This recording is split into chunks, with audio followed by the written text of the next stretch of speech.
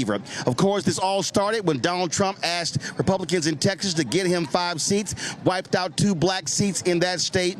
That led to California responding. Also, on Friday, the Supreme Court ruled they blocked Virginia, their appeal, where the voters in Virginia voted for them to change their map to a 10-to-1 map. And so what we are seeing is a war take place when it comes to voting. Republicans are saying it's partisan gerrymandering, but the reality is this is an absolute attack on the rights of black voters to disenfranchise them. What we are looking at is likely going to be the largest disenfranchisement of black political power since the period of Reconstruction. And so what we have to understand that the only way to respond to what these right-wing conservatives are doing is to have the largest black voter registration we've seen since the 1965 Voting Rights Act. But not just African Americans. It's also going to cause white voters who have been disenfranchised, white voters who are being ignored when it comes to these policies, for them to also to go to get registered. In 2024, some 90 million people did not vote in the 2024 presidential election. And what we have to understand, complaining about things, saying this should not be happening, that means nothing if you don't do something about it. And so a week ago today, organizers started a signal chat, and this began to come together. And in 7 days, this entire event was put together. This was not planned 2 or 3 months ago. It was all in response to that Louisiana versus Calais decision. And then that same Supreme Court allowed Alabama to negate an election that was taking place. Ballots had already gone out. They allowed Louisiana to negate an election, even though historically, based upon Purcell, they say, oh, you should not interfere in elections. So what we have is not a Supreme Court. We have an extreme court that is doing the work of Republican Party. And so there are a number of people we're going to be hearing from the podium today. Also, a number of people we'll be talking to. Senator Cory Booker is here. But first up, we have former U.S. Senator Doug Jones, who's running for governor of Alabama. Senator Jones, glad to have you here. This literally is, and I've been saying it's a state of emergency, and what they're doing, this is an existential threat to black political power all across the South. Yeah, you know, Roland, you're absolutely right. I mean, I was telling folks earlier, it's just stunning that we're here. 60 years after the Voting Rights Act signed, years after it was renewed by an almost unanimous Congress twice, and we're here today having to have this demonstration and rally to protect voting rights. It's really stunning, but you're absolutely right about who this affects. It is primarily the black population, and you're going to lose representation, no question. But this affects everyone. This is a Supreme Court. This is a legislature that is taking and rolling back everyone's rights these days. Are we good? Yeah, go ahead. Okay. And you know, it's funny when you rattled off the states. It's the states of the old Confederacy. The very states that the Voting Rights Act was designed to say, you can't do what you've historically... Senator, hold John 1 second. Guys, what's going on? Why I don't have a 2 shot of the senator? I only got a 1 shot. Okay? What is going on? Okay, I need folks to wake up in the control room. So please, let's go. All right, you were talking about, go right ahead. Yeah, you know, this is the states of the old Confederacy who are rushing to do all of this. And we've got, I really believe, Roland, that there are people of goodwill in this state that are going to rise up. This is also fairness. This is about, and I don't think people are going to stand for it. Well, the thing here is, and what I've said to people, one, we've been calling this. We've been saying this was coming. We've been saying this was going to happen. And a lot of people, a lot of folk didn't believe it. Right. A lot of folk were like, well, you know, we're not sure. And I'm saying it absolutely is going to happen. Actually, we're going to do this here. Okay, we're having a slight technical issue, and I see the delay there. And so let me do this here. I'm going to go to commercial break. Control room, if y'all can go ahead and go to commercial break. We're going to come back. We're going to make sure that we get the signal straight as we're live here from Montgomery.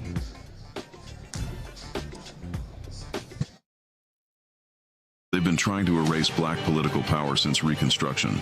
Now the Supreme Court is helping them finish the job. First came Shelby County versus Holder in 2013, the ruling that gutted the Voting Rights Act. Then came Brnovich in 2021, another ruling, another piece torn away. Now comes Calais, the case civil rights leaders warned could cripple the last major federal protection against racial vote dilution, and within days, Tennessee eliminated its only majority black congressional district. Louisiana, South Carolina, Alabama. The same strategy is spreading across the South. The old Jim Crow used poll taxes and literacy tests. The new Jim Crow uses gerrymandered maps, voter roll purges, polling place closures, and court rulings that make black communities politically invisible. 1965 was Freedom Summer. This is Freedom Summer 2.0, because they are still trying to erase black political power, and we will not bow.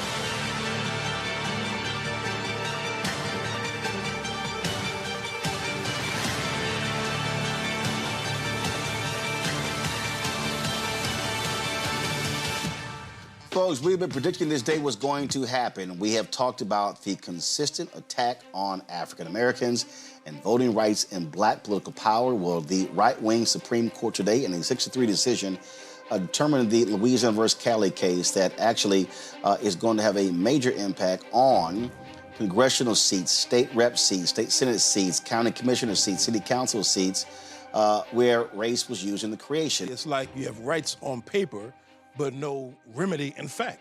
The court has made it incredibly difficult.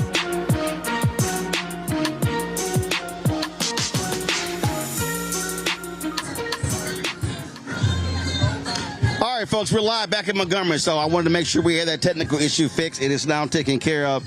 Senator Jones, what I said to folks was, look, we knew what was coming down. We could not trust this court.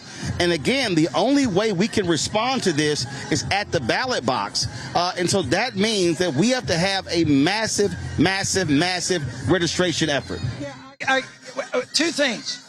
We absolutely need to get people registered. Our primary is May 19th. So it's late for that, but people need to register for November. But as importantly, in states like Alabama, we need to get those who are registered engaged. We've got to have a massive turnout, not just registration. Alabama is one of those states that rarely turns out 50% of the vote. If we can get a record turnout, we can win this race up and down the ballot. So registration, engagement, getting to the polls in November. That's what we got to have. Well, one of the things that I've said is that how I look at elections. I see voting as the end of the process. Before that is registration. Before that is really enlightening, engaging, and informing people, walking them through, connecting the dots, trying to get them to understand what's at stake. You know, look, so many people, Roland, have not lived in the society of Jim Crow. Nobody understands. They think they take your vote for granted. And so it's easy to say, my vote doesn't count in Alabama. This proves your vote counts. This proves you've got to use your vote as your voice. And the more votes we can get out there, the more changes we can make so that we can stop this and move Alabama, the South, and the nation forward. So, again, the primary in Alabama is when? Primary is Tuesday, May 19th, this coming Tuesday. And so then, as soon as that is over, it is then completely focused on registering folks for November, right, and then driving them to the polls. Right. Because when you look at the numbers, the votes are there. The numbers are there. 100%. You know, look. When I ran in 2020 and I lost my re-election, I still got 920,000 votes. That's enough to win any governor's race in history of Alabama. So those votes are there. Those votes are there, and I believe, Roland, that they are growing. I think the independence in a state like Alabama has grown because people are just not happy with what they see, the direction of the state, the direction of the country. Okay. All right. Well, Senator Jones, listen, I keep telling folks, it's all hands on deck. Absolutely. Absolutely. Thanks for everybody coming out here. Find another one wherever you can. Let's get people engaged. Get them out to vote. Vote like your life depends on it, because it does. All right, we appreciate it. Thanks a lot. All right, thank you very much, folks. They are starting to pay from the stage, and so let's do this here. They're going to open this with prayer. So let's go to this feed from the stage. Let's go to the feed from the stage. Lift up the sound one time for the AME church that's here.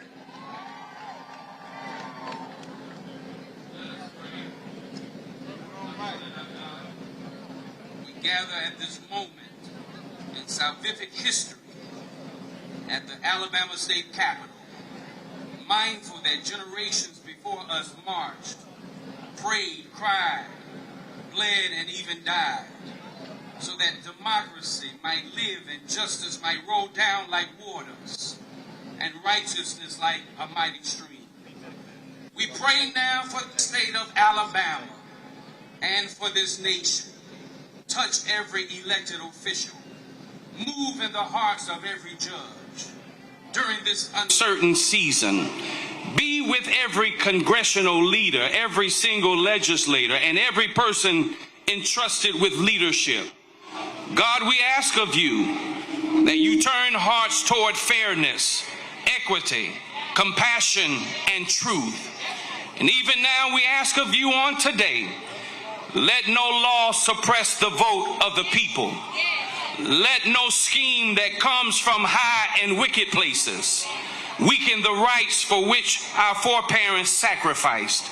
Let no spirit of racism, hatred, greed, or corruption prevail over the spirit of justice and human dignity.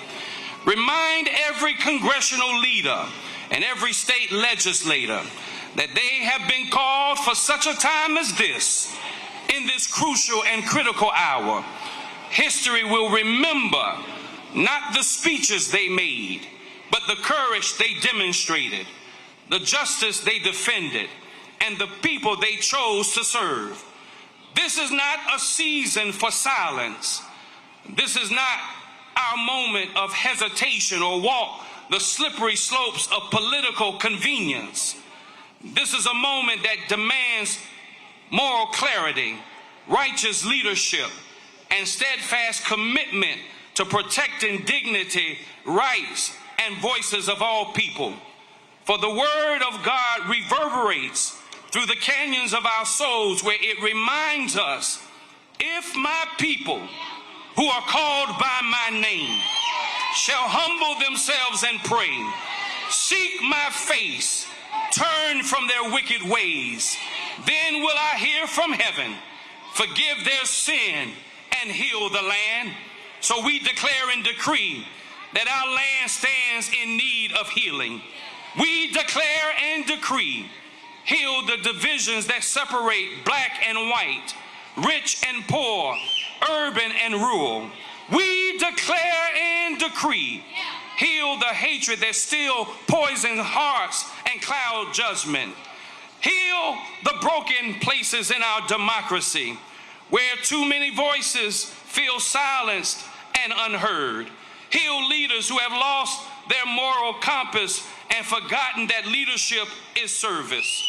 Now, God, as we end this prayer, when we leave this place, remind us that our moral obligation does not end when the prayer is over and the marching is done. Let this march stir within us a deeper commitment to organize, mobilize, and stand together for justice. And may we never forget that our voices must not only be heard in the streets through protest and witness, but also at the ballot box during the primaries beginning this week and general elections across this nation in November. Have your way through this country. Move like never before. Allow your deliverance to take place. Allow your anointing to take place. Allow you to stand tall in us.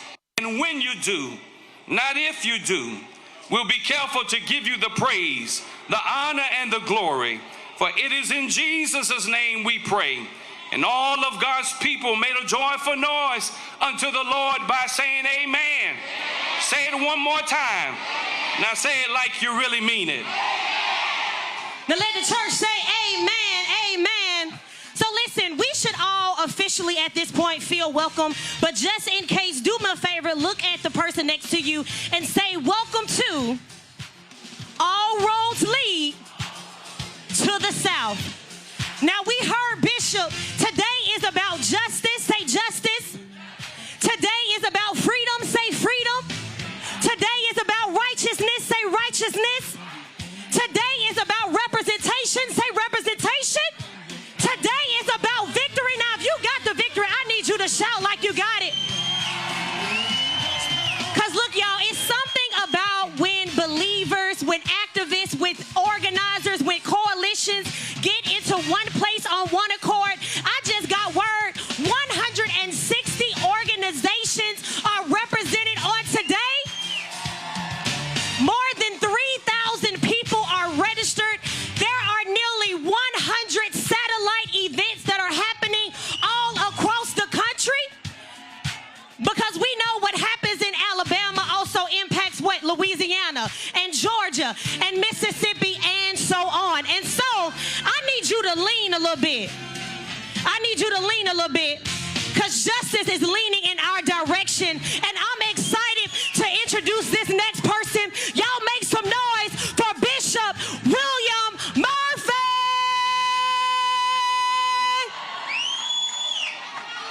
Good morning, family. Let's raise up our national anthem. Lift every voice and sing the words of James Weldon Johnson. Come on, my friend. Let's sing it together. You know the words. Let's raise it up all over this city until they hear it in D.C., until they hear it in the White House, until they hear it in your house. You know the words. Bump your neighbor, say, let's lift our voices and sing. Are you ready, family? Here we go. Everybody sing. Lift every voice and sing till earth and heaven ring. Ring with the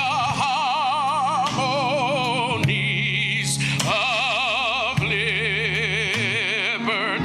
and let our rejoicing rise high as the listening skies. Let it resound loud as the rolling sea. I need the city to sing a song. Come on, y'all, sing a song. Come on, Montgomery. Dark past has taught us. Everybody, sing a song full of the hope that the present has brought us. Facing the rising sun of a new day. What did we come to do? Until victory is won. You know the words to verse number 2. Stony the rod we trod, road we trod, bitter the chastening rod. Felt in the days when hope, in the days when an unborn had died, unborn had died, yet with a steady beat, have not our weary feet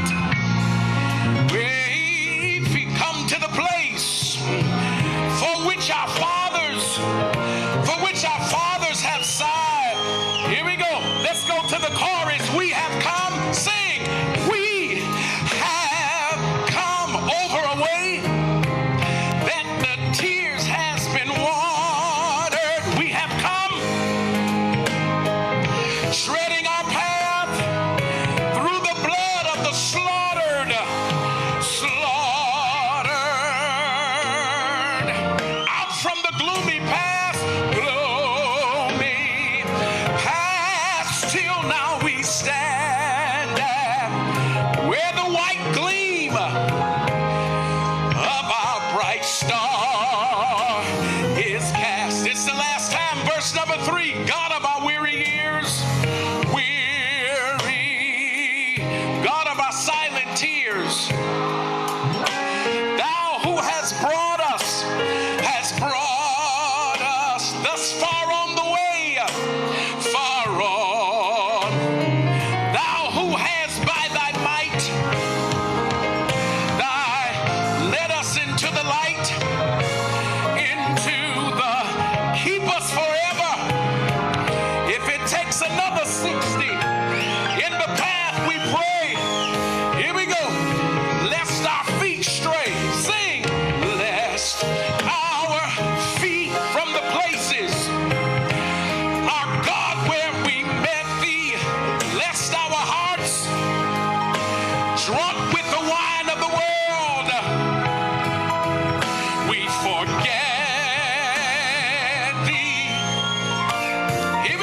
shadowed beneath thy hand. And may we forever, true to our God, true to our native land, native land. Will you clap your hands and give the Lord praise? How y'all feeling? Y'all still feeling good? Listen, we a big family now, and we want to spread the word around the entire world because we know what the U.S. Supreme Court said, but we recognize that the power is with the people. Can you say the power is with the people? Which of my brother right here is ready? Where you from, brother? Come on, my brother is from Selma, Alabama. With your fist in the air, say the power is with the people. Absolutely. And so we know the courageous acts that took place on the bridge, but how many of you know the numbers? I was really upset with 18 to 39. 55% of the people who voted were 65 plus. 18 to 39 represented only 9% of everybody who voted early. What has to be done to get the largest demographic to understand that they can't be the smallest voting demographic, but they're the largest voting demographic? That's a really great question. It's also good to see you. To take righteous so easy. Folks are not listening to what the solution is. We have a leader here who, in the words of Lone Crusher, ain't never scared. He's actually from my home city.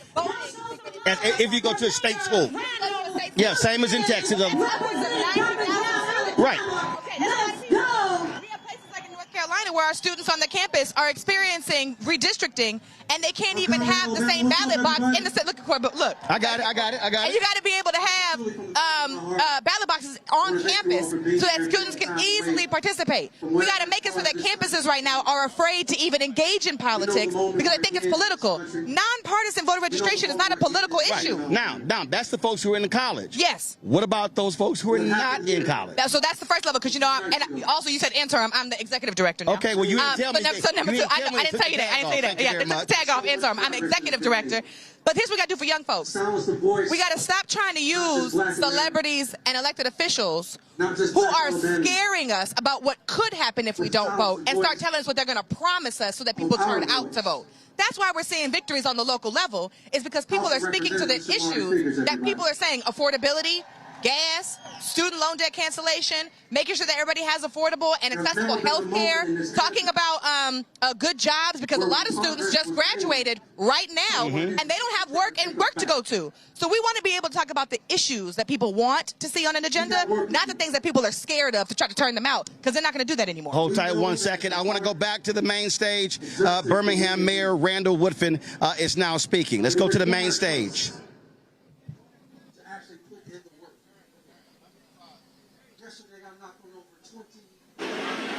Doors. Yesterday, I spent hours on the ground listening to residents in this state. And what they require of us in this moment is to not take it lying down. It requires us to organize. It requires us to put our tennis shoes on and knock on doors. It requires us to be at every church and every campus and every union hall organizing across this state. The changes we have to see in this state won't just happen if only Birmingham and Montgomery and Mobile and Huntsville show up. Marion, Alabama, Anniston, Alabama, Lowndes County, all of the Black Belt, all of us organizing. Let's remember, we are descendants of real foot soldiers. Foot soldiers, some of them at the age of 10, 11, and 12, who were not afraid of dogs, not afraid of fire hoses. We have to remember who we are. And so, before I give this mic up, I give you my honest, sincere charge to every person that descended on Montgomery, Alabama today. This race, this fight we're in is more than about May 19th. This fight is more than about the first Tuesday of November of 2026. We're in this fight for the long game. And that requires you to not give up. That requires you to know how to fight, not just to fight, but how to fight. And it requires you, this moment requires you not to be silent. It requires you not to give up. And to not only have hope, but to turn that into something tangible.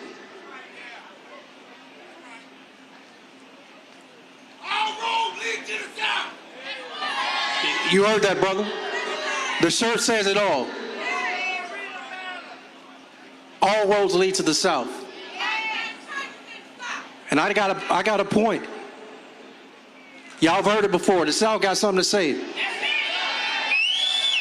The South got something to say. We're not going back. So y'all with us? I said we're not going back.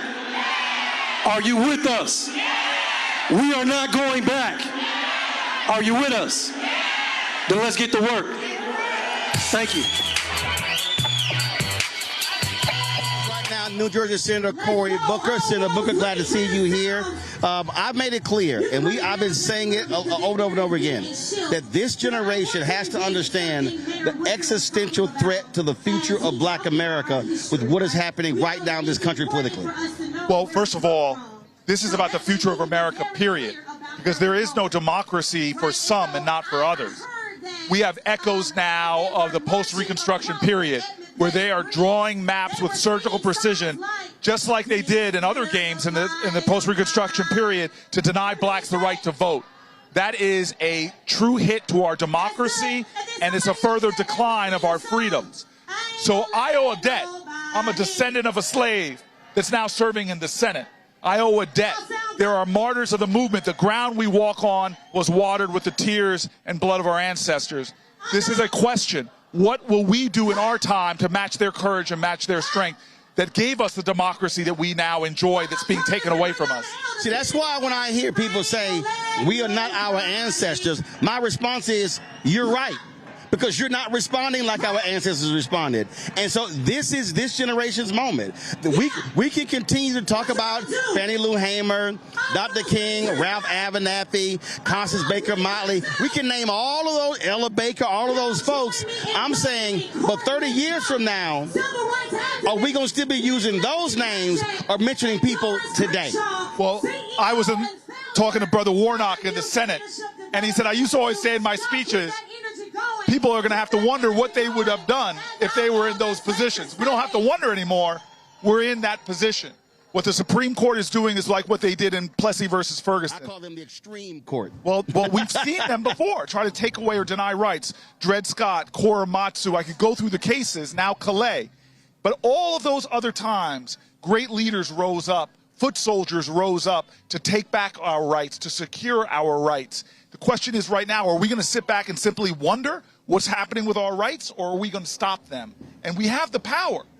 Our ancestors proved it. They made a way out of no way. We have all the power we need. The only thing that will stop us from stopping them is a participation. It's too many people on the sidelines, too many people not realizing the urgency of the moment. Yeah, and what I've consistently said and yelled and screamed, this moment requires the largest black voter registration since the 65 Voting Rights Act. And what I've said to white folks, I need y'all registering white folks. This ain't just about us carrying this burden. Yes, and it didn't in the past. The civil rights movement was a moment of some of the greatest political leadership our country's ever seen. Black folks from Ella Baker to Fred Shuttlesworth, but there were also a lot of white folks, Asian folks, Latino folks. It was a rainbow coalition. Goodman, Cheney, and Schwerner, black and white, Christian, Jewish, died together for voting rights in Mississippi. That's what we need right now, that kind of commitment, that kind of people answering the call to courage. Now, nonpartisan one thing, but the reality is what we are seeing with this MAGA Republican Party and their policies. So it's not just a question of saying we need you to vote. It's looking at the actual policies that are being passed that are anti-black. Project 2025 was filled with a lot of anti-black stuff.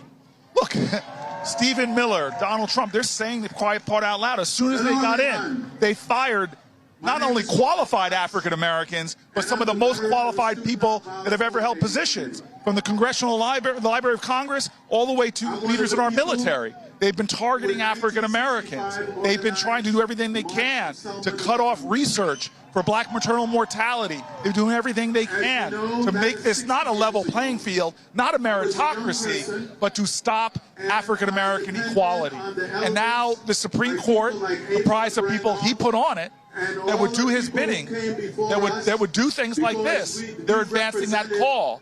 All of these are signs of a democracy in decline. When you're so afraid of black voters, when you're so afraid of fair elections, that you're going to do everything you can to rig the map to stop black people from participating, then you know that we have the power. And now we have to respond with the power of the people that I still believe is greater than the people in power. And the thing is, this is called All Roads Lead to the South, because even if we look 4 years ahead, 2030 census, blue states are projected to lose 11 to 14 congressional seats. Those are coming to southern states. So if there is this is absolutely a moment where, frankly, Democrats, if you want to be in the future, they're going to have to massively invest in southern states. But the thing is not just, and this is, and I'll be very specific, what I've been saying to these white consultants, stop thinking it's all television. If you do not put money on the ground, on the streets, in communities, with activists, touching people, and not September, October, no, it has to be January, February, March, April, May, year round, because you got to educate folks on the issues. We live and breathe this stuff. The average person doesn't.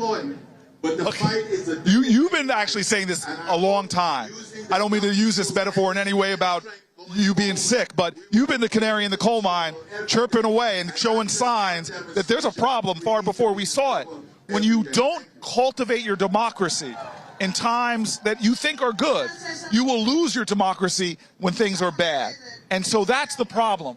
We have been taking places for granted. The Democratic Party hasn't been investing like they should in Mississippi, in Alabama, in Louisiana. Oh, those are red states. No. Give it up on Florida. Oh. So I think this, though, is not a left-right movement. Our democracy, our democratic rights are intrinsically tied to one another's rights. As James Baldwin said, when they came after Angela Davis, he said, if they come for you in the morning, they're going to come for me at night. So every other group in America, if you think this is just happening to black folks, you have no understanding of how fascism works. You didn't watch what happened over in Hungary when they started taking away rights and all the people that got hurt. But what happened in Hungary can be an instruction to us, because even with them doing all these things to rig it so Viktor Orban could stay in office, they had record turnout, massive, that swept him out of office and restored their democracy, or going towards restoring their democracy. So that's what we have to know right now. We can do this, but we got to do it. Absolutely. It's called Get to Work. Senator Booker, thank you. I appreciate it. I'll see you soon. And y'all, you can tell Senator Cory Booker is from New Jersey, because no sane black person will come to the South in 90-degree weather wearing black shoes. Hey!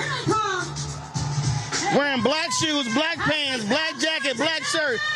You need a black hat? I mean, I know you want it black. Wear some light colors. I appreciate it. Stay strong. Stay strong. Power to the people. Thank you. Y'all, that's Senator Cory Booker. We appreciate it. Thanks a bunch. Thanks a bunch, sir. Folks, there's a lot of more people out here who we're going to be talking to. They're making some introductions on the main stage. Go back to the main stage. Wondered what you would do in the movement. If you ever wondered what you marched. If you ever wondered at all, we have a medical emergency, y'all. We got a medical emergency. We need medical care right here in the front. Medics to the front. Right to the front. Hurry up. We got a medical emergency. Medics to the front. Medics to the front. We got a medical emergency. We got to make time for this. It is hot out here. Let's clear it. Let's clear for medics. Here we go. Let's make room for the medics to come on in. You all put your hands out to this sister right here in the front. Right here, we believe in Jesus. We believe today that she will be healed. It is hot out here, but we know with the masses here, God will bring the water, the cool, whatever we need to heal and cool her. All of my believers in the house, please put your hands this way. Put your hands this way. We got to take care of our seniors here. This is someone who actually marched the streets and walked so we can stand here and do this today. Y'all give it up for her. Y'all put your praying hands together. All right, come on, medics. They're going to bring her over. That's Miss B. Come on, Miss B. Williams. That's for praying folks. Her name is B. Williams from Georgia. B. Williams from Georgia. Where my Georgia legislators? We got to help. My Georgia legislators are here right now, here with us. All right, Miss B, we got you covered in the blood of Jesus right now. She is covered. Y'all just get a cool. Hey, amen. Amen. Everybody say amen. Amen. Amen. Joining us right now, Dr. Marcus Castor is one of the plaintiffs in the Allen versus Castor case for the longest. So when we go back, Brown versus Board of Education, you go through the 50s and 60s, federal courts, that's really where African Americans were winning to enforce the Constitution. The right wing saw that.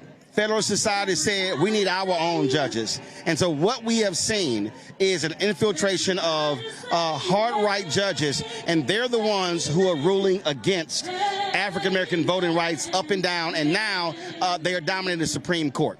Right, they are. And that's the case. Hold the mic up, there you go. We have to get to the United States Supreme Court. You know, that's where the rulings happens. That's where the most important things happen when it comes to black and brown people.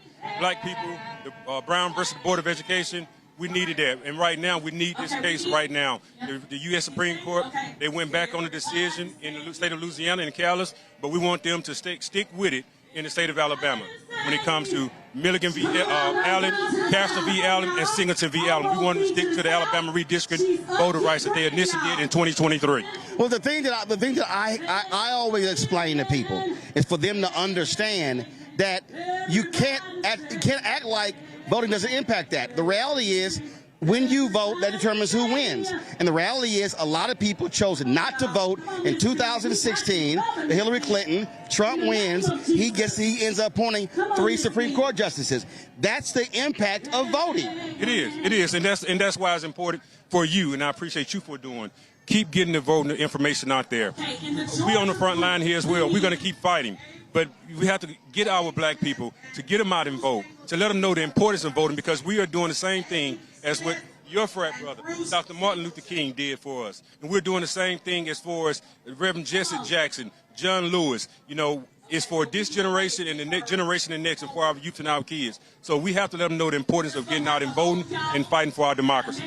Now you know your little Kappa brother's gonna be upset that you named Alpha, an Omega, and a Sigma, and you just yeah, but you ain't mentioned them. We got rap. Don't start rolling. See, I caught you slipping. I caught you slipping. No, wait a minute. Your frat brother, who was a pastor of the church here in Montgomery. That's fine, rolling, but we good. You know, Cap Everside to the day I die, and I know you ain't fine. We good. We're in the fight together, my brother. You know I had to mess with you on that one. That's fine. The other thing is here, and I was saying, we've also got to get this next generation to understand that this is the moment, that they got to be in this. They can't keep complaining about older voters. Older folk are showing up. They're voting. They're out here. They got 18 to 39 got to be in this fight. We have to be in the fight. We have to be in this fight. So I encourage you young people, get out and vote. We were raised up under different generations. We were taught how to vote. And, you know,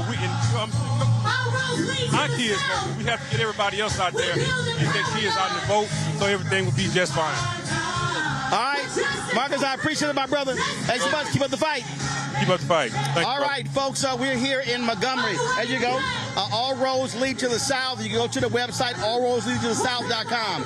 We've got, again, nearly 80 or 90 satellite offices. And so let's go to the our crane shot. And so, folks, there were 5,000 folks who registered. And so we've got folks all the way down the street here. We're, of course, here at the state capitol here in Montgomery. And so all the way down, we've got folks who are here who are holding signs saying no Jim Crow maps. We got folks who are saying protect our vote, black votes matter, all of that. And so the purpose of this, and I need people to understand what this is all about. Today is not just, hey, let's get together and have an event in Montgomery. Today is the kickoff of a national movement. This is the beginning of Freedom Summer 2026. This is the beginning of us having the largest black voter mobilization since the 1965 Voting Rights Act. When we talk about the attack in this country, we talk about the attack on this country. We're talking about Texas, Louisiana, Alabama, Mississippi, Florida, Tennessee, North Carolina, South Carolina. That's what's going on. Now, we see what happened in Virginia, where you have African Americans leading the House and the Senate. But folks, what this is about is for us, this generation. And y'all have heard me say this. We love to mention those names. Joanne Robinson and the Women's Political Council here in Montgomery. They're the ones who started the Montgomery bus boycott. We talk about Rosa Parks. We talk about Septima Clark, Diane Nash, all of these folks. But we got to understand that we got to be calling present day names. And there are people who are in the fight. You're talking about Damon Hewitt, Laws Committee for Civil Rights Under Law, Janae Nelson, NAACP, LD Up, Cliff Albright, Latasha Brown, Black Voters Matter, Tamika Mallory, Until Freedom, Tiffany Lofton. We can go on and on and on with the number of folks who are doing it. But we got to have more. We got to have more people engaged, because you have to remember, Montgomery did not happen. Montgomery did not happen. Montgomery did not happen without people who are on the ground. Montgomery did not happen. Montgomery did not happen without people who were foot soldiers. No, Montgomery, We gotta protect the vote, guys. Montgomery did not happen. Selma did not happen. Birmingham did not happen. Albany did not happen. All of these places did not happen unless there were regular, ordinary people who were on the streets, who were showing up, people who risked their jobs, people who risked their lives to do what's right. The reality is they did all of that for us. They understood that they might not be the ones who benefit from this. They might not be the ones who are able to stand up and take advantage of these rights. But they wanted to ensure that their children and their grandchildren, and what we are seeing today by MAGA Republicans in this country is the massive rollback. It is the targeting of African Americans. They are targeting black political rights. They're targeting black education. They're targeting black economics. They're targeting black health. They're targeting every aspect of black America. They cannot stand the success of the black political infrastructure in the last 60 years. And so it is a complete undermining of what we have fought for. It is a complete undermining of everything that we have died for. And so we cannot take this for granted. And I know there are people out there, and I hear y'all, we all say, well, nothing has changed. That's not true. People say, well, I haven't seen this. Well, guess what? You got to fight for that. You got to put something on the line for that. You can't just say, well, I'm not going to vote till I see it. Let me tell you right now, you are guaranteed never to see it if you don't vote. You are guaranteed to never see it if you sit elections out. 2008, 2012, black people showed our power when we turned out in massive numbers to elect President Barack Obama. We voted at a higher percentage than white voters for the first time in American history. And ever since 2012 and 2014 and 16 and 18 and 20 and 22 and 24, we've seen a decrease in black voter turnout every single election. That simply cannot happen. This is the year we have to turn that thing around and reverse that. We've got to get our black turnout above 60, 70, 80%. And where there are African Americans, what we've got to have, again, our people turning out in massive, massive numbers. That is what is required. And so that is what is necessary. And so what's happening right now, again, we have a medical emergency right in front of the stage. A person is being tended to. And so people got to understand it is hot out here. And so what we have to do is stay as cool as we possibly can. And that's our requirement. So that's what's going on. So we're waiting for the next round of speakers to come on out here. I see Tennessee State Representative Justin Jones over here. He's here. We're going to try to grab him to come over here. And so we have some other folks as well. You see many of those speakers that are on stage. And so we want to be able to talk to more of them. Again, I see Montgomery Mayor Stephen Reed, who's here, so we'll be chatting with him a little bit later as well. And so let's go to the main stage. To the main stage. Of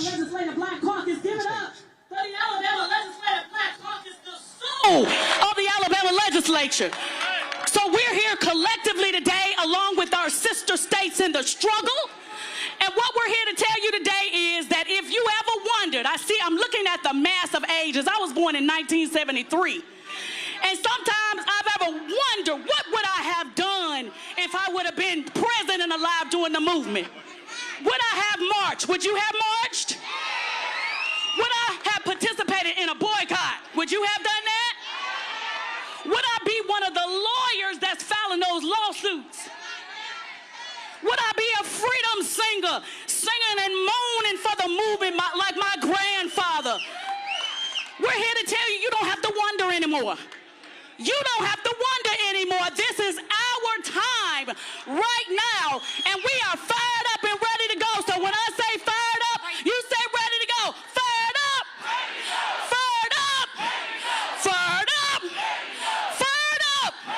All right, ladies and gentlemen, I'll give you now the chair of the Alabama Legislative Caucus from Mobile, Alabama, Representative Napoleon Bracey. Power to the people! Let's go! My name is Napoleon Bracey Jr., and I'm the chair of the Alabama Legislative Black Caucus. And guess what? We saw this coming. A lot of y'all on your way here today, you passed the first White House of the Confederacy on your way here today. We knew they would do what they're doing, and they have the nerve to tell us that they could better represent us than we can represent ourselves. But let me tell you what we get when they represent us. We get racist ass maps when they represent us. Let me tell you what else we get when they represent us. We get poor education. We get our hospitals closing. We don't expand Medicaid. They bust up our unions. We have a low minimum wage. All of these things is because they tried to represent us. But let me tell you one thing before I go. Hell no to taxation without representation. No taxation without representation. 30 seconds if the delegation could go ahead and start making your way down. Today, we're in a defining moment. Now, we're here gathering today, and we have a lot of excitement going on. But what are we going to do? In the state of Alabama, we have 619,000 African Americans that don't vote in every election. See, that's the difference between the governor's race. We, in the state of Alabama, they talk about my vote not going to matter, but why the hell are they working so hard to take it away? So I got two messages for you today. Let's not sit down in November. Let's vote every time the polls open. Let's have an economic strategy. Let's support businesses that align with us, and let's support black businesses in the state of Alabama. Every movement began and ended with an economic power. So what are we going to do in November? vote. Thank you and God bless you. Hello, hello, hello. Montgomery, make some noise. I am the one, the only state representative, Wonderland Gavan. And let me just tell you before they take the microphone, I need you all to understand that we are standing on holy ground. Say holy. Holy. Holy. We are standing on the ground that black hands helped to build. Say holy. Holy. Holy. Holy. We are standing in a place where our ancestors once stood. Say holy. Holy. And we are standing in a place that we will not allow them to take us back. Say we are not going back. We're not going back. We're not going back. We're not going back. We're not going back. We're not going back. Make I am some State noise. Representative Wonderland Lily Gavan, and I did approve this message. Let's go. Make some noise if you're not going back. Speaking of not going back, we are moving forward. Cities like Montgomery are moving forward in an incredible way. Y'all show some love for the mayor of this great city. Come on, Mayor Stephen Reed. Let's go. Say we're not going back. Say we're not going back. When voting rights are under attack, what do?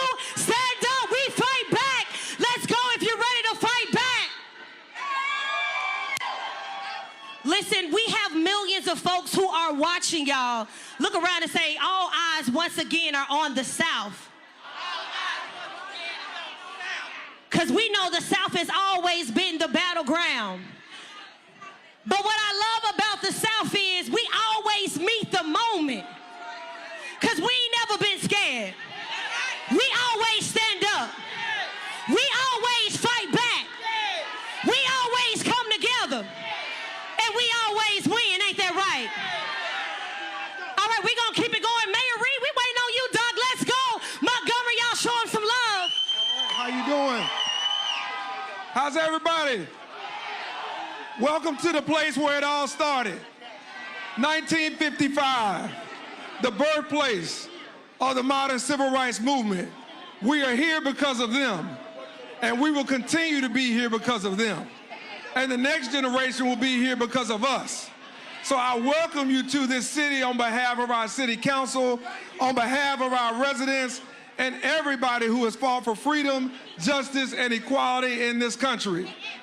It was just 61 years ago where a pastor by the name of Dr. Martin Luther King Jr.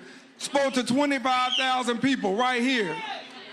And he asked the question, how long? Not long. How long? Not long. Because truth crushed to the earth shall rise again, and no lie can live forever. But it's up to us to make sure that we call the truth for what it is, and we call the lies for what they are. We're here in Montgomery not at a stopping point, but at a starting point. We are here in this city because of the spirit, because of the courage and the commitment of our forefathers and foremothers who got us to this point. The most multiracial, multicultural, multi-generational America that exists will not be silenced because of a select few that want to take us back. So we have come too far to turn back now. And we aren't going to let nobody turn us around. And so we're here with the spirit of those who have led, those who have bled, those who have fought, those who have kneeled, those who have pushed back, those who have sat in, those who have stood up, and those who have spoken out. So I welcome you to this city where history is always on top of our minds, where we are living history. But we have to make sure that we don't just end right here today. This has to go through Tuesday, primary day. We have to vote, we have to invest, and we have to partner and collaborate with those that partner and collaborate with us. If they do not share our values, if they do not share our vision, then we should not share our money. We should not share our action. Come on. And we have to make sure that from our standpoint right here in Montgomery, we send a message that we will not be silenced, That's right. we will not be suppressed, and we will not be shut down, because this is the beginning of a new movement. And with each and every one of you This movement is going to surprise those who thought they had us down. That's right. And they're going to see just where we are. That's so right. know that. Welcome to this city, and let's continue to go back to your cities and your communities with this energy. Let's vote, let's invest, and if need be, let's boycott and let's sit in and do what we have to do to get our message through to this administration and those that support it. Thank you. Welcome to the Gump. Let's go, Gumptown. Listen, Mayor said we gotta vote. Say we gotta vote. Because we know that when we vote, we really do win. And shout out to the folks that were fighting for representation in Congressional District 2. Black folks, all folks showed out, and we were able to get equitable representation. Now, while the Supreme Courts and the courts are trying to erase our voice, they're trying to silence our voices, we ain't gonna let them. Look at your neighbor and say, we ain't gonna let them.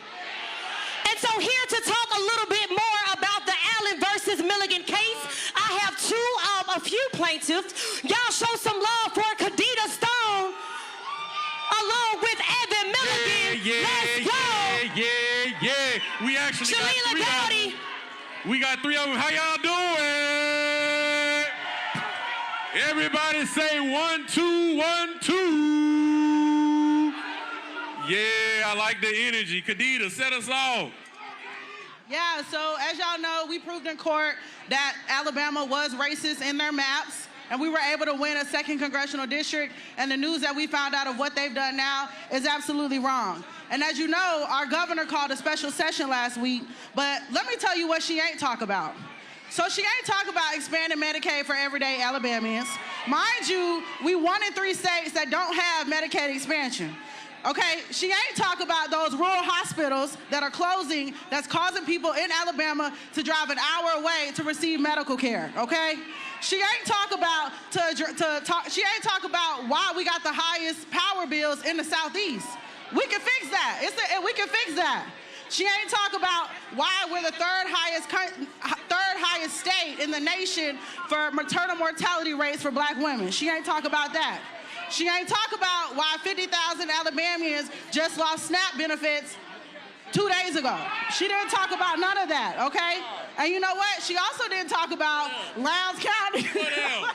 She ain't talk about the issue of Lowndes County where people are drinking their sewage water and we can't get that fixed. So she doesn't care about the quality of life of everyday Alabamians. Instead, she decided to take away our Black political power to choose who we want as representatives.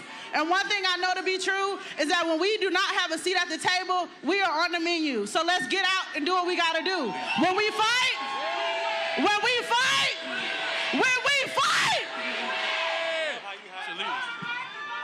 All right, y'all, so the fight continues. Although we may not have gotten good news in the congressional maps, we need y'all to meet us in Montgomery next Friday on the 23rd. We are back in court. So we want y'all to help us pack the Vance courthouse. We are not going down without a fight. We are not going back to Jim Crow maps. And we need all y'all to stand alongside us next Friday in Birmingham at the Vance courthouse. Where are y'all going to be next Friday? Birmingham at the Vance courthouse. Thank you. Beautiful people, Dr. Marcus Ellis Castor. I just want to thank you all so much. I want you all to continue to fight, continue to vote, teach our young kids to vote. Get them out so we are there for the next generation and the generation after that. Continue to push the voting narrative, but continue to raise our children up right. Love you all. Stay hydrated, stay safe. Y'all show some love for the plaintiffs. We are grateful for their work. So as we can see, it is about litigation. It is about voter mobilization and grassroots organizations that are on the ground day in and day out. Next up, we have Monica Rowley, Executive Director of the Alabama Alliance, along with my good sister. I need them hands clapping. That part. Rodrisha Glasgow, Executive Director of the Ordinary People Society. Let's go. Hey, everybody, I don't hear enough noise. There we go, that's a little better. Hi, everybody, my name is Monica Riley, and I'm the Executive Director of the Alabama Alliance. And we're going to take just a second to go down memory lane. So 61 years ago, a tired man stood on these very steps behind me. He had just walked 54 miles. The state of Alabama had done everything it could good to stop him. And when he finally stood his ground, right where you are, he looked out at the people who had marched through tear gas, water canyons, state troopers, and he asked a simple question: how long? And then he had a revelation, and this is a part that isn't spoken about quite often, but he remembered that, strangely, the climatic conflicts have always been fought and won on Alabama soil. There we go. We have always been their testing ground here. Suppress the votes, redraw the maps, dismantle the law. That's their entire playbook. They keep running the same play because they don't have another one. That is not power. Hear me say, that is not power. That is being a coward. If Alabama can be used to test drive attacks on our democracy, then Alabama can be used as a blueprint for resistance.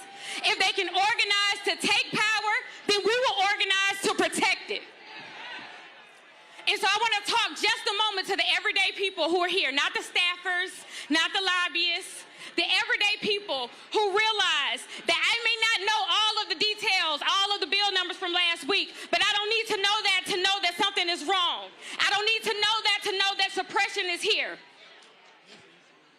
You don't have to work in politics. This movement belongs to the people. That's right. It belongs to the people that we love back home. It belongs to the parent that has to choose. At the moment, we're joined right now by one of our... Who's on the table? The teachers fighting like hell to make sure our babies can still learn the truth.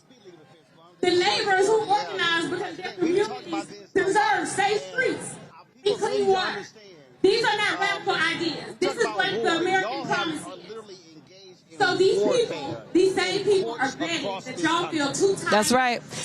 They call it lawfare sometimes, but the reality is we are at war. And when I say that, I mean that we are literally fighting for fundamental rights, for rights that were already fought for, already won, already paid for with blood, sweat, and sacrifice, and yet we are retreading the same ground. And we, as our ancestors, are nonviolent, and we're peaceful.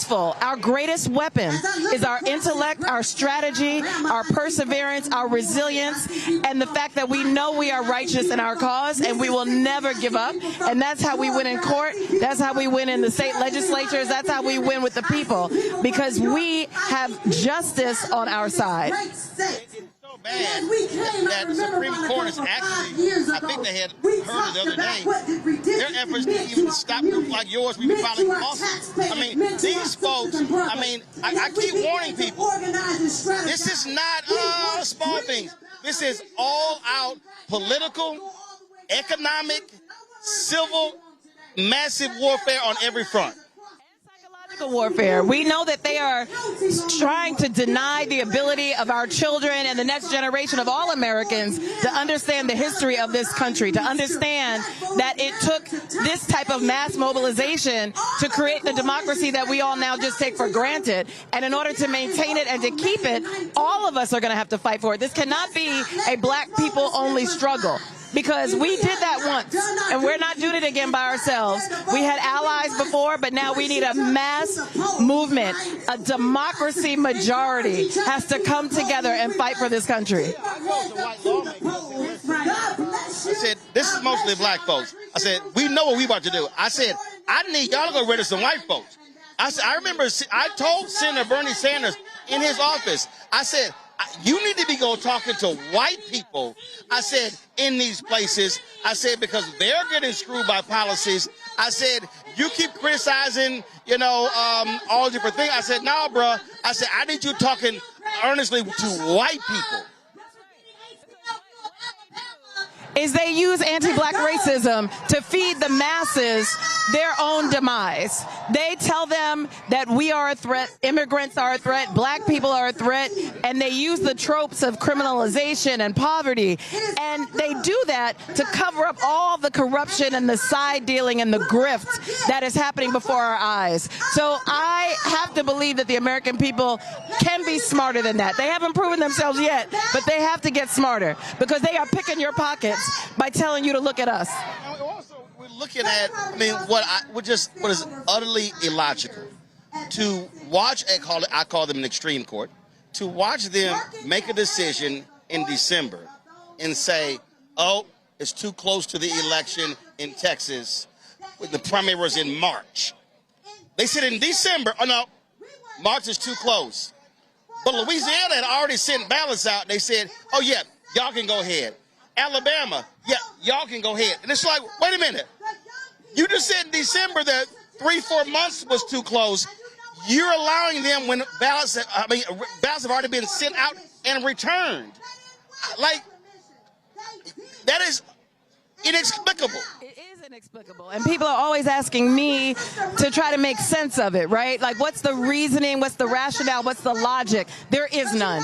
And I have to say that I defend the courts. I believe that they are still a powerful vehicle for change. But when they act up, when they are indefensible, I will be the first one to tell you. And right now, the Supreme Court's antics around voting are absolutely indefensible. This is an activist court.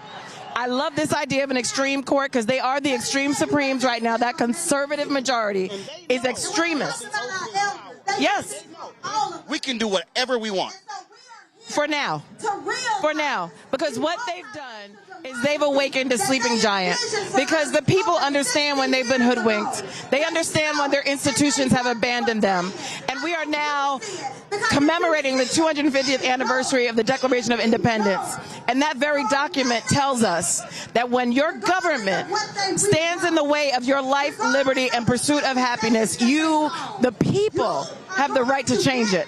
And that's what our job is this November. Well, I tell everybody, this is all hands on deck.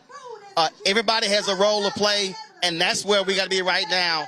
And I don't want to hear another young person or a middle-aged person say, oh, I'm tired, I'm sitting down. I'm like, listen, I gave your ass all of 2025, and I don't want to hear it then. I don't want to hear nobody saying, I'm tired, I'm sitting out right now.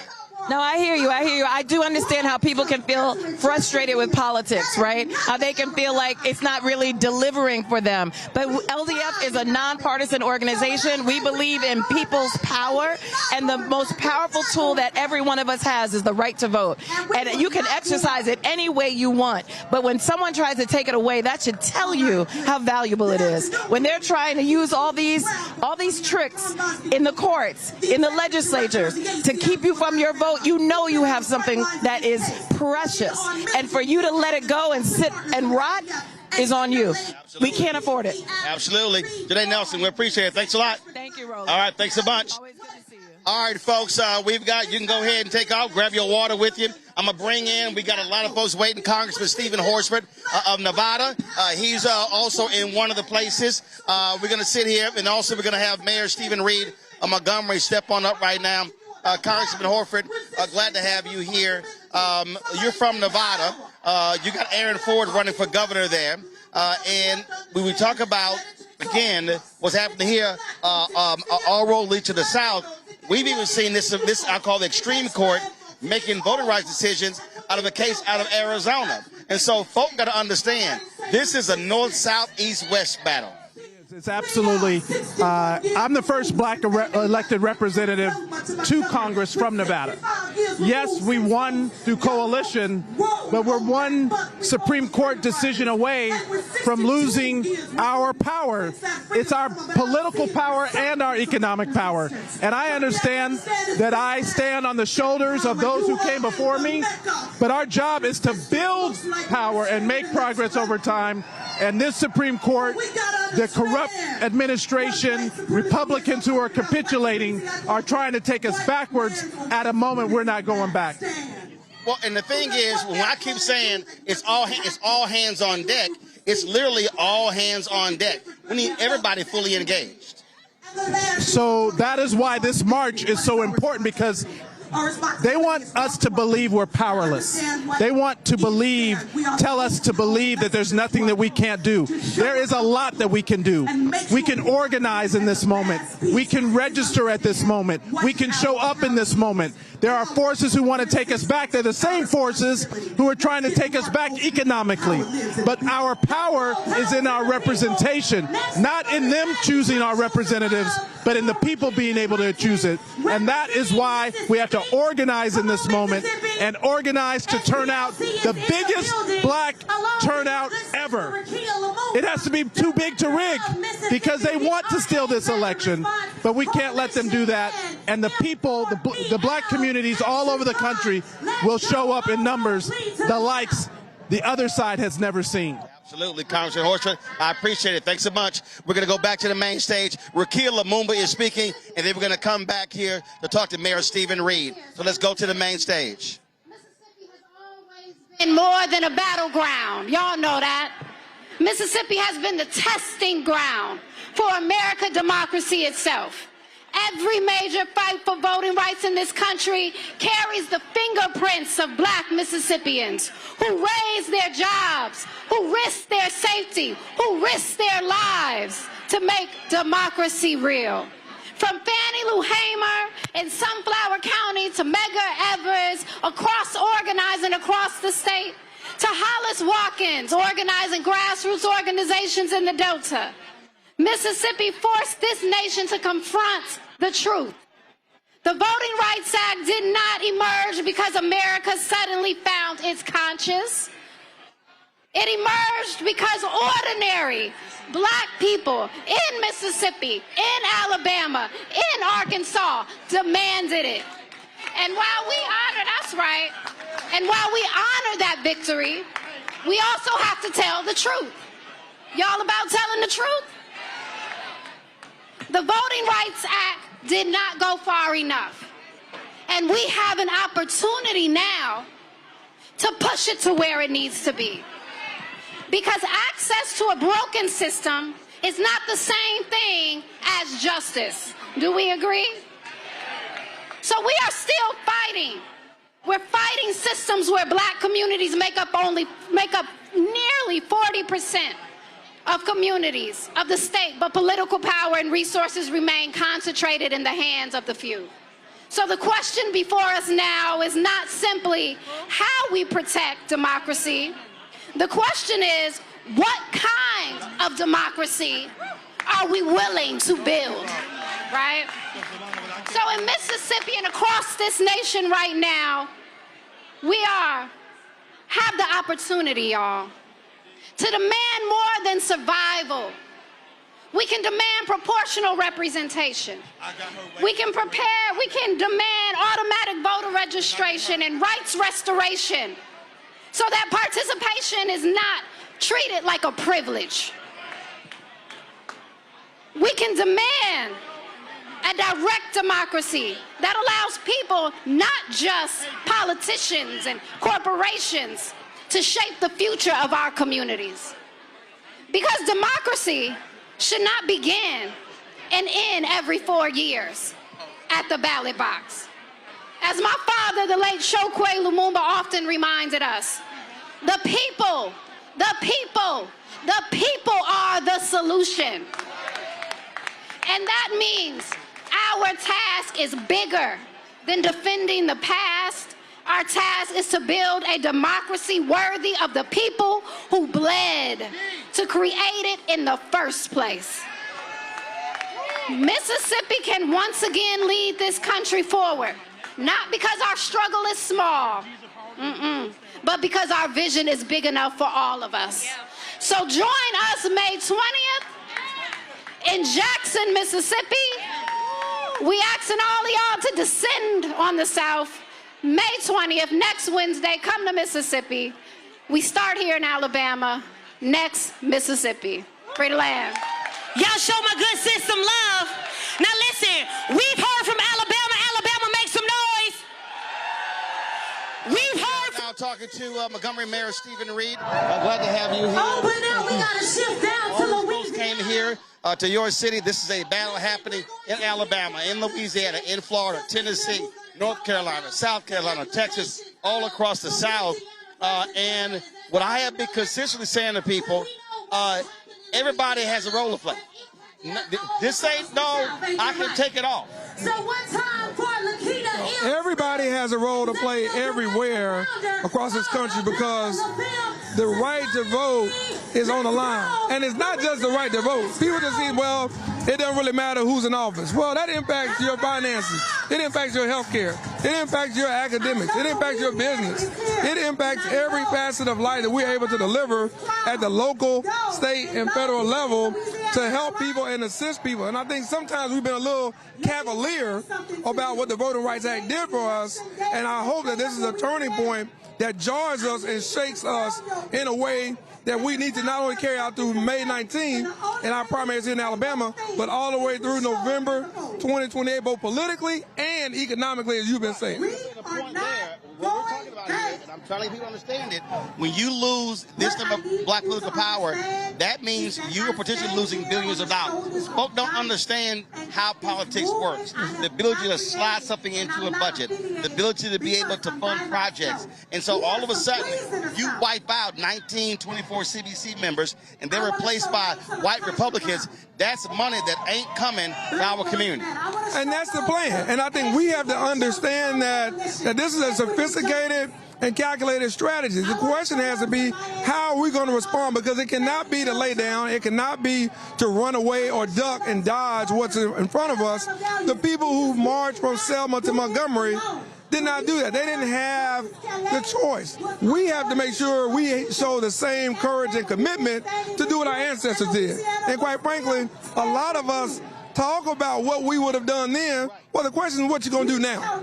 And that's what we have to discuss, and that's what we have to act on, the strategy, the tactics, and the implementation to get it done at all walks of life. I don't care if you're elected, I don't care if you're appointed, or you're not involved at all. What is happening right now, as you have said about the defunding of Black America, is something that's going to impact each and every person, not just black people, each and every American in this country, regardless of what state they're living in. Absolutely. Mayor Stephen Reed, I keep telling everybody, it's a battle. Your primary is in Alabama on Tuesday. After that, it's about getting to the business. We appreciate it. Thanks a bunch. I appreciate it. Let's go to the main stage, Pastor Jamal Bryant. The road was going to be easy, but I don't believe God's brought us this far to leave us now. I want you to make some noise if you believe God is still with black people. Y'all didn't hear what I said. I said, if you believe God is still with black people, make some noise right now. I'm not talking about the God of Bull Connor. I'm not talking about the God of George Wallace. I'm not talking about the God of Paula White. I'm not talking about the God of Clarence Thomas. I'm talking about the God of Rosa Parks and Denmark Vesey and Sojourner Truth. God is the one who brought us this far. May is a mental health month. In 1850, Dr. Samuel Cartwright made up a disease called drapetopia. And he said drapetopia is a mental illness for black people who are enslaved and try to run away to be free. I called the CDC to let them know there's a pandemic in the South, because from Alabama to Louisiana to Tennessee to Georgia to South Carolina to North Carolina to Mississippi, I got black people who refuse to go back to bondage, and we are committed to being free. If you're committed to being free, make some noise right now. Today is the death of the Confederacy. Y'all didn't hear what I said. Today is the death of the Confederacy. They are trying to redraw our lines. They're trying to silence our voices. They're trying to misrepresent our representatives. They're trying to choose their own districts. But we have to remind America that we built this nation off of our blood, off of our sweat, and off of our tears. And if you can't give us reparations, the least you can do is give us our representatives. You ought to shout for your ancestors who were killed and massacred and were lynched and survived everything for us to get to this point. In the middle of COVID, they told us that we needed 2 vaccines. But I came to tell America black people got 3 shots of vaccines to deal with white supremacy in America. Number 1 is we've got to use our vote. Look at the person beside and tell them we got to vote. If our vote was not important, they wouldn't be trying to take it from us. We've got to go vote early, and we've got to vote often. We don't have to just vote for governor and Congress and for state representatives, but we need a new generation that will run for school board and for county commissioner and neighborhood association. I am tired of us just letting older people die with the torch in their hands. It's time for the new generation to take over. Would you please shout for the new generation of leaders that are coming forward? 635,000 young people are missing from the polls, and we need to stand up and vote. This is also the 60th anniversary of the Black Power movement, and so because of that, lift up your fist right now and shout with me. Say it loud. I'm black and I'm proud. I'm black and I'm Say proud. it loud. Say it loud. I'm black and I'm proud. I'm black and I'm proud. Go vote somebody. Let's go. One time for Pastor Jamal Bryant, y'all. Now look, we are in Georgia, but I got to take it back one time for Mississippi. I introduced the band. We're live. We're talking with Congresswoman Ayanna Pressley here in Massachusetts. Congresswoman, I try to walk folk through, although you're in Massachusetts, but we have to recognize that what happens here then impacts, by wiping out black seats, whether you can actually be a committee chair or subcommittee chair, because if you're in a minority, you can't chair anything. So this wipeout can impact if you're a white Democrat, a Latino, or others, and that means power. That means resources, and that's why this matters. Domino effect, you know, and we're agitating, we're organizing, we're mobilizing in righteous indignation, not in an appeal for charity or benevolence. This is not about zero representation or some representation. It's about fair representation. This is not about, you know, more diverse pictures. This is about when we don't have black representation, there are issues that are never called to the table, like the black maternal morbidity crisis, like the Crown Act, like the racial wealth gap, like the harm done by federal highways decimating black communities. Oh, we just saw with the wipeout of Doge, all the billions that were going to black maternal issues, they wiped it out, and now we're at disadvantage. That's right.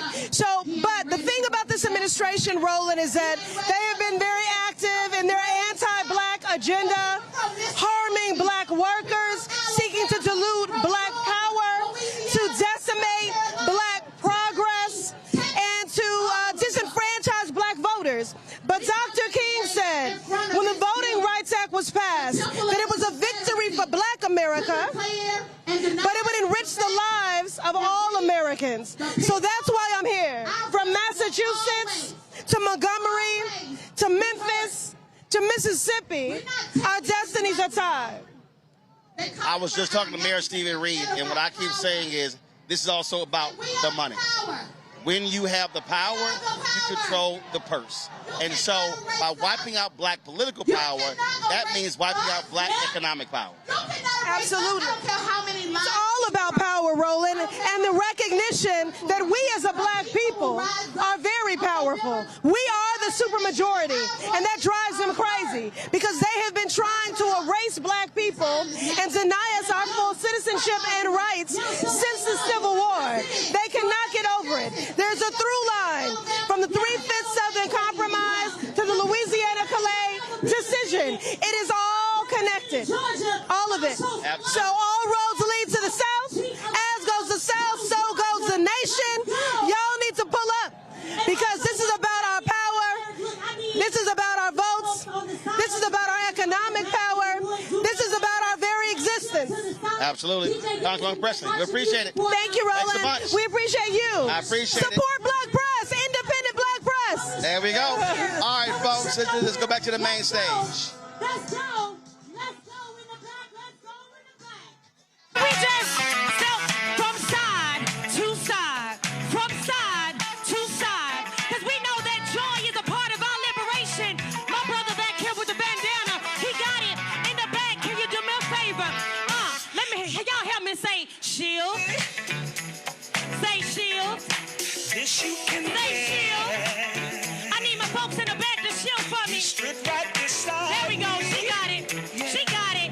We gonna do a little extra slide. Today is about power. It's about joy. It's about love.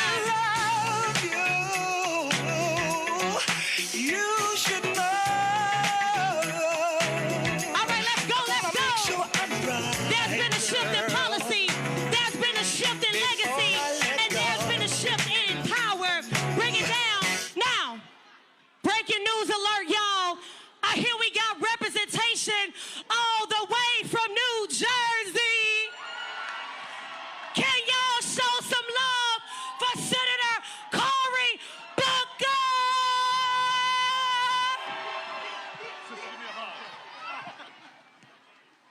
All right, Montgomery. Now, what is a northern boy doing here? It's because all roads right now. Let me hear you say it again, all roads. I am a young man that remembers where I came from. We all must remember now that this is sacred civic soil that we are standing on. They told our ancestors that democracy could not grow here, but with their hands and their toiling in hot sun and dark nights, they planted the seeds of the fruit we now enjoy. We are here on sacred soil to remember those who fought for us, struggled for us, endured for us, never gave up on us. We are our ancestors' wildest dreams. We are the answer to the prayers of those who came before. But we also stand here with the understanding that the freedoms we inherited from our ancestors, they're not possessions for us to hold. They are rights that we hold in trust, that we were given to be stewards of. You see, a lot of people are drinking deeply from wells of freedom and liberty that they did not dig. They're eating from banquet tables prepared for them by their ancestors, sitting back, getting dumb, fat, and happy and comfortable. This is one of those moments where we understand that our blessings come with obligation. There is no liberation without obligation. Because if we in our generation do not now do our duty, we will lose the gains and the rights and the liberties that our ancestors afforded us. Now is our generation's time to prove worthy of the blessings. Now is our generation's time to respond to the assaults. You see, we have seen this before, where some people in black robes try to deny or take away our rights. We saw it with Dred Scott. We saw it with Plessy versus Ferguson. We even saw it with Korematsu. But the solution in those days was not to sit back and agonize. It was to stand up and organize and mobilize.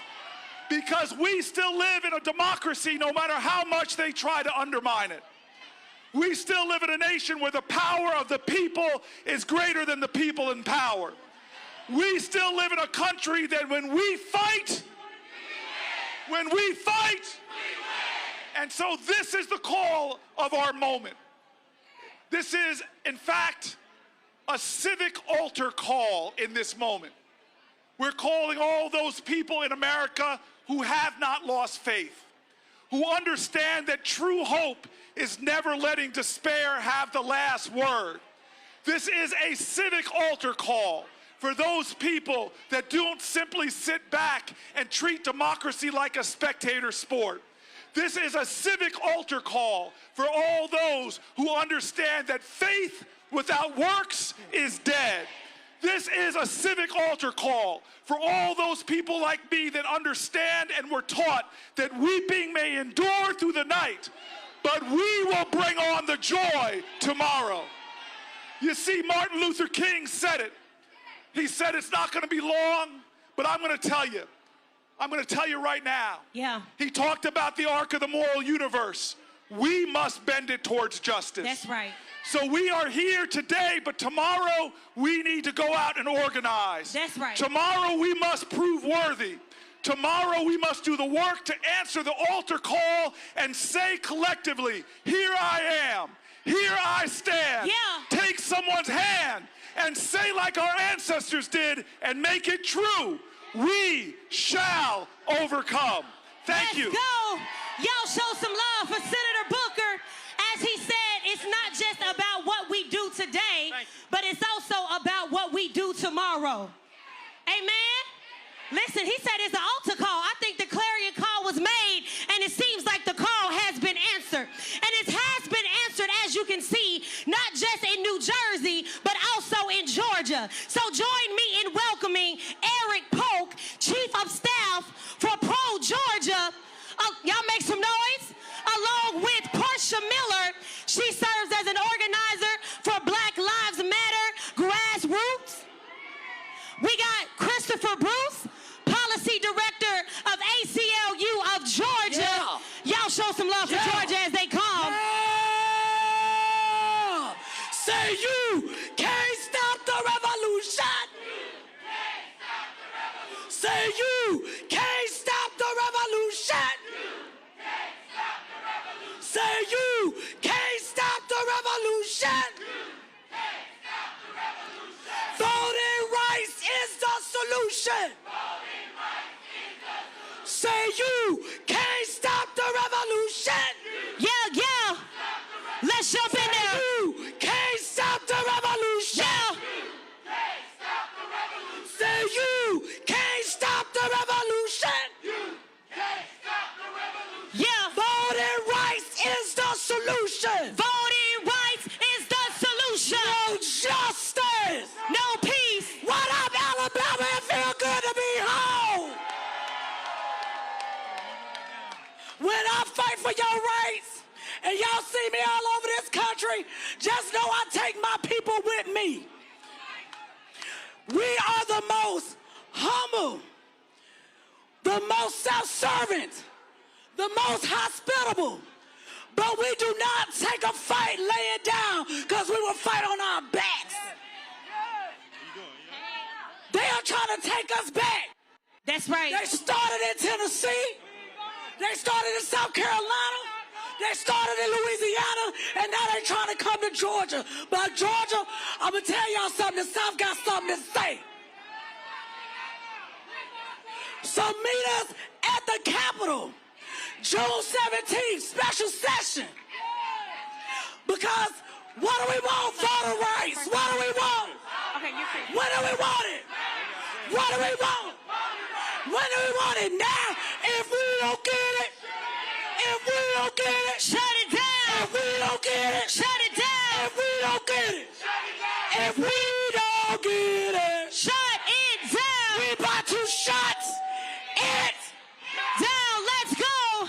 Black Lives Matter Grassroots. Next up, we have Christopher Bruce, Policy Director of ACLU of Georgia. Hello, Alabama. Hello, hello, hello. Alabama, what's going on? I can't hear y'all, Alabama, what's going on? What? Look, history has brought us here again. Again, this isn't the first time all these black people have come in front of this Capitol. Last time they were coming for your rights. And what happened? When we fight, we what? When we fight, we what? When we fight, we what? Look, there are people in this country who are trying to silence your vote, right? Now, they try to silence your vote, which means they try to silence your voice. When they're trying to gerrymander your lines, that's gerrymandering your future. What are we going to do about it? We're going to fight. What are we going to do about it? We are going to win. Why? Because we're not the descendants of losers, right? That's right. We're descendants of winners. Yeah. Right? I've never heard of black history or losing history. Black history is the history of people who've been empowered to change this nation. Okay? I come from Atlanta. You know what they say? Atlanta influences everything? Hey, you black people influence everything. Especially this nation right here. Yeah, we got about 15 more seconds. There you go. Yeah. So while the court blew a hole in our voting rights, okay? While they opened the door across the South for attacks against black people. Preacher, how you feel it? They're up here. They're not attacking. Yeah. They're going to win. Yeah. Okay? So let's go. I'll see y'all on the finish line. That part. Let's go. Let's go. Now, with 30 seconds left, I got a state representative here from Georgia. Make it real quick. Don't make it long, but make it strong. We just want you all to know that Alabama, we come from Georgia to support you. Let me hear Georgia in the house. Yeah. That's right. We come to support you, and we know that you will support us when they call us back in on June the 17th. We are all in this together. That's right. Peace. Peace and love. Thank y'all so much. Show some love for Georgia. Now, we know that they have a special session coming up, so it's going to be important that we are continuing to support each other because voting is a part of the strategy, but also, you know, flipping over tables also got to be a part of the strategy. Will you agree? I'm reminded of two words, good trouble. Say good trouble. Now, we got some folks down in Florida, y'all making some good trouble. Y'all show some love for Wanika Fernandez. Okay, hold on, wait a minute. They said I gotta put some respect on it. If you're from Florida, I need your hands up right now. If you're ready to make some good trouble, I need your fist in the air right now.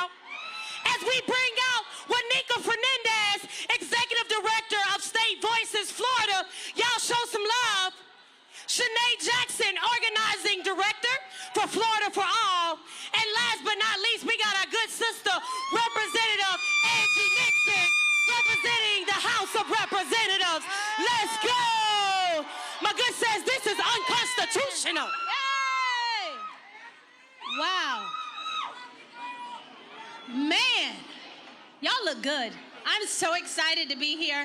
My name is Wanika. I'm the Executive Director of State Voices Florida, and I'm just so excited to be here with each and every one of you guys. This is a transformational space to be in. And first off, I just want to thank y'all for having me because can you guys hear me? Can they hear me? All right, awesome. I have to say, as a country girl, it feels really good for us to be recognized here in Florida as a part of the South because normally we get a bad rap like we're not in the South. So thank y'all in advance. But Florida's not all sunshine. What's happening in Florida is deeply Southern. It's deeply American, and it's deeply connected to the same fight communities in Alabama have been fighting for generations. In the same place where we consider that there's a lot of beaches and tourism, we are fighting the same fights that you guys are here today. And I just want to let you guys know that because suppression has evolved, that means organizing has to evolve too. Their attacks have been coordinated, and so we want to be coordinated as well. And that's why we thought it was really, really important to be here with you all today, because it's never been just about one election. It's been about more than that. And voting rights may have been weakened in courtrooms, but that spirit is still alive in our communities today. So with that, I just want to say thank you all for coming out. Thank you for having us, and we hope that we can continue the great work that you're doing here in Alabama. Get it, Wanika! Get it, Wanika! So I want to say this. And y'all laughing, anybody who knows me from Florida knows I don't write speeches. But today I wrote one so I can stay on script and get out of here. So I want to say this. I just left Selma. And I need y'all to feel what I felt. The joy, the love, the people who grabbed our hands and said, thank you for being here. We have comrades who stepped up, no questions asked, to keep us safe. That is the beloved community that Dr. King envisioned. That is love in action. My name is Shanae Jackson. I'm the organizing director for Florida for All. And they call me the accidental activist.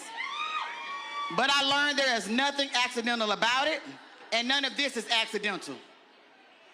I didn't come all the way to Alabama to be polite, because I don't subscribe to respectability. Because frankly, respectability is appealing to the morals of people who don't have none.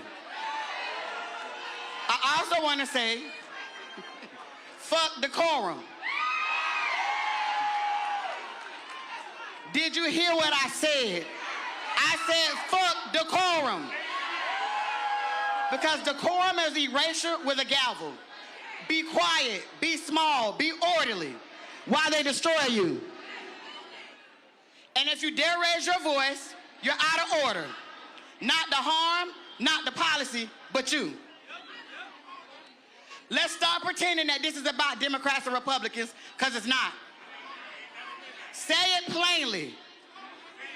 It's about us, black people, our lives, our power, and our future. In Florida, we fight rigged maps. And we fight rigged maps because that's what decides who gets represented and who gets erased. So I want to state to you, because my time is up already, that one thing we are doing is fighting a war for real. And that is wisdom, to know where we came from and where we're going. That's architecture, and that's not just buildings. That's what we build in this community, and that is revolution. But we cannot have revolution unless we have something to put in its place, or that's destruction.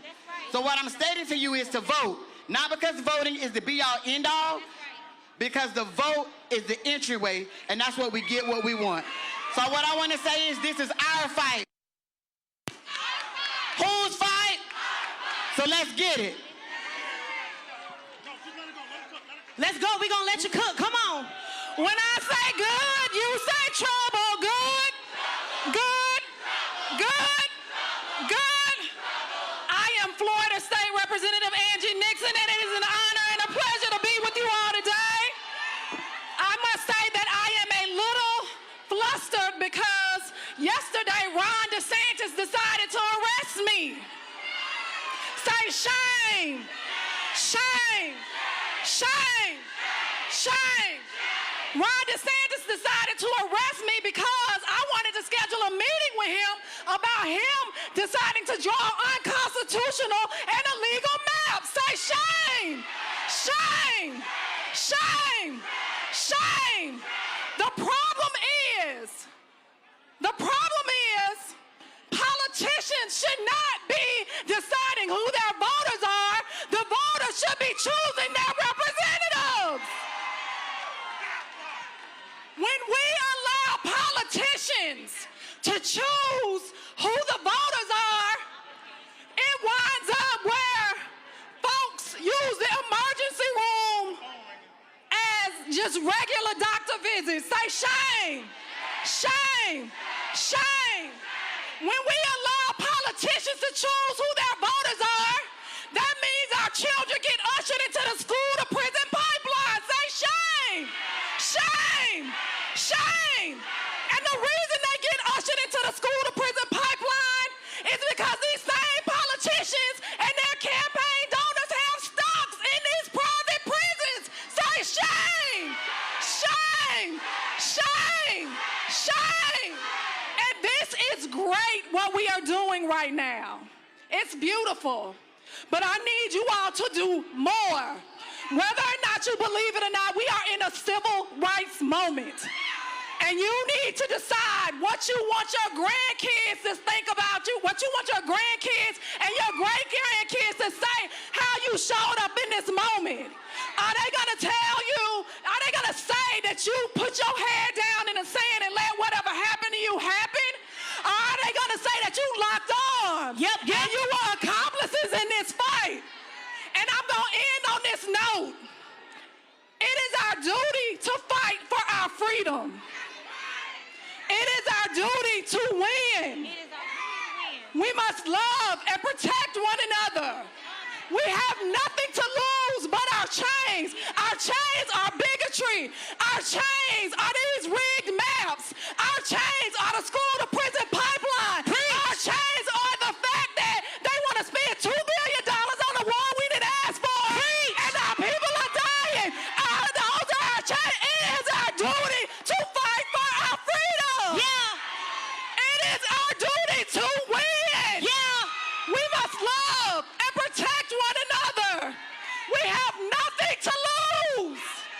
We have nothing to lose. We have nothing to lose. We have absolutely nothing to lose but our chains. I'm State Representative Angie Nixon. That's right. Fight win. That's right. Say we have nothing to lose but our chains. Say we have nothing to lose but our chains. Listen, this is a political revival, but it's also a spiritual revival. Rally Day of Action for Voting Rights. We have been talking about this for a considerable amount of time. And again, you got thousands who are here. You've got almost 80 satellite events taking place all across the country as well. You've got that going on. You've had people being bussed in from all around the country. And here's the key, and this is the most important thing. This is not about a day. It is not about a moment. It is about creating a massive voter registration effort between now and the election. And the key is this here. First, we got to inform, enlighten, and educate people. Then we got to get them registered. Then we got to get them to vote. That has to be our strategy. Joining us right now is Alabama Congresswoman Terry Sewell. The Republicans in this state have been targeting her district. They've been targeting the district of Congressman Shamari Figures. This extreme court has allowed them to move forward with a map that wipes out his district. And the thing was so shameful is the same Supreme Court agreed that it was racial. Right, and so intentional race, right, intentional discrimination. First of all, thank you, Roland. I just to mobilize all these people in a matter of days could only happen because of black, independent journalism and folks like yours. But I want you to know that in my bones, I'm moved by this. But it can't just, as you said, be one day or one state capital. It needs to be every southern state capital that's trying to take our vote away. It needs to be every day. And the assignment is clear. The assignment is to organize, mobilize, and vote. We should be doing voter registration drives at every state capital. We should have every Divine Nine group registering more people to vote and taking them to the polls. That's what we need. Representation matters. And if you're not at the table, you're on the menu. And I don't want the people that I represent to be back on the menu. 115 years from the last black person during Reconstruction and Earl Hilliard in 1992. I'm the first black woman ever. We got to break down the barrier, have more opportunities to be represented, to be able to have the opportunity to elect someone of our own choosing and not the other way around.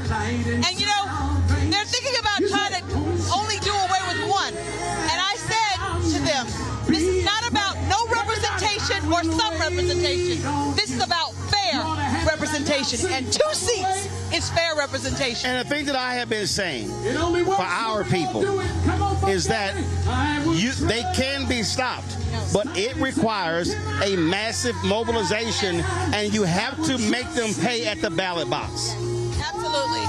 And, you know, I think that's what they're scared of. The browning of America is real, and they're exerting all of their power while they have power. And this Supreme Court is complicit.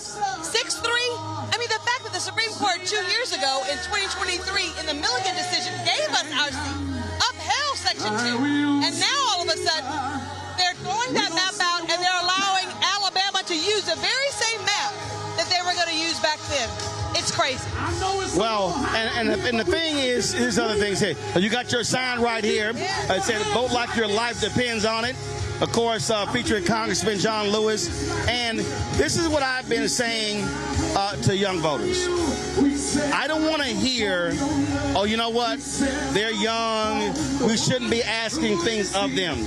The reality is, John Lewis, Marion Barry, Diane Nash, these people were 19, 20, 21. People don't understand. They were kicked out of college. There were presidents that said, if you go and get involved with that movement, we're expelling you from the university. These people put it on the line. So I don't want to hear somebody who's young say, oh, I can't get involved. No, yes, you can. And I also don't want to hear anyone who says, I feel powerless. My vote doesn't count. If your vote didn't count, they wouldn't be working so hard to actually change your vote. And here's the thing, when you don't vote, that's a vote. You're voting for someone else to decide your fate. So we need people to vote. We need them to vote in numbers that they've never seen. And I think the only way we can get there is that those that are not ready to vote register, and those that have the ability to vote, please turn out. But the thing turn out and vote. But the thing is is, though, we've shown we can do it. When we look at the 2008, 2012 presidential election, black people voted at a higher percentage than white folks, and they're born in history. And so my deal is we can't go here and then go here. No, we got to go here, then here, then here. It has to, we got to maximize our power. Absolutely, absolutely. I can tell you that Shamari and I feel like we're not standing alone.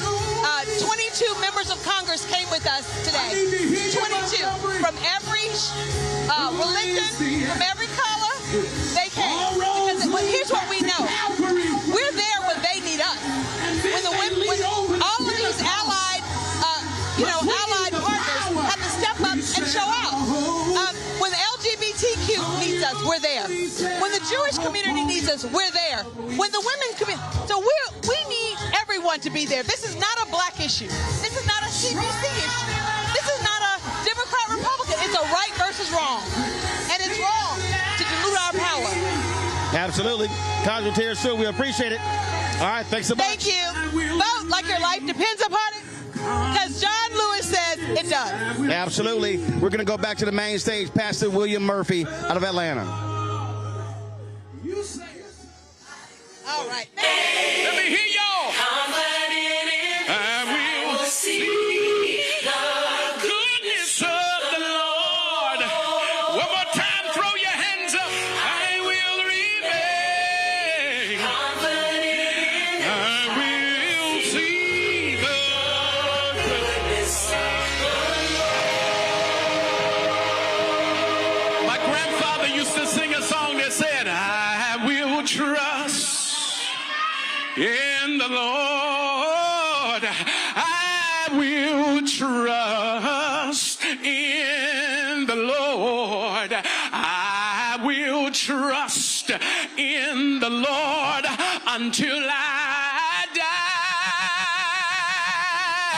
Let me hear you, Montgomery. Trust in the Lord. I will trust in the Lord. Yes, I will trust in the Lord. I refuse to die. Now wait, Bishop. 15 seconds. I'm going to stay on the battlefield. Let's go. I'm going to stay on the battlefield.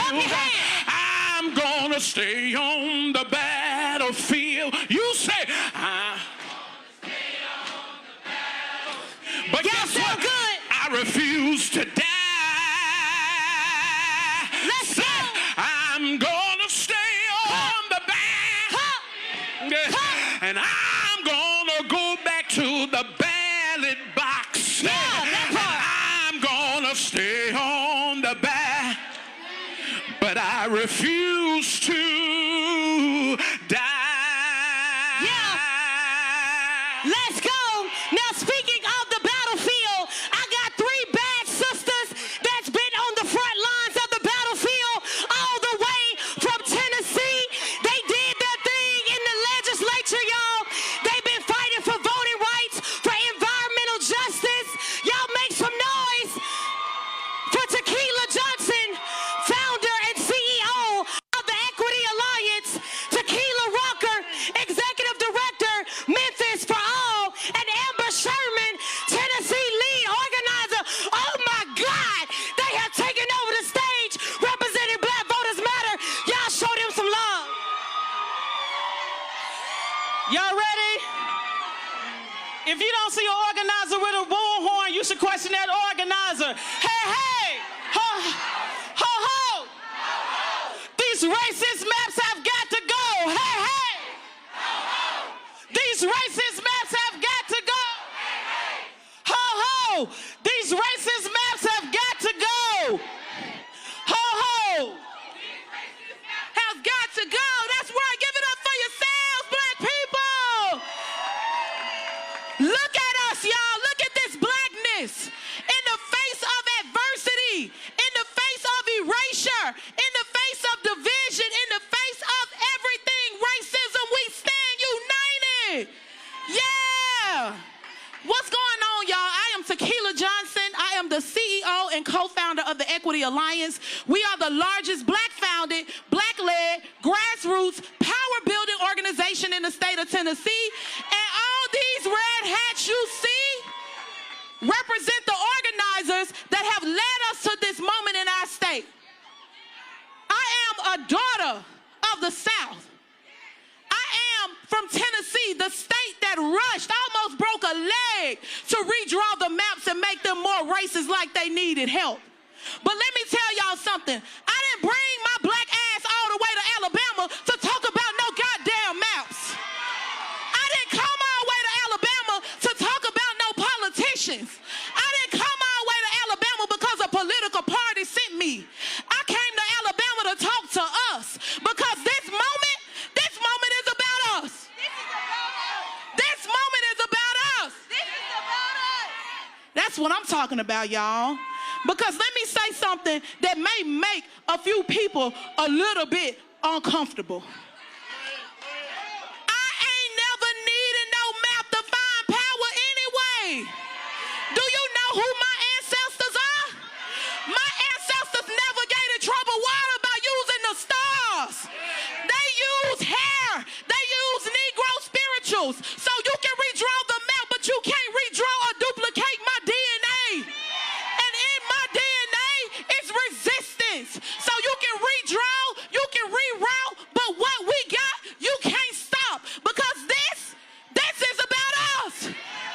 This is about us. This ain't about no voting, y'all. That's what they want us to think this about. They want us to think that this is about one person or this is about me and my organization. They want us to think that this is about one or two politicians. They want us to think that this is about a platform or an ego, but it's bigger than all of that because this is what? Who is this about? Who is this about?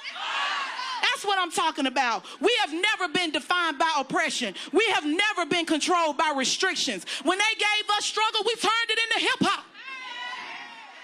They gave us rags, we turned it into runways.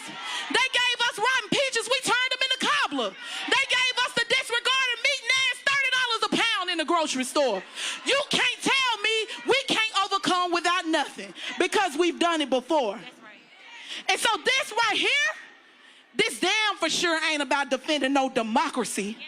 This ain't about defending something that is drenched in the blood of our ancestors, rooted in genocide, and built on capitalism, on stolen land by stolen bodies. This is about whether we're ready to step up and fight or not. And we fighting in Tennessee. You see Rachel Spriggs, you see Jess Williams, you see Antrecia Gordon. These are the women who knocked over 1 million doors last year with little resources. These are the black women that stood in the face of oppression, that organized and made sure we had people out here. So right now, as Andre 3000 said, the South, and if the world ain't never heard us, they hear us now. Yes, the South got something to say. My name is Tequila Ruck, and I serve as the Executive Director at Memphis for All. Yesterday, I walked through the Legacy Museum right here in Montgomery, and I left with a couple of questions because walking through that museum was really heavy. Have we forgotten or have we become too disconnected to recognize the patterns, to recognize this playbook? Because it's the same play that they've run before. After slavery ended and black people began building political power during Reconstruction, backlash came quickly. Laws were rewritten. Political systems were reshaped and structures of racial control were built to maintain political power, all of which we see happening today. I need us to be honest with ourselves for a minute because many of us, those systems never disappeared. They evolved. For a long time, many of us convinced ourselves that some of the darkest parts of our history were behind us, but they're not. We right here today, witnessing, being reminded that systems built on division, racial hierarchy, and control do not simply disappear when they go unchallenged. They disappear when we show up and we conquer them. And today, as we still showing up to fight for our voting rights, what is evident that this has never been about voting only. This has always been about power. Power over a people. Power over resources. Power over communities in historically black districts and neighborhoods.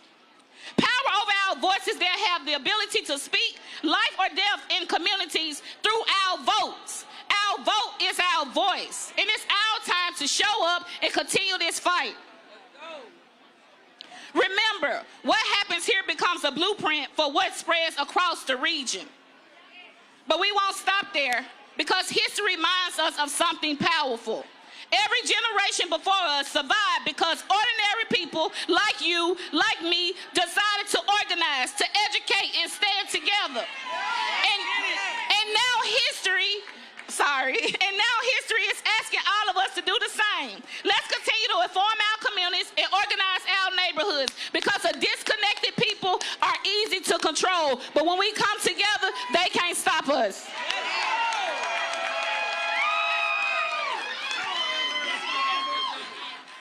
What's up, y'all? My name is Amber Sherman. I'm the Tennessee lead organizer for Black Voters Matter.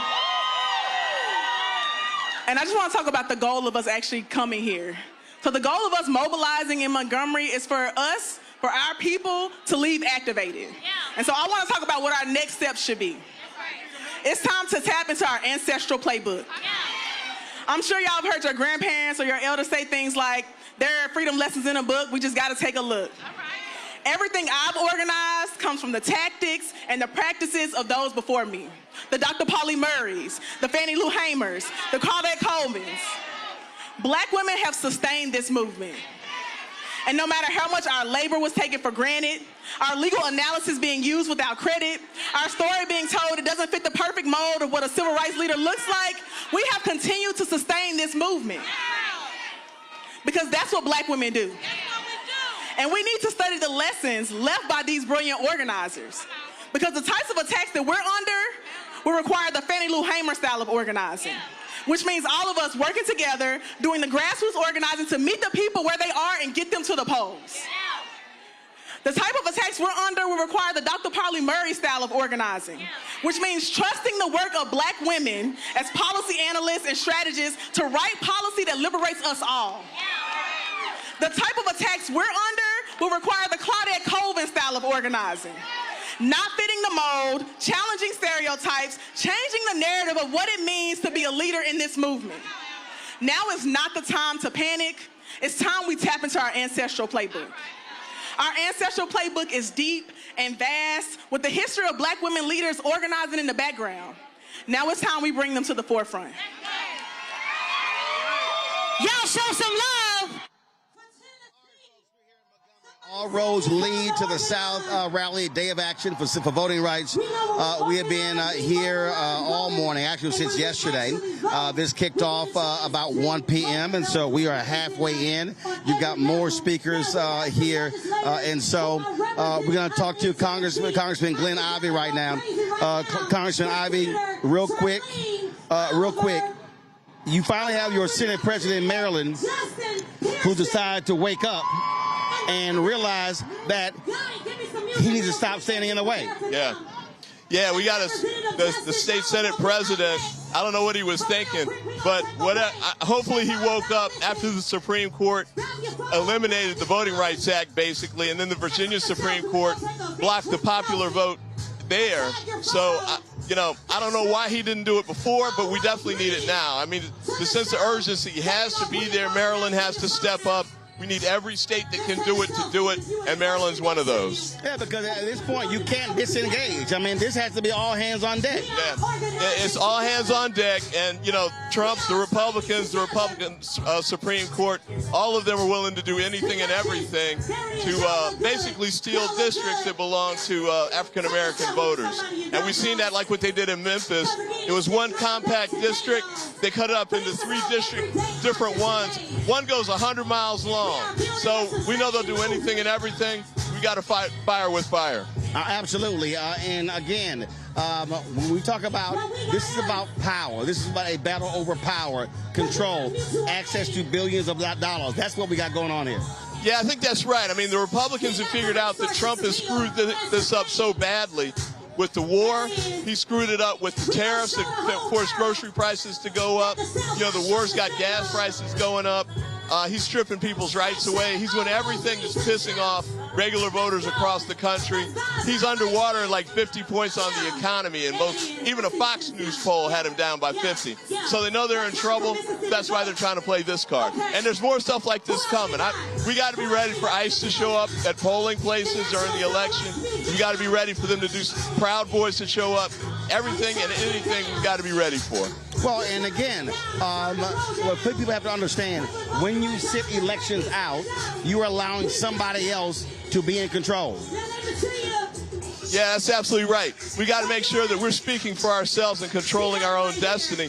The Republicans understand that they can continue to control the Senate, the House, the White House, and the Supreme Court. They can keep doing all the things that have been driving the country in the wrong direction. The only way we can really turn it around is we regain power over at least one of those. The House is in the best shape to do it, but even the Senate's becoming in play, and that's why they're so scared. All right, Congressman Glenn Ivey, we appreciate it. Thanks a lot. We appreciate it. Thanks so much, man. Keep up the good work. Yes, we'll do. All right, folks, they're trying to get them a little activated here. They're doing a little dancing up here. Let's go back to the main stage. Bag it up. And it starts right here, right now. Yeah. I got them shaking their booties like Congo, man. Oh, they got it up right. Like Tennessee didn't come to play. In the face like Gonzo. What time for Louisiana? I'm taking the game. Getting ready for a very important election. Coming up this Tuesday. I'm new to the game, but y'all might want to say your whack raps. All roads lead to the ballot box this Tuesday. If you ready to vote, put your hands up. A girl told me that a man that could if you got your voting plan, with the tools, put your hands up. Now, my ladies, let me see it vibrate. Yeah. And when it's over, you ain't gonna need your bird. Let's go. Make you bend your back here on the grass. I want to see you up. Like. Okay. When I say we, you say fight back. We. When I say we, you say fight back. We. When I say no, you say Jim Crow no. No. Hey, big girl, make her bag it up. Let's go. Make her bag it up. Hey, big girl, make her bag it up. Make her bag it up. Hey, big girl, make her bag it up. Make her bag it up. Y'all show some love for Tennessee in the building. Make her bag it up. Bag it up. Girl, wobble it. Keep it going, Tennessee. Keep it going, Tennessee. Let's go. Y'all make some noise for Tennessee.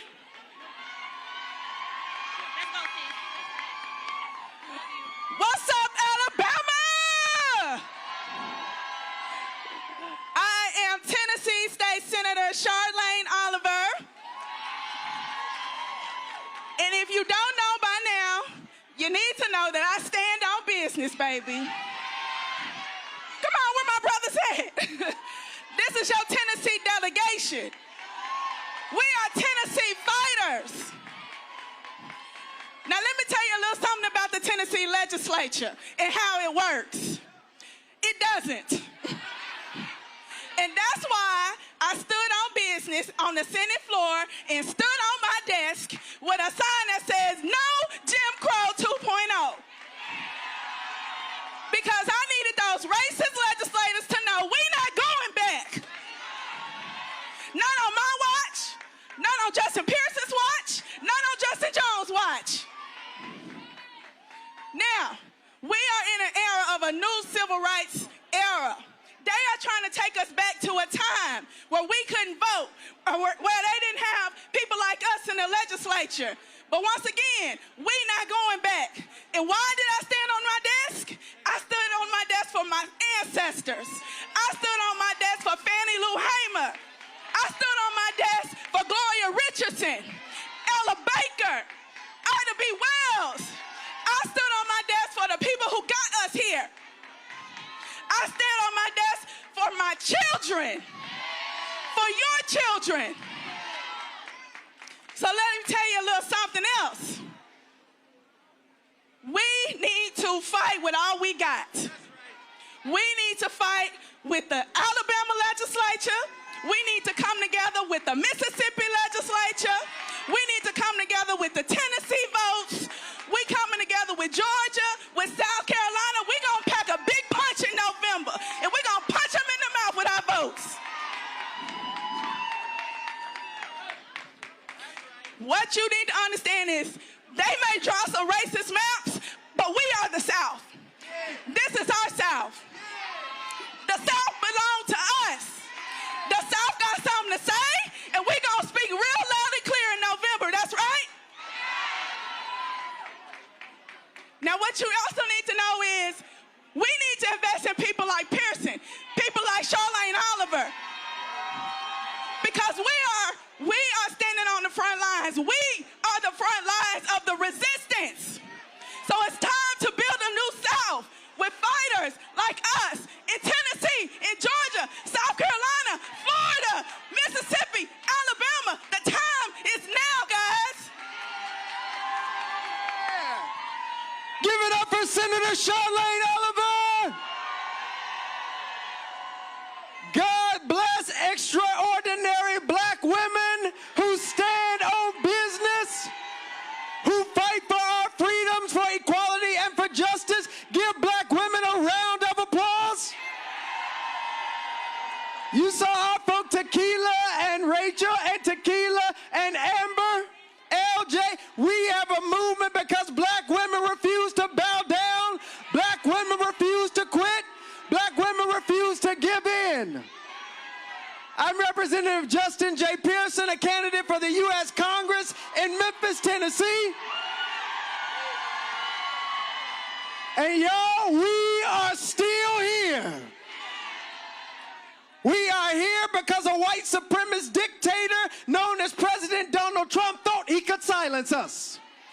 We are here because they thought they could divide us into black and white, rich and poor, southern and northern. They thought they could stop a movement.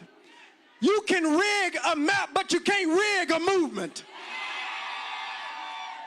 We are here because our ancestors marched on these streets, in these halls, in this building for us to be here. We are here because they did not quit on the western coast of Africa through the Middle Passage on any cotton and tobacco field. They didn't quit at the bottom of any lynching tree. They didn't quit when mass incarceration took us from our families, or a crack epidemic criminalized us while the President of the United States poisoned us. They didn't quit, and we are still here because of it. And we ain't going nowhere. This moment and this time requires each of our collective action for transformation. This isn't a one-person show. This ain't about your ego and the amount of followers and influences you got. This is about how we build power in the South and together to change this country. And I'm almost done. It's because we believe in three words being actualized. We, the people. We, the people. We,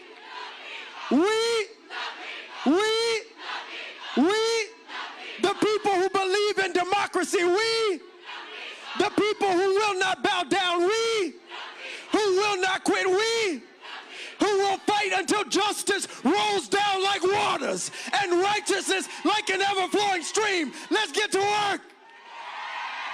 Let's go. Once again, y'all show some love for Representative Pearson. But I got one more. The other week, y'all, we saw this brother burn a photo of the Confederate flag. Because no justice, no peace. We'll shut it all down. There he is. Y'all show some love for Representative Justin Jones. Let's go. Power to the people. Power to the people. Power to the people.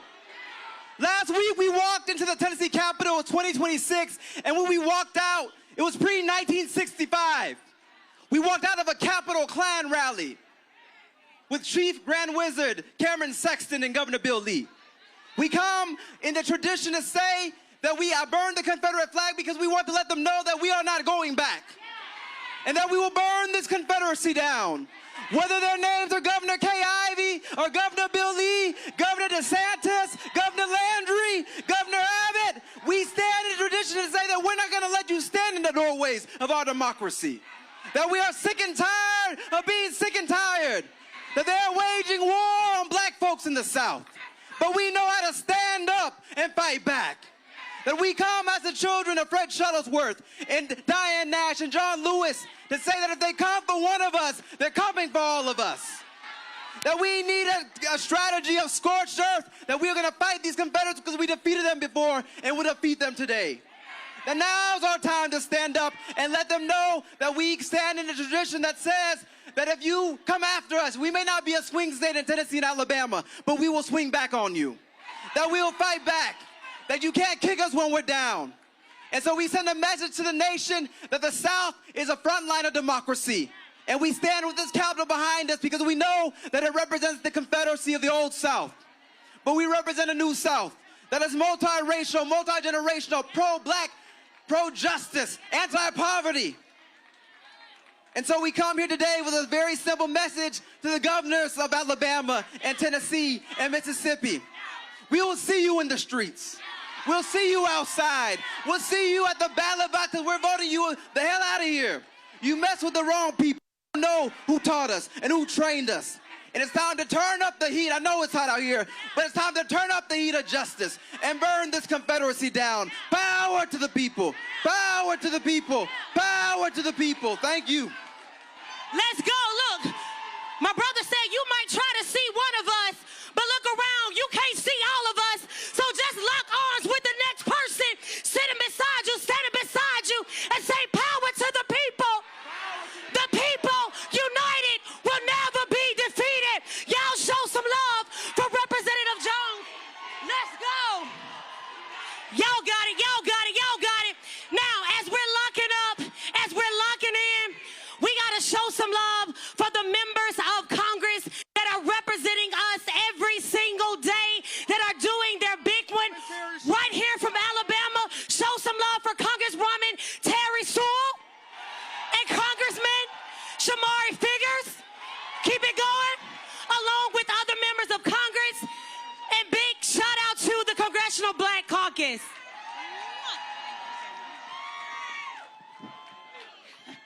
I'm Congresswoman Terry Sewell. And I'm Congressman Shamari Figures. And we say, welcome to Alabama, where we are showing up and showing out. Today is not a protest, it's a call to action. And we need y'all to act. We are joined here by our colleagues from the members of Congress from Washington, D.C. Yes, I'll introduce some of our friends that are here with, well, all of our friends that are here with us. But we first have our Democratic whip, Catherine Clark from Massachusetts. We have the great Joyce Beatty from Cleveland, Ohio, or Columbus, Ohio. Columbus, Ohio.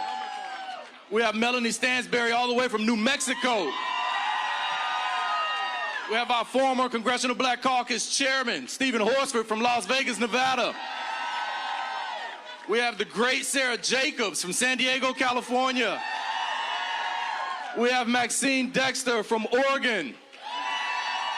Tim Kennedy from Buffalo, New York. Glenn Ivey from Maryland, PG County, Maryland. And Congressman Gabe Amo, you would never guess his state, Rhode Island. We come from every part of the United States to say, it's time to show up and show out, not just in one state capital, not just for one election, but we need you to step up and show out in every one of these state legislators that are trying to dilute our vote. It's unacceptable. I think all of you know that. It's not about some representation or no representation. It's about fair representation. I say fair, you say representation. Fair. Fair. And in Alabama, where there are 7 seats and we are 28% of the vote, African Americans, that means 2 seats. What do I say? 2, you say seats. 2. Seats. 2. Seats. And we will settle for nothing less. Look, we are not going back. Listen, it is not lost on me at all that the reason thousands of people showed up here in Montgomery, Alabama, in the district that I have the privilege to represent, the birthplace of the civil rights movement, the home of we're not taking this anymore. It is not lost on me that you guys are here to have my back, that you guys are here to have Congresswoman Terry Sewell's back. We don't forget that. We won't forget that. Every single day we go to fight, we go to bat for you guys with the support of everyone here on this stage.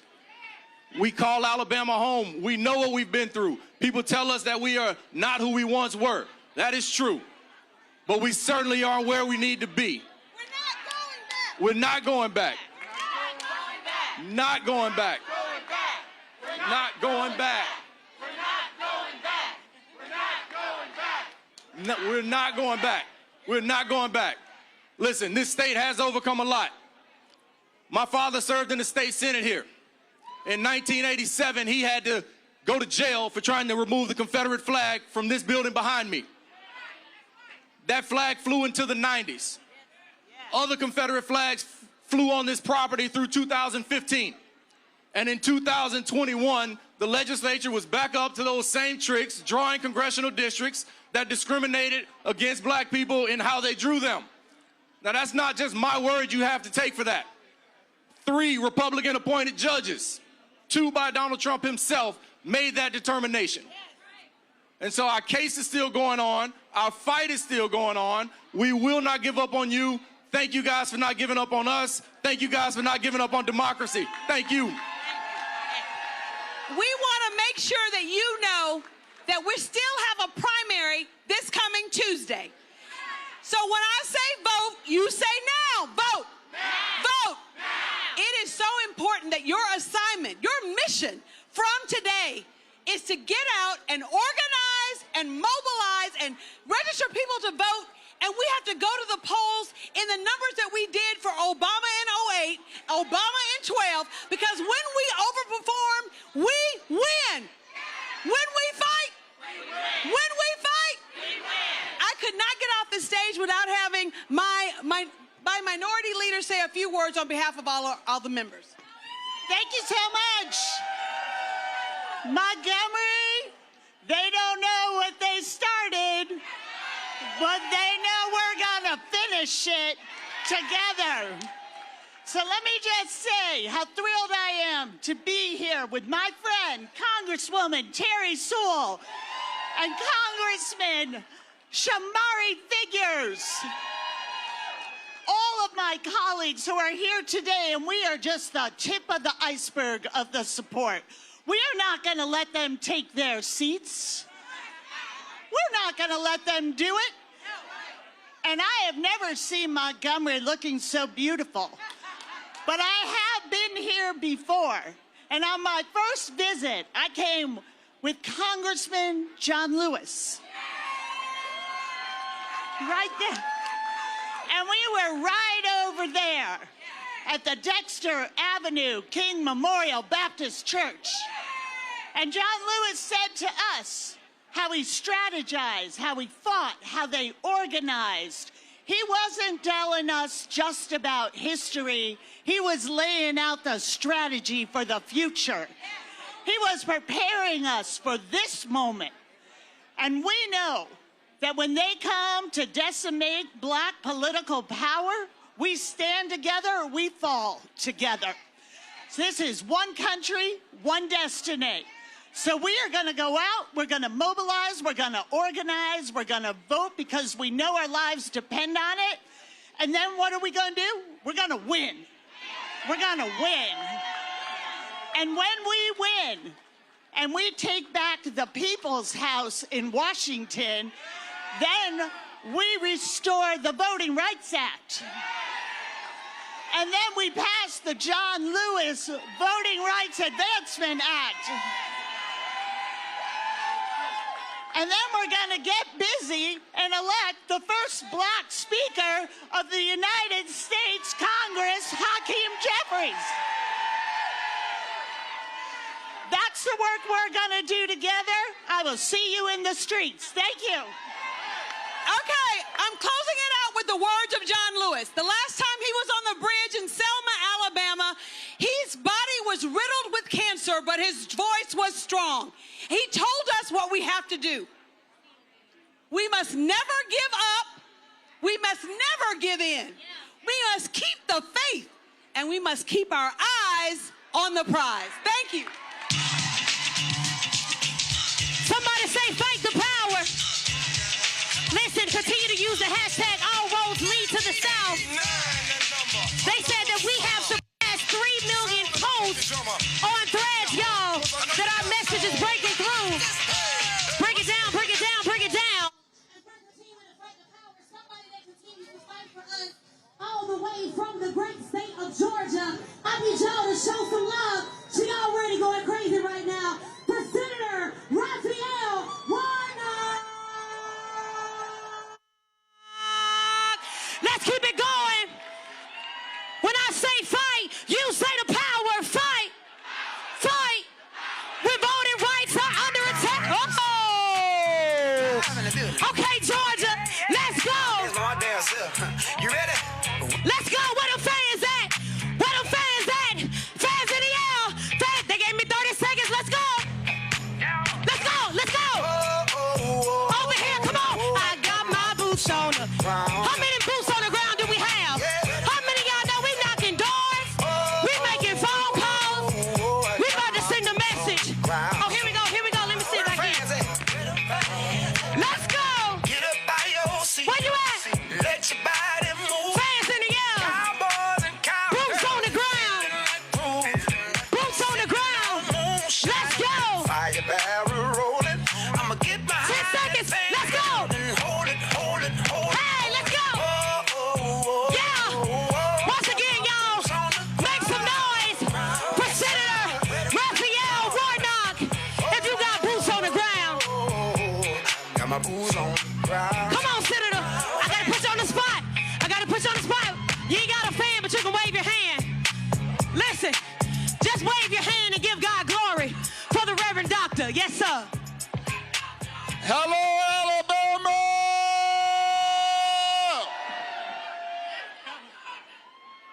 Are y'all ready for this fight? Are you ready to use your voice? Are you ready to vote like you've never voted before because your lives depend on it? It's great to be here back in the great state of Alabama,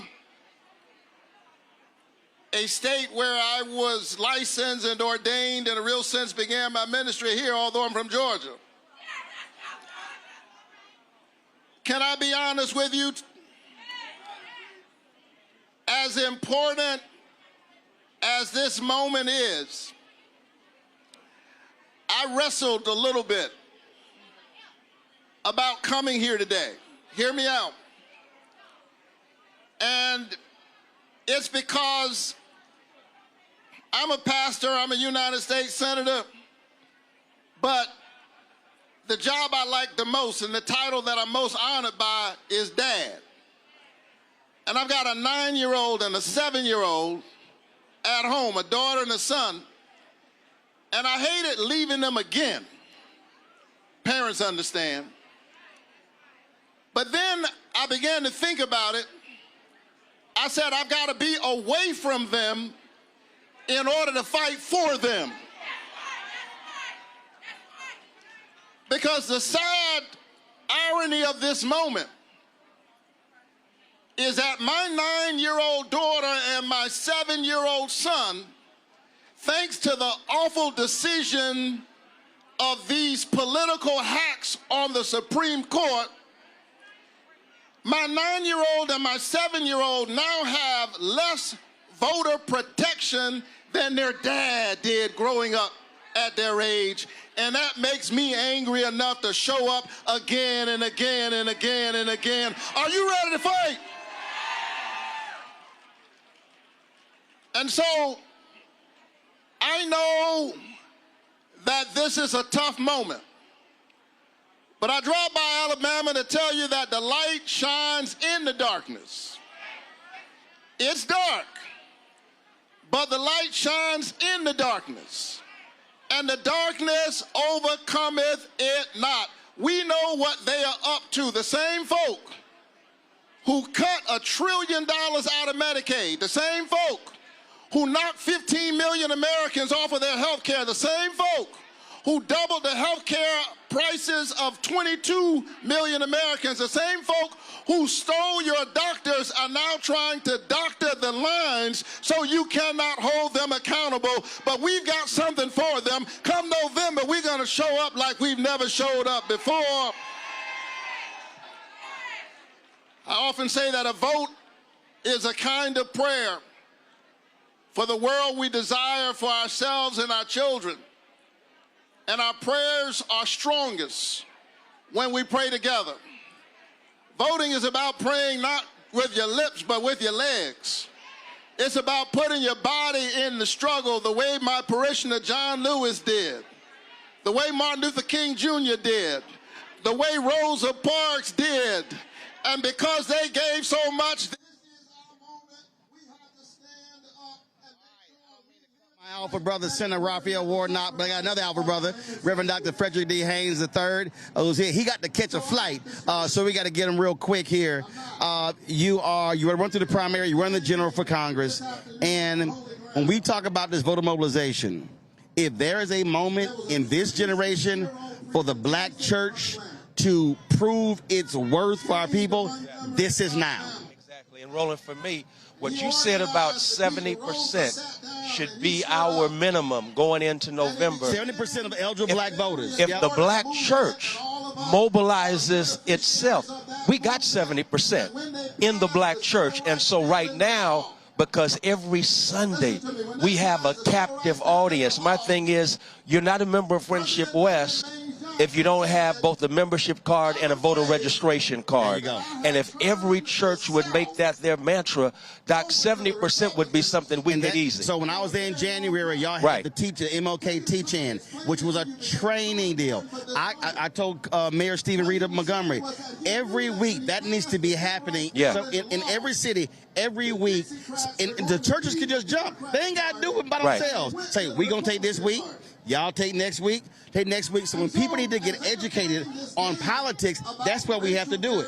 That's it. And so, as you know, what's going on right now in Beaumont, because Pastor Danielle Ayers and Minister Edwin Robertson are taking it around the state of Texas. And today, they're doing a teach-in in Beaumont. So we're taking it throughout the whole state. The thing is, we got to show up when we go there, because I understand there was under 100 in Beaumont last night. We got to do better because there are more of us than that. And so we've got to step up. But that's why I'm saying, if it's every week, now I like that. So fine, you miss Saturday, fine, it's going to be next Saturday. And then next Saturday. And the reason I keep saying with the churches, they have buildings. They're already paying light bills. They're already paying Wi-Fi bills. So you already have the infrastructure. So the question is, do you just want to do it? So just using what we've got to get where we're trying to go. And then after we register people, now you take all those churches with vans and buses and create our own Uber. Using what we've already got. We've got the transportation, we got the facility, we got the lights, and so let's use that for the benefit of the community. And again, if every church member would register and then we'd reach out to the community, man, we would have voter turnout like never before. And so Bishop William Barber and I, we call for 1,000 alphas to get organized and mobilized. That's awesome. We've hit 1,100. We want to hit 2,000 by June 12th or 13th. But what I said to the alphas in Baltimore, I say to every D9 group, we love talking about who ran the yard. But my whole deal is who's running your city. And so county. To me, that's the challenge. So I don't want to hear you shout your letters and how great we are. Are you organizing, mobilizing in your cities? I mean, that's it, Doc. I've taken that speech. I've always called your name, but the bottom line is I was convicted because we ran the yard at Bishop College, but so what? We out of college now. We grown people. We need to be running the city, running the county, running the school district, running the state. If we're not running on that level, then all of that back in the day was just talk. And as far as I'm concerned, it means nothing now. Absolutely. Pastor Ann, you got to fight to catch up. Proud of you, man. Thank you. Thanks so much, and thank you for giving us voice, and vision, because we need that. But more than that, you about strategy. And Roland, if we ain't talking about strategy going in, the reason we're in what we're in right now, they had a strategy. Yes, they did. We got to have a strategy with our vision. Absolutely. Yeah. Let's go back to the main stage here in Montgomery. Every summer, I grew up in Savannah, but every summer I went down to my grandmother's house. And one day I was moving around in my grandmother's garden. And as we were moving around, a snake showed up in the garden. True story. And my grandmother, Lucinda Brooks from Waycross, Georgia, she wasn't impressed with that snake. She just took an axe and in no time flat, chopped his head off. The snake that had been moving, when she chopped off his head, it began to move even more vigorously. And it frightened me because I was a little boy. I didn't understand that that snake was moving vigorously, not because it was living, but because it was dying. They know that the old order is dying. And we're going to march together. We're going to vote together. We're going to fight together. We're going to stand together until we win. God bless you. Keep the faith and keep looking up. Come on, y'all show some love for Senator Warnock. Now listen, he talked about death, so we got to talk about the resurrection, because we recognize that the resurrection is here. Why? Because the power is here. Why? Because the people are here. Y'all make some noise. Now, amplifying the voices of the people. I got 3 letters, y'all, that have been changing the game. Now, we in Alabama, lean in, but all the way from New York, make some noise for AOC.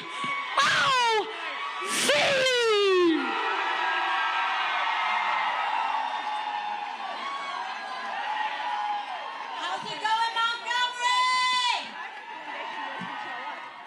Fix all these microphones here. There's a lot of them. I love you too. One second. How are we all doing today? I'm so grateful to be here in this moment and in this fight alongside each and every one of you, shoulder to shoulder, as we fight to continue the legacy and expand upon that of Montgomery, Alabama. I was with Senator Warnock last Sunday, and we were at Ebenezer Church in Atlanta. And after his beautiful sermon, Senator Warnock took me to the original Ebenezer that Martin Luther King Jr. had preached at and had organized in. And we sat inside that sanctuary. And what had struck me was how small it was. And Senator Warnock turned to me and he said, this sanctuary only fit 300 people. And he said, Congresswoman, can you believe that this sanctuary of just 300 people changed the world? Those 300 congregants at Ebenezer Baptist Church turned into those congregants at Dexter Avenue Baptist Church right behind us here today. And from Dr. King's work right here on Dexter Avenue, we saw the launch of the Montgomery bus boycotts. And it was right here in Montgomery where we saw some of the most cruel repression in the history of America, where we also saw the highest angels of American history rise to create our democracy. Because it wasn't until the Voting Rights Act of it wasn't until the Voting Rights Act that was passed that we even had a democracy in this country. There was no democracy in America until every human being born here was guaranteed and protected the right to vote. But we know what happened after those bus boycotts. And we know what happened on the trail to make sure that we got that legislation passed. Because with every expansion, there is an attempt at regression. This Supreme Court, under Justice Roberts, is part of that long history of regression and repression in America. But they do not triumph, Montgomery. You triumph, Montgomery. And I am here today because I want to make sure that we all understand that Montgomery is not alone, that you all are not alone. And for all of those watching today, when they ask, what do we do in this moment? I feel helpless. What action can I take? It is time for the North to pull up to the South. It is time for New York to pull up to Alabama. It is time for all of us to come to Georgia, to Louisiana, to Tennessee, to Mississippi, and let them know exactly what they have uncorked with this injustice. They think they can draw us out of power. They do not know the sleeping giant that they just awakened. Because it is not a coincidence, and our whole country must understand that it was not until voting rights were ratified in this country that we got the Great Society. Because when Black Americans have the right to vote and that vote is protected, our schools get funded. When voting rights are protected, health care gets expanded. When voting rights are protected, our country moves forward. And Montgomery, that's what they're actually afraid of. They're afraid of us coming together. They're afraid of us protecting one another. Alabama is the crucible. Georgia is the crucible. Tennessee, Louisiana, Mississippi is the crucible. So if you are not from here, it is time to pull up. Because what they thought was the final blow is actually just the opening silo. And with that, I want to introduce to you all my sister from Boston, Massachusetts.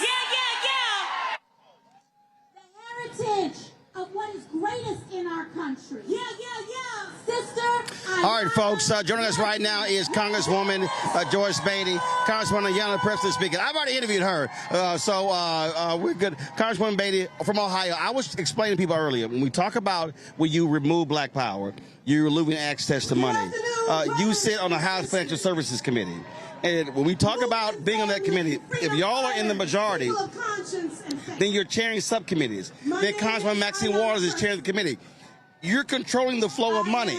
So we're talking about billions of dollars that can be impacted. It's so important for us to vote so we can take back that power. Hold it right there. There you go. It is important for us to vote so we can take back that power. Think about it. The Financial Service is one of 4 of the most powerful committees. You would have Maxine Waters as chair.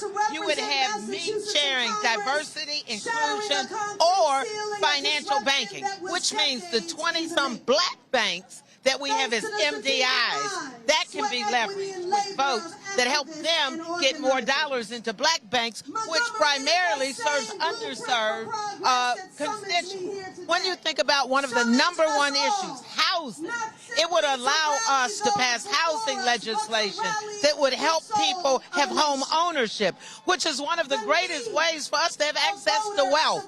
And that's why they're trying to suppress the vote. See, and now you take that. Then you extend that to housing. Then you extend it to education. Then you extend it to health. And so for folk, they gotta understand. So this is not like, oh, we just want to have somebody black in office. No, but it drives me crazy when these people say, oh, the CBC ain't doing this, the CBC ain't doing that. I'm like, you don't even understand how a member may not even pass a bill, but they can have something added, something removed, a word change. The impact of being at the table is huge. When you think of the John R. Lewis Voting Rights Act, it was the Congressional Black Caucus that put it forward. It was the Congressional Black Caucus that got it passed in the House. So if we now can get our 4 senators and increase the numbers there, we can get it through. If we vote, we can have a Hakeem Jeffries who is powerful on the Judiciary Committee before being in leadership to make a difference. We have Bobby Scott, brilliant lawyer, to be chairing when we vote and take back the House of our Education Committee. So blacks would be in control of major committees. Benny Thompson could go right back to be over Homeland Security, a black man. We could have a black woman over agriculture. So those are the kinds of things that the public needs to know, that we're traveling the state. I'm from Ohio, but just in the last 48 hours, I've gone from Ohio to Washington to Birmingham to Selma and here in Montgomery on my way to Louisiana. And when we talk about Congress, but what this Calais decision, that's going to impact state, county, city, and so school boards. And so I keep trying to tell people, we do not understand the depths of power, money that we are about to lose because of this extreme court decision. And it's so important, and I'm glad you brought that up, because America needs to know that our congressional lines are drawn in the state houses by the state legislature, which I served in the great state of Ohio, to be the first black woman, the first woman Democrat to be the House leader and deliver the majority. And in that same year, you think about, we won across the United States. Barack Obama became president. We had black legislators to be in the majority. This is, when I say state of emergency, when I say existential threat, what this is really the challenge to this generation. History is going to record, our people is going to record who stood up in this moment and who remained silent. Oh, I think it's so important, because you know what? People might not remember what you've said, people might not remember what you do, but they remember how you make them feel. And when we travel and when we fight and we stand up, people feel like someone's fighting for you. And that's why I'm out here. I'm not being performative. I'm not bringing a show horse. I want to be the pace horse, the person that paces the fight, the person that's out front. No matter what the cause is, we have to galvanize and we have to be unified. Absolutely. Councilwoman Joyce Beatty, we appreciate it. Thank you. Thanks a bunch. Thank you. Folks, let's go back to the stage with Congresswoman Ayanna Pressley from Massachusetts.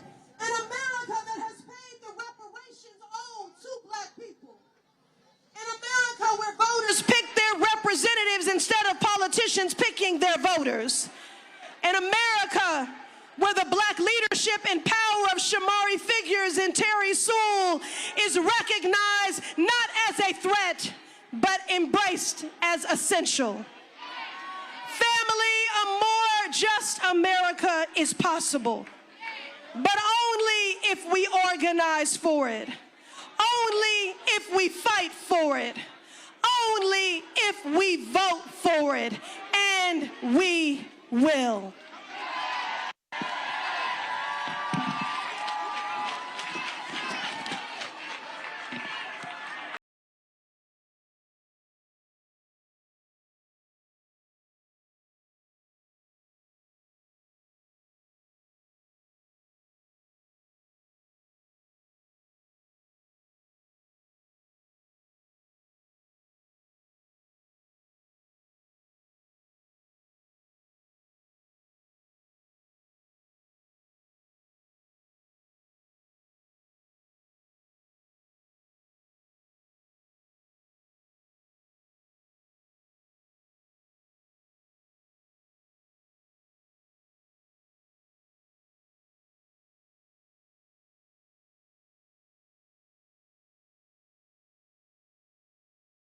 Let's bring it down a little bit. Let's bring it down a little bit, because we don't want to miss a thing.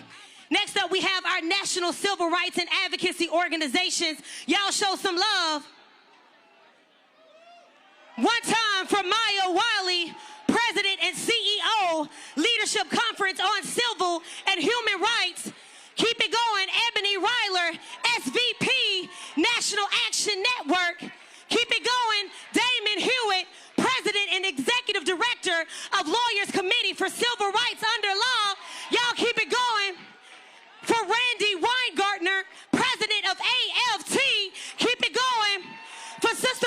she serves as the president and CEO, get this, of Fair Election Center. Keep it going. And we got Ebony representing National Action Network. No justice! No justice! I said no justice! My name is Ebony Riley, Senior Vice President of National Action Network, founded by Reverend Al Sharpton, and I'm here joined by my colleagues. Thank you for the organizers bringing us here together today. At a time when collective action is necessary, we did not come here to be polite about what was fought for. We came here to defend it. And let me say this clearly. When they target black voters, when they target black communities, when they target black women, they are targeting progress in America. That is why we cannot afford division, distraction, or silence in this hour. In this summer of activation, organizations will continue organizing across this country. And in that same spirit, we will gather in Washington, D.C. on Friday, August 28th, on the anniversary of the March on Washington, to defend our rights, our representation, and our future. Let's be clear. Every right we hold here today was marched here on someone else before us. I'm out here for my family. I'm out here for my community and anyone who feels unseen in this country. We see you. I am you. Our vote is non-negotiable. There is no weakness in our walk. We walk boldly. We walk together. And we are not alone. Forward together, backward never. No justice, no peace. We'll see you in Washington, D.C. on the 28th of August. My people, we are the Leadership Conference on Civil and Human Rights, and we are the nation's oldest, the nation's largest, the nation's most diverse civil rights coalition. And when we are in Alabama, I'm going to tell you what we understand as national organizations. We are your foot soldiers. We work for you. But let me just say one thing, and I'm going to pass it to my brother and sister leaders. When I look out here today, I see power. I see voters. I see commitment. And I see democracy. And when they say Jim Crow, we say hell no. Jim Crow? Hell no. Jim Crow? Hell no. Jim Crow? Hell no. Damon Hewitt. Give it up for Maya Wiley. My name is Damon Hewitt, president of the Lawyers Committee for Civil Rights and the Law, an organization that was founded in a moment like this. 9 days after Medgar Evers was assassinated in the driveway of his own home, 9 days after George Wallace in this state stood at the schoolhouse door to block not just desegregation, but to block our opportunity. Our opportunity. The Lawyers Committee was founded that summer, June 21st, 1963. And ever since then, we've been telling the story and fighting the fight. We are so proud to be here in Montgomery. Ain't our first time, it won't be our last. I'm a son of the South. See, I come from Louisiana. It's a state that gives you a gumbo. Sometimes it tastes good, sometimes it's nasty. Louisiana gave us down in Brazil. But Louisiana also gave us David Duke, the former Grand Wizard of the KKK. Right? And so what we know is that it gave us other things. It gave us the 4 little girls, including Ruby Bridges, who desegregated New Orleans public schools. But it also gave us Plessy v. Ferguson, that told the lie that separating us means we were equal in the eyes of the law and in morality. Well, right now, the Supreme Court is telling a whole nother lie.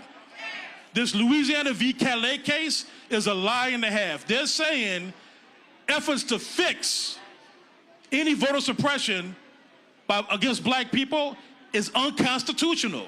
That's what bold-faced lies say. That's a lie. That's a lie. But we know the truth. So here's the thing, y'all. One Supreme Court case, this cataclysm gets bad, you know it's bad, but this is not the end of our story. This is not the end of our story, because we know the long civil rights movement has a past, a present, and a future. And even though they're trying to repeat the mistakes of the past, we get to write the future together. So here's our charge. Scripture says that for me and my house, we will serve the Lord. I'm gonna add one more thing. We're gonna vote. We're gonna vote. We're gonna vote.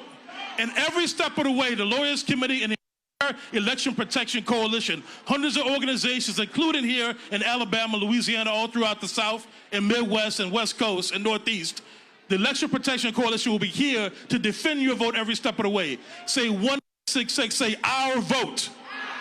866, our vote. 866, our vote. They're changing the laws, they're changing the rules, they're changing the laws, but they cannot change our will and our heart. Together we will win. 866, our vote. I'm going to pass it to my good sister, Randy Weingarten, AFT. So you got all these civil rights leaders here, and you had all the Congress people here, and you had all the people who are trying to change the South here, and now you have the teachers and the nurses and the labor movement. I'm here, I'm putting away my speech. I'm Randy Weingarten. I'm the head of the AFT. I'm here with the head, Everett Kelly of AFGE. And I'm also here with people who represent teachers and nurses all across the country.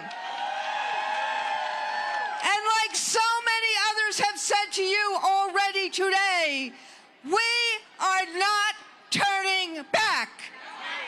But I'm a social studies teacher, so I want you to repeat the following clause with me, okay? I'm also an organizer. Not on our watch. Not on our watch. Oh, I can't hear you.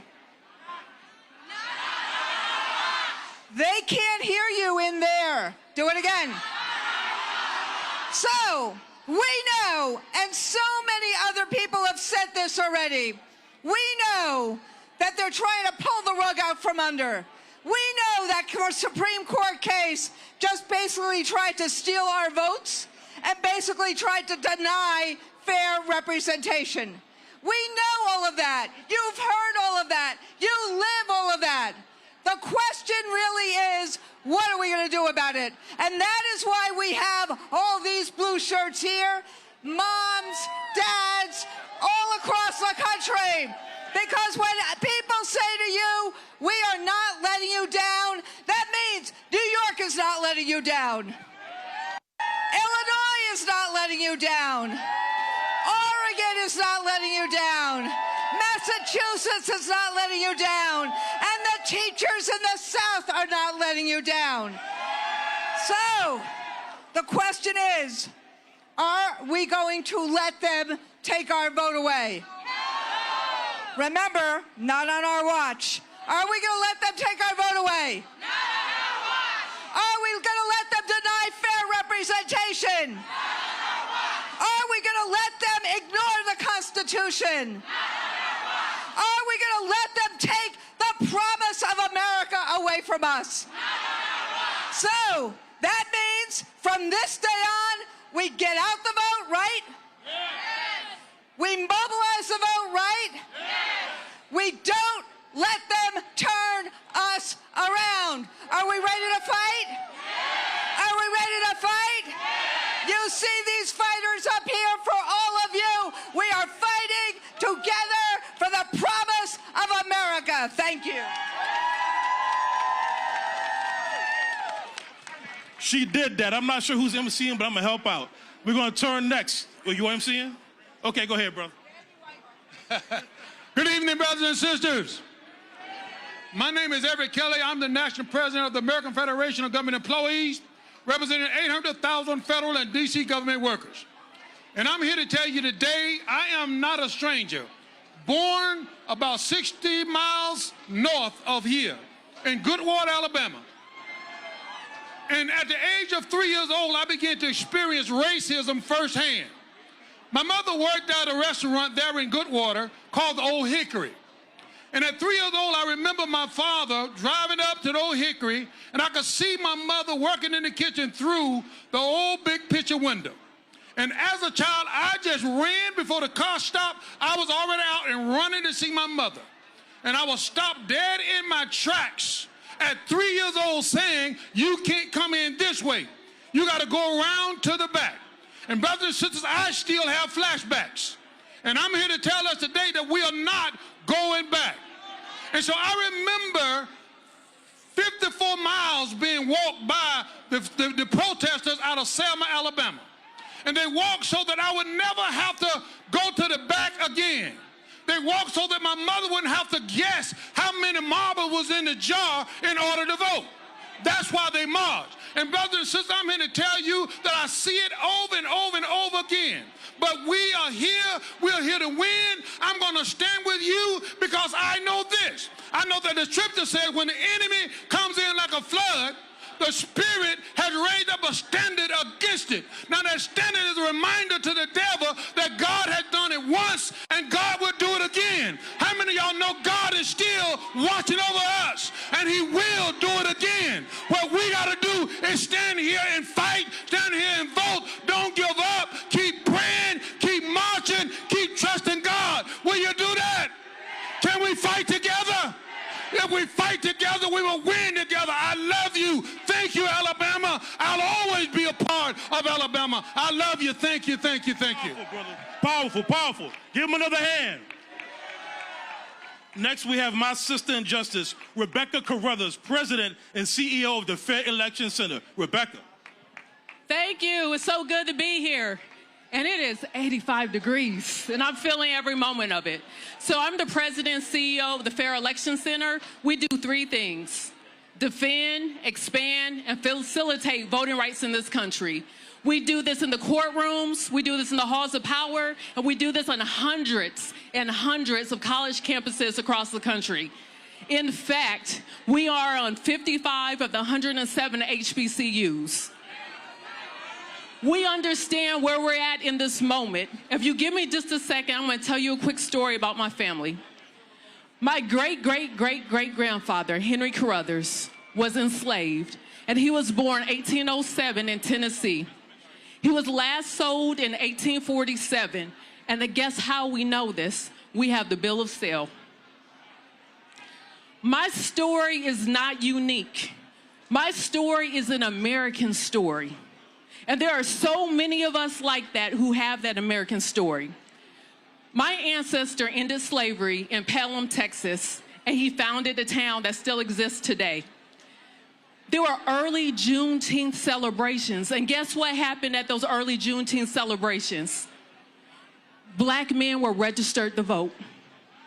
After all these black men across the South got registered to vote, we have black political representation at every level of government in the South.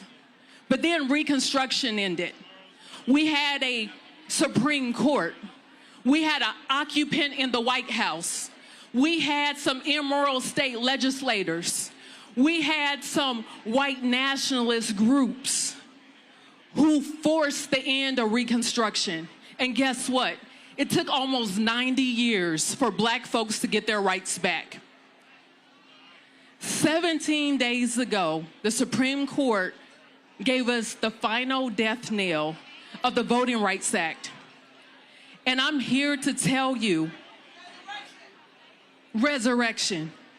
I'm here to tell you we're not going to take 87 years to get our rights back. I don't know about you, but we are ready to fight. Are you ready to fight? Yeah. And guess what? This time, we have some heavenly witnesses. We have some new ancestors. Ancestor John Lewis. Ancestor Jesse Jackson. They are looking down on us as we get ready for this third Reconstruction. As we prepare for this fight, guess what we're going to do this time? We're going to finish that fight that our ancestors started. Thank you so much. Thank you, Rebecca. Next, we have a mad scientist, Norm Eisen, executive chair and co-founder of Democracy Defenders Fund. Go ahead, mad scientist. Get him. Thank you, Damon. Brothers and sisters, as I look around, I truly see that all roads lead to the South. But we're at a fork in the road. Are we going to take that fork that curves around and goes back to the dark days of Jim Crow and the Confederacy? No! Or are we going to take the fork in the road that leads to what Dr. King called the great wells of democracy that the founders dug deep? That's the road we're going to take. At Democracy Defenders Fund, where I'm privileged to work with all of the wonderful members of our Democracy and Civil Rights Coalition, we have over 300 legal cases and matters defending what Dr. King called the promissory note of the Constitution and the Declaration of Independence. Yes, I will. I do it every day with my friends. Yesterday in Florida, we were fighting the power. We were in court fighting that gerrymander that is against the Florida Constitution, and we're gonna fight and win. Today we're here to fight with y'all for black and brown representation, for the voting rights of all, promissory note, and for American democracy.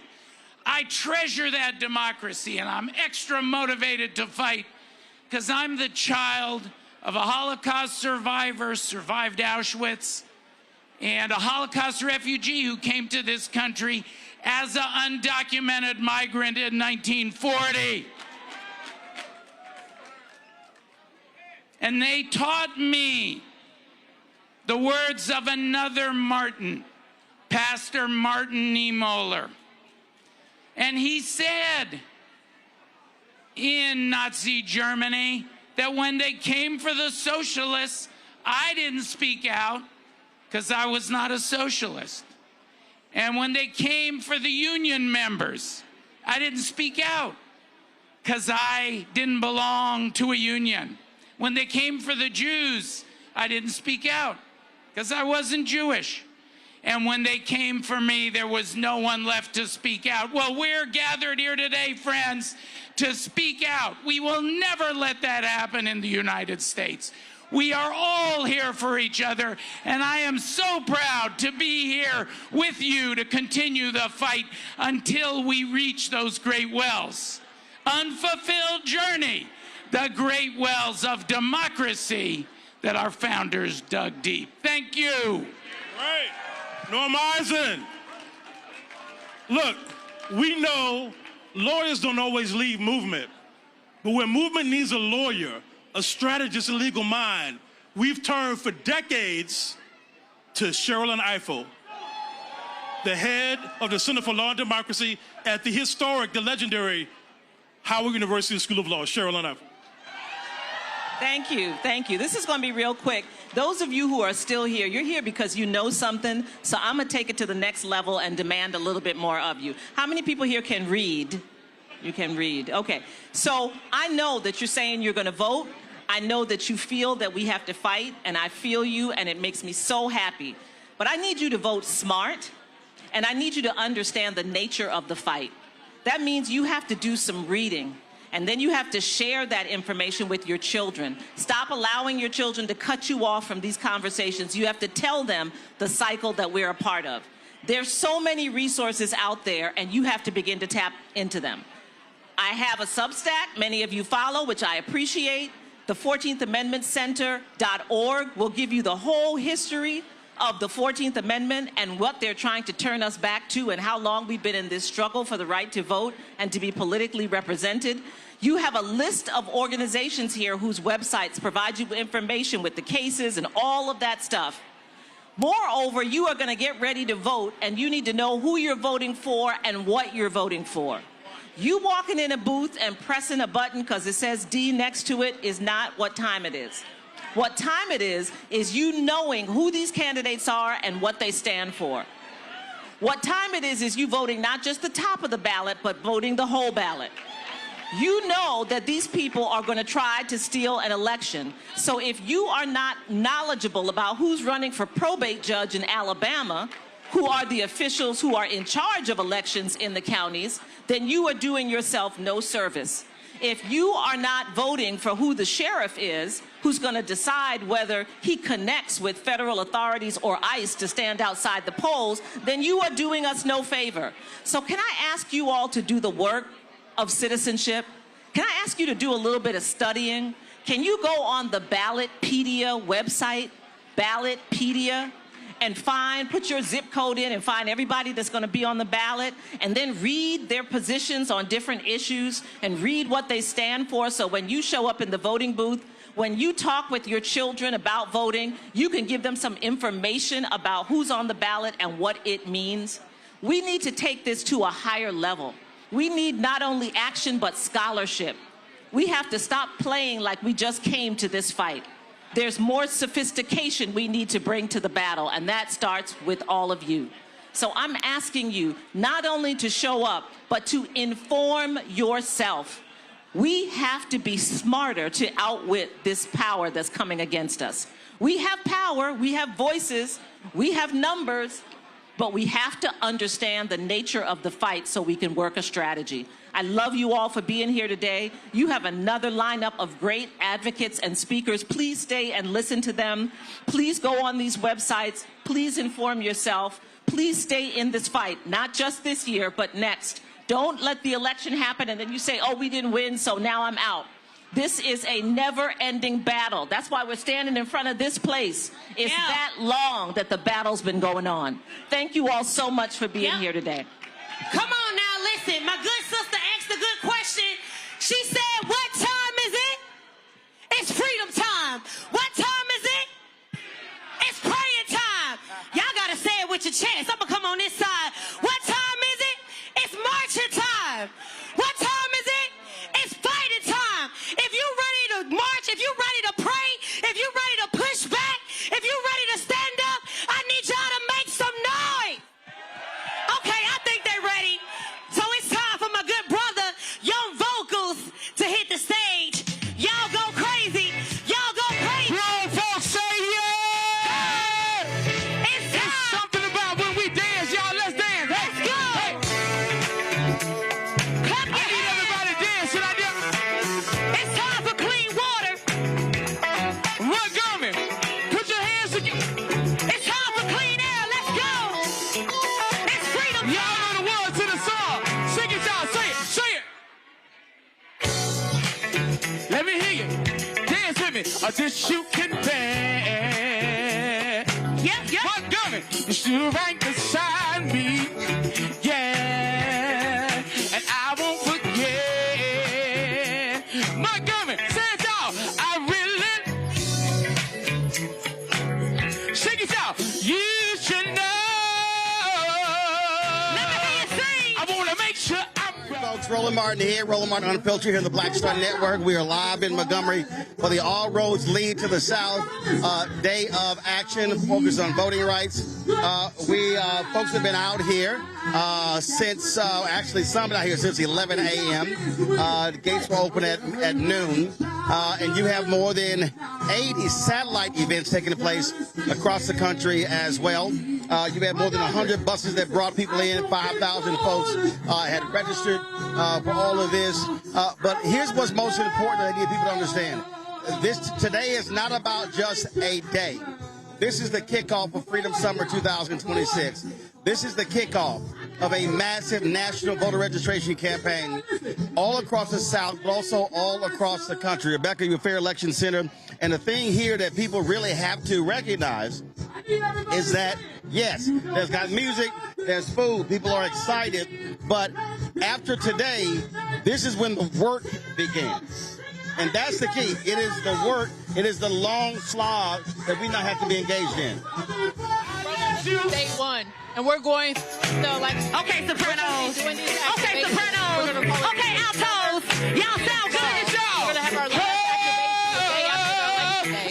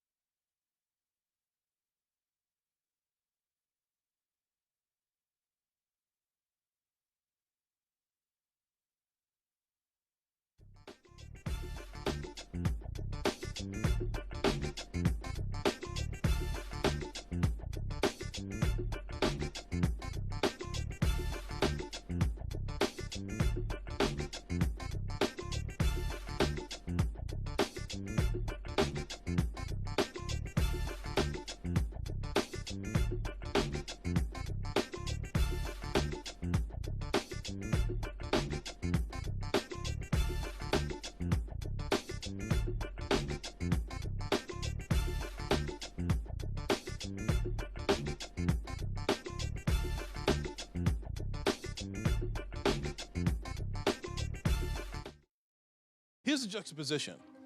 Intentionally targeting Black and Latino districts in Texas and Black and Latino voters for elimination is not racial gerrymandering to this court. Yet, as you said a few minutes ago, having a remedy to a violation of Black people's rights under Section 2 is racial discrimination, is racial gerrymandering.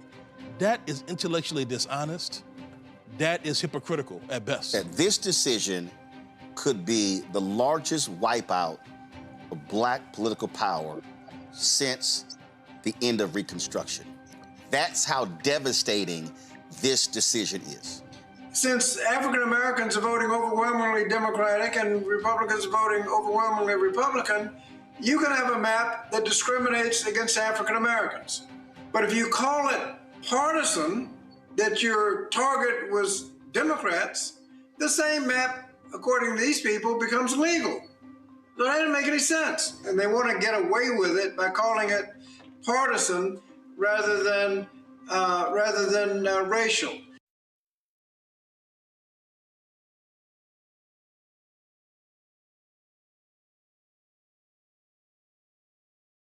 And I can tell you, they're telling themselves, because these people are not against partisan redistricting. You know, we are at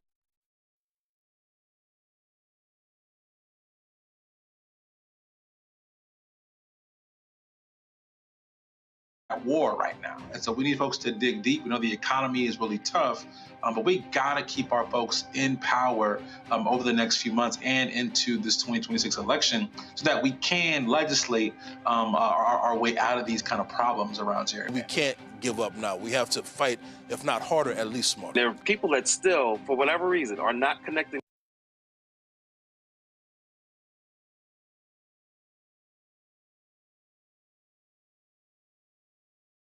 the dots to whatever it is that you are feeling is directly connected to this issue. Like if you're upset because gas prices are high or housing affordability, guess what? That's a function of not having representation or of being represented by people who are anti-Black, who are anti your life. Those things are directly connected. Whatever thing it is that people are feeling right now, feeling the effects of this war that this country is in, or like I said, the prices, or the high unemployment for Black women and for Black men, or maternal mortality. The crazy man Kennedy was testifying in front of Representative Summer Lee talking about maternal mortality, and he didn't even want to acknowledge that Black women die in birth at higher rates than other women in this country. That is what happens when you don't have representation. They can literally control your health, your well-being, your lives, your economics. So all of these issues that we're feeling, all of the frustrations that we're having, all of the stresses that we're having in our lives, one way or another, it comes back to, do you have people who are representing you, who have control of resources, who literally have control of significant parts of your life? That's what's at stake when we're talking about voting rights or redistricting. It's not theoretical. It is the thing that very much connects to every issue that you care about, everything that affects your quality of life. At the end of the day, it comes back to who is making decisions over your life. And now, 60 years later, we are watching that progress be ripped away. With its decision in Louisiana v. Calais, the Supreme Court has opened the door to a coordinated attack on Black. A sleeping giant. All right, folks, Roland Martin here. We're back. We had a power issue, but it's always a plan B. Rebecca, you were talking about this is day one of what this action is all about. I got it. This is day one. We're getting ready to kick off Freedom Summer, and we're going into a Freedom Fall. In fact, this is going to go through the election, and it's going to go the day after the election, because we need people to understand registering to vote isn't enough. Showing up to vote and making sure your ballot counts isn't enough. But once we have elections, it's time to hold people accountable, and it's time to bend truth to power, because we're seeing too many people get in elected office, and they're not doing the things that we need them to do. We're seeing too many people who aren't accountable, and it's time. That time is over. Like I mentioned, the last time something like this happened that we saw with the John Roberts Court, it took 87 years for Black people to get their rights back. We don't have time to wait 87 years to get our rights back. So this is a full-on fight, and this time we're going to fight to finish the fight. Well, and the thing when we talk about, no, leave it plugged up. Leave it plugged up. Bring me the phone.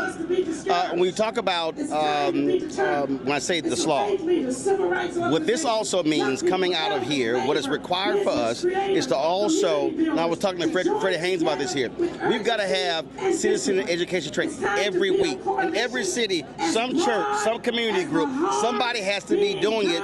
And if 50 show up, 50 show up. If 100 show up, 100 show up. That's what has to happen. We can't go, oh, well, we invited a bunch of people, only 30 show up. Focus on the 30. Tell those 30 to invite 30 next week. That's called relational organizing. And we have to return to Saturday schools because this is going to be a fight. We're not going to win this fight just in the next few months. We're going to have to commit at least to a decade because this time we want to make sure in the Constitution, as we rebuild in this third Reconstruction, we want to make sure that these rights are permanent because there should never be a Supreme Court that could take the rights of black people in this country. And we've had enough. We're not going back, and we refuse to take 87 years. And, you know, there's a book that I'm working on that speaks to black organizational leadership. And what I've often said is we've got all these black organizations. So we have capacity. It's simply unutilized capacity.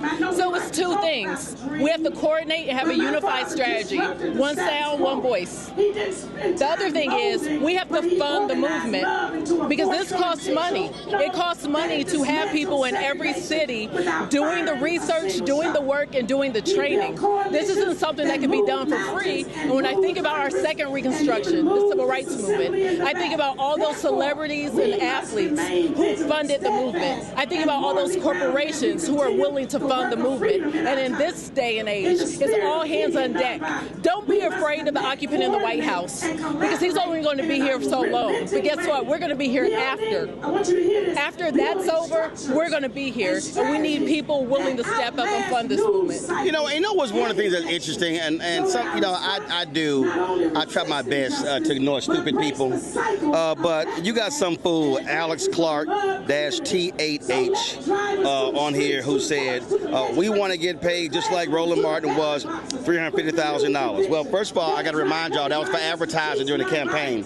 And I love the Negroes who complain about us getting $350,000 in advertising, but they're silent on the white folks that got $600 million. And what they also don't understand is what you just laid out. And this is not about being arrogant or cocky, but folk gotta understand, this is called infrastructure. This event, we're streaming it out to 30 to 40 other pages across the country. We got crew here. We got crew in D.C., with a crew in Selma.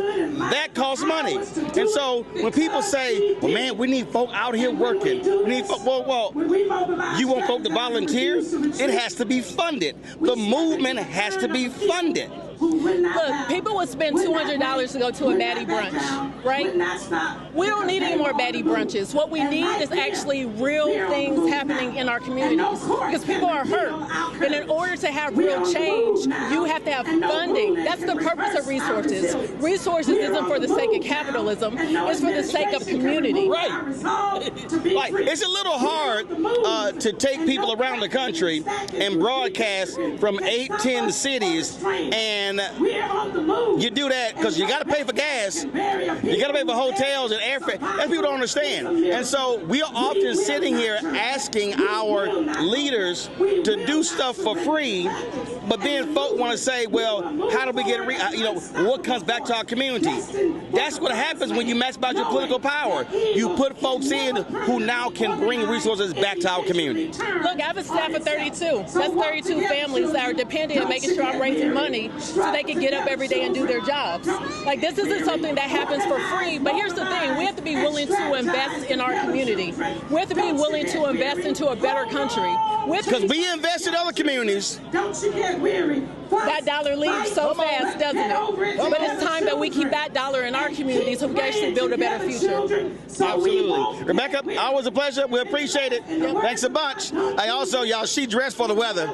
I told Cory Booker, I said, Cory, how you come out here with black shoes, black pants, black shirt, a black jacket? I said, you ain't spend no time in the South. Look, when I said it was 85 degrees, it felt like it's 105. Oh, there you go. Luckily, we got a little breeze. Rebecca, we appreciate it. Thanks a bunch. We're going to bring over Tennessee State Representative Justin Pearson.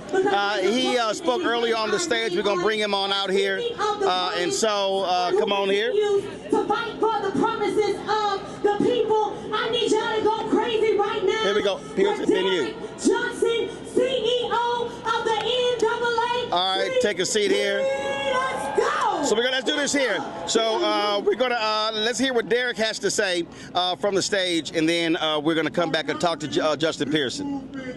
Will be won locally. This movement must be won locally. When the Supreme Court made their decision, within 48 hours, the Tennessee Legislative Black Caucus began to organize to get ready for the next week. When the Supreme Court made the decision, communities in Louisiana filed a petition to recall the governor within 48 hours. This movement will be won locally. When the Supreme Court made the decision, groups say we need to convene in Montgomery to initiate the fight. This movement must be won locally. For those of you who study the civil rights movement, it was never about a demonstration or a march. It was always about the people. For those of you who understand the impact of the civil rights movement, it was always community-centric led. What we must do here is ignite the power of the people locally to carry the movement forward. With that said, all roads lead to November's election. All roads lead to November's election because the reason why they are seeking to take the power from the people is a result of the power of the vote that you have displayed across the former Confederate states. It's no coincidence that the states that are reacting first are all the former Confederate states. Texas, Tennessee, Mississippi, Alabama, Georgia now, South Carolina now, and Florida. We will prevail because we must organize locally. Now, as we get ready to leave from here, on Tuesday, there is an election in Georgia. If you have people in Louisiana, call them now. There's an election right now. If you are familiar with what's going on in Florida, call people now, because the fight that we have to take on is locally. Now, one of the things I'm going to conclude with this, that our history have taught us, that every time we came together, we won. Every time we strategized together, we won. Every time we leveraged both our voices, our vote, and our money, we won. In this moment, we will win because we are in this fight. So when we fight, we win. When we fight, we win. When we fight, we win. Y'all keep it going for the NAACP. Now representing Fair Fight Action, I need y'all to go crazy. We got our good sister Lauren Wargo and Amar Bazak. What's up, Alabama? All right, folks. All right, folks, we're going to bring on Representative Justin Pearson, chat with him. Representative Pearson, listen, this battle, it's southern states. That's where the target is. But this really requires folk from everywhere to be fully engaged. Absolutely. It reminds me of the great matriarch of the civil rights movement, Mamie Till, when she said, you know, I didn't think about the problems in the South as being my problems as a person who lived up north.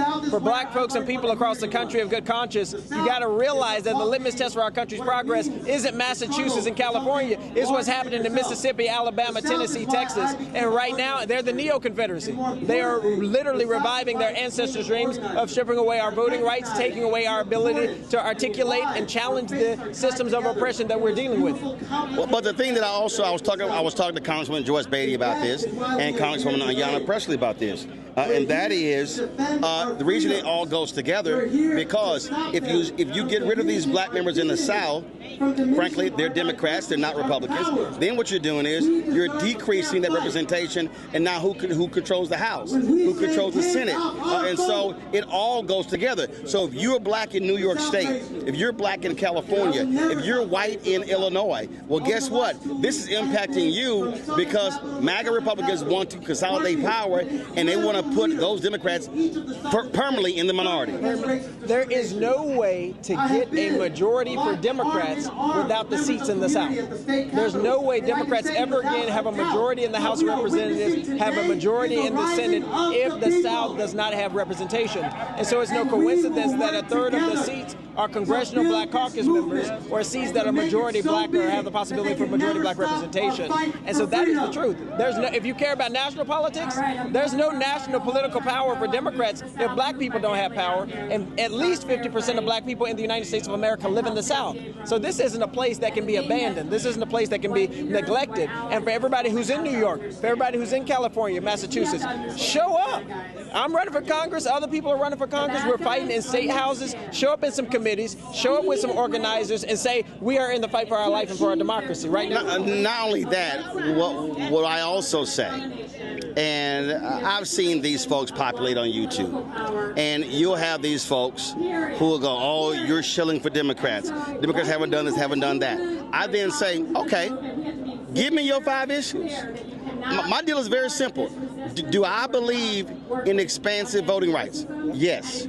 Do I believe that we should have same-day voter registration? Yes. Do I believe in civil rights legislation? Yes. Do I believe that we should be providing contracts, federal contracts to African Americans? Yes. Do I believe that we need to be educating our children and ensuring those resources are coming to black neighborhoods and not just the white neighborhoods? Yes. Well, my deal is real simple. I will pull up candidates who are, so again, for me, this is not blue, red. It's not donkey, elephant. For me, it's black. I am making a conscientious black decision with my vote, and the reality is when I do that, it is not for MAGA Republicans. This is part of the reason that they cracked our district in Memphis, because they don't want to change their policies or their politics to actually convince us that they're a party that cares about us. So, and this is what I try to explain to Stephen A. Smith and others. They're not trying to compete for black votes. No, they're trying to steal black representation or dilute black political power because they don't want to let go of white supremacy. At the end of the day, they're not attached to any ideology other than white supremacy. How do we build more power for ourselves, consolidate more power for ourselves, and consolidate more power for the rich, the powerful, and the billionaires? That is not the same thing that the rest of us need or are fighting for. And so they don't want to change how they're thinking about things. They want to steal and rig the election. So you were running for Congress. You were running against incumbent Congressman Steve Cohen. They've now changed the districts. I saw your tweet, so he decided to retire. So, but you made it clear you're moving forward. Absolutely. I'm still running in the 9th district. You can try and rig the election, but you can't rig our movement and the momentum that we currently have. Whether you're in a rural area or an urban area, you care about whether or not you have enough money for food. The gas prices being skyrocketing because of an endless war with Iran. All of the same issues that black people care about in the city are the same ones farmers and rural folks care about. They know these billionaires don't give a care about them. And so we get the opportunity now to go across 15 counties to go and fight for those votes and show them a different vision. Because Republicans have put us in a horrible spot in this country. And whether you are living in an urban area, rural area, suburban area, you know that to be your reality. Your life is not better today than it was before this administration. Absolutely. Always good to see you, my brother. Keep you in the health. Every single day. Yes, sir. I appreciate it. Thanks a bunch. All right, appreciate it. I'm going to bring in now Damon Hewitt. Damon Hewitt is the leader of the largest committee for civil rights under law. Earlier we talked to, man, you don't need that jacket. It's too high. Put that jacket down. I don't even know why you trying to put a jacket on. It's too damn high for that jacket, Frat. Corporate nigga in the courtroom. Yeah, but you ain't in the courtroom. You outside. We outside for real, Roland. We outside literally, figuratively. They're trying to put us outside the power structure. And so this is a time we have to reconceptualize what does black political power look like. If we measure it only in the number of congressional black caucus members we have, that's not going to be the measure right now, or even the state legislature. We have to measure it in different ways. We have to flex it in different ways, too. Yeah, absolutely. And again, what I keep emphasizing, this is not, when we say black political power, we're also talking about black economic power. We're talking about black health, black education, all these things, because those elected officials, their job is to ensure that dollars are coming to our community. And so when they start doing what they're doing, what that ends up means that money is going to be driven to other communities and not ours. Well, here's what's next up. We know that this whole game is happening on Louisiana v. Calais and all the redistricting because we've been winning. Because we broke the partisan supermajority in Mississippi based on the case that we had the Lawyers Committee litigated with ACLU on the strength of Mississippi community organizers. They know that what else is coming is the census 2030. Yep. Remember what Trump did with 2020 census? They got slapped back in the Supreme Court, but it's a different game now. They're not going to make the same procedural errors they made before. They're going to do it even worse, better for them, but worse for us. And so census is all about where resources flow. Billions, trillions of dollars in resources. And so this is really about starving and choking our community. You starve the political power, you starve our First Amendment voice, you starve our bodily autonomy, you stifle our vote, and then you take all the money and run. That's what they're doing. And listen, and I've been yelling and screaming this, but our people have to understand really what is at play here. And they have been angry with our success since the Black Freedom Movement. Well, exactly. I mean, this is prolonged get-backs. That's what this is. It's really like the lost cause, not of the Confederacy, but of the old Dixiecrat South, right? This is just like after Reconstruction, where there were folks, white folks, power structures that made compromises at our expense. Back then, it was federal troops leaving and leaving us to a 100-year campaign of terror. Now, it's corporations, it's higher education, it's some elected officials, frankly, who are making compromises, doing cowardly things, or doing the even more cowardly thing, which is no thing at all, at our expense. And so we have to call them to task, not just through the ballot box, but in other ways as well. Absolutely. And when I said to Janae, you know this well, I mean, the reality is our civil rights lawyers are literally engaged in massive warfare every single day in these courtrooms. Every day. I mean, we're here right now with the people.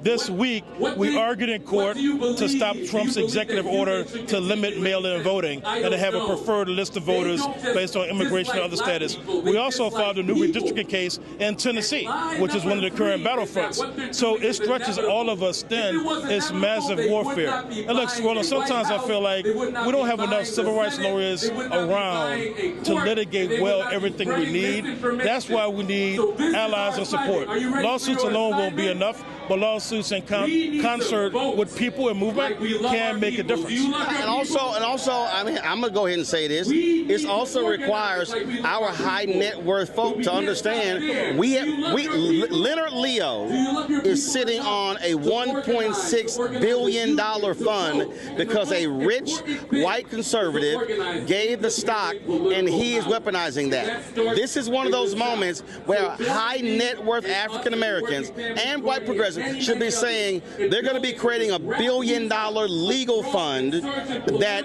has to be deployed to fight. That's what you're up against. If you quantify what's needed, it would be at least what you just said, Roland. This work has always been underfinanced. We're relying upon institutional philanthropy that's right now trying to band together to cover themselves against the tax administration. But we need that private equity, that private money. There are black people of wealth and the means. We have all forms of capital. We have human capital. You can volunteer and mobilize. You have fiscal capital. You can donate. You also have reputational capital. Use your mouth. Use your feet if you got them. Use your legs if they're able. We need people using all of our faculties to move, but the dollars must flow. We can't do this Obama 2008 campaign style, right? We have to do this in a way where people who have significant means are moving in addition to the people who have small dollars to support the organization at the front lines. It could be my organization, the Lawyers Committee for Civil Rights. It could also be another organization. It could be a community group around the corner from you.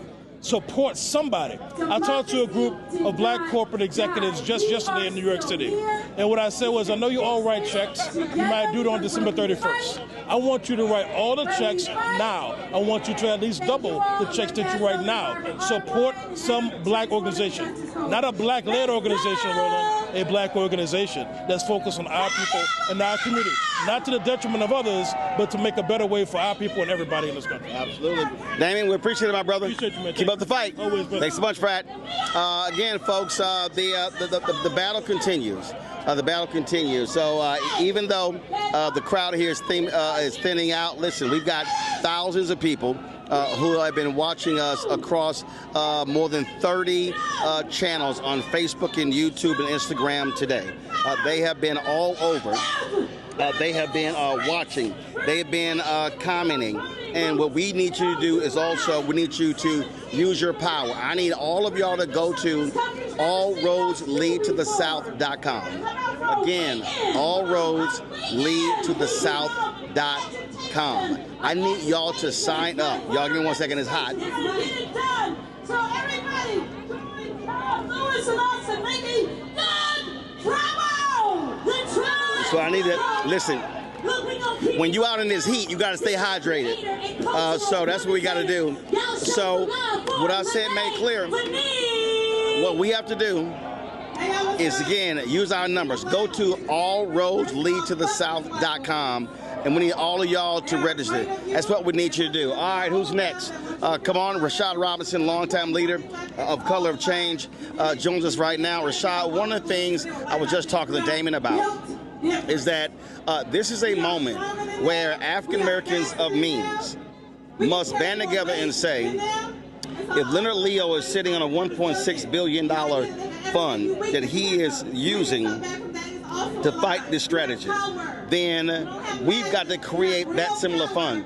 Folks, I need our people to understand, and we are excellent at doing a lot with little. But you cannot fight any of these battles. You cannot put on these events. You cannot organize and mobilize around the country and think folk gonna do it for free.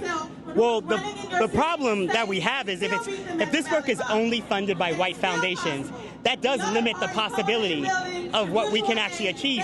When you think about the right wing, their funders, their billionaires, their millionaires are actually more radical sometimes than their actual activists. And what they do is they create space for them to do all sorts of things.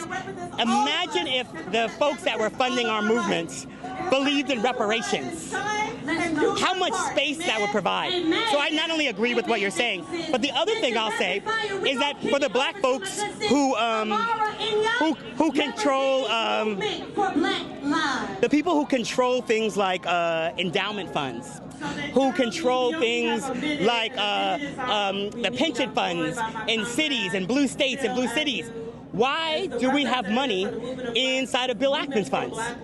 Why don't we pull that? We actually, the government resources are helping in so many ways fund our oppression. And so I think about Bill Ackman's fund, BlackRock, all of those folks, Steve Schwarzman, they're all putting money into anti-black causes. Absolutely. And so sometimes I hear people say, what if like Illinois or New York or California succeeded?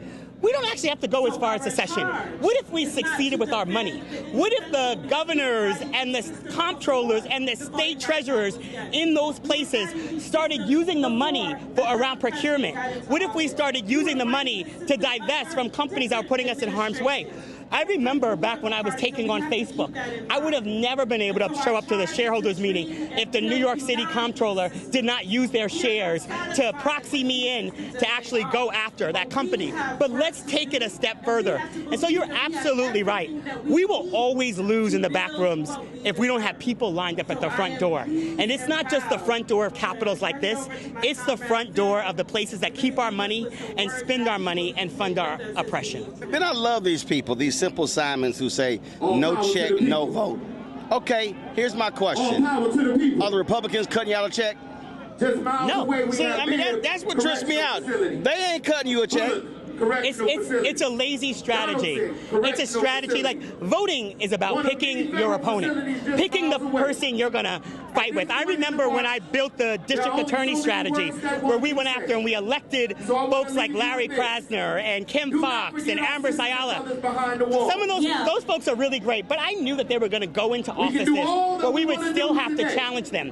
We were picking our opponent. I remember when we got Anita Alvarez out of office in Cook County and we put Kim Foxx in. Kim couldn't be perfect in that seat, but what we knew is that before Kim Foxx was in that office, activists weren't even let up to the office by Anita Alvarez. When Kim Foxx got there, we got up there. We got to do real work around changing, getting people let out who had marijuana arrests, about stop prosecuting for low-level offenses. That was about picking the people we're going to fight with, pick the people we're going to argue with.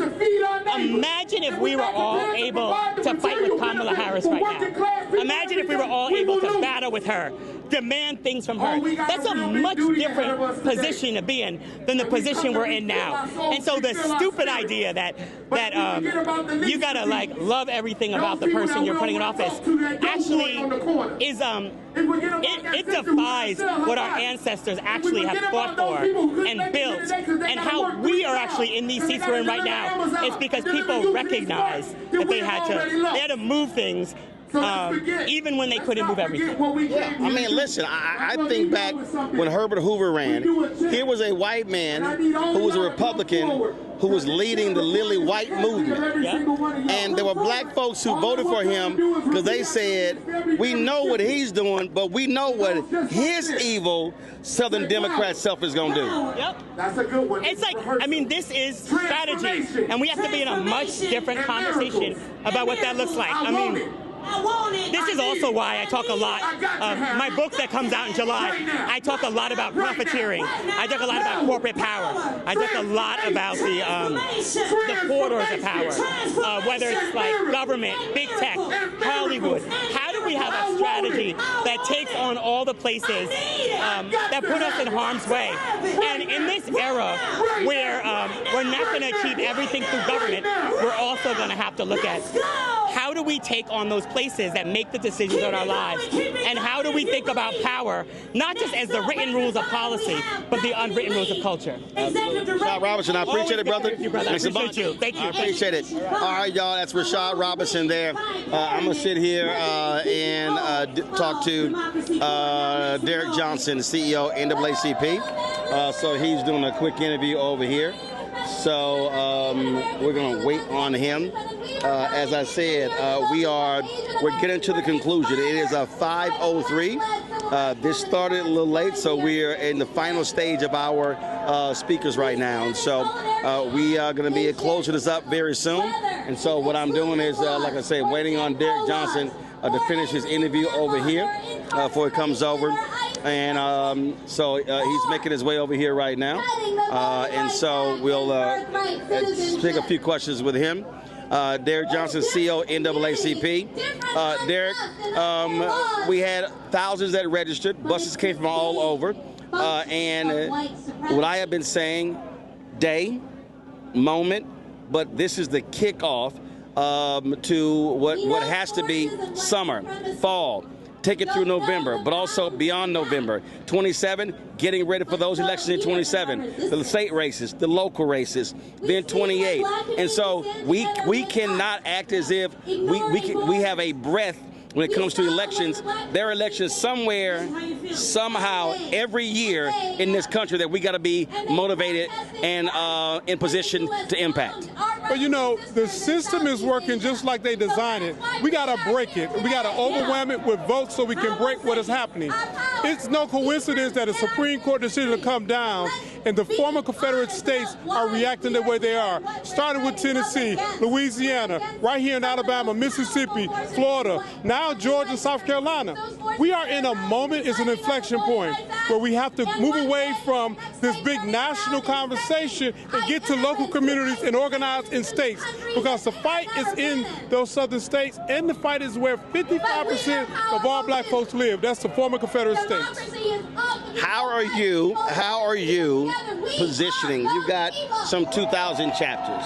And so what is the directive that you're laying out to them to how they need to be moving? NAACP, nonpartisan, speaks to an agenda, not a party, but what is that plan of action for those massive number of chapters? Well, everything we do has to lead to November. We built out a robust database. When we convene in Jackson, Mississippi on the 20th, we will have people from all across the state. They will leave there with their assignment. Everything we need to do is about the assignment. It's not about the speech, it's about the work, the outcome. The outputs are great, but the outcome is what we're looking for. So across the southern landscape, majority of our members and units are in the South.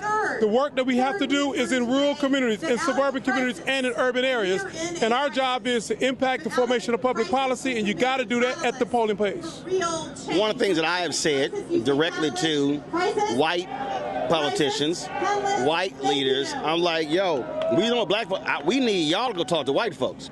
Y'all need to be having those conversations. I told Senator Bernie Sanders direct, I said, you need to be having the hard conversations with white people in West Virginia, Oklahoma, North Carolina, South Carolina, when it comes to the issues. I'm like, we get it. And that needs to be happening. And I think all too often, a lot of these white elected officials or organizational leaders don't really want to have that tough conversation with their own people.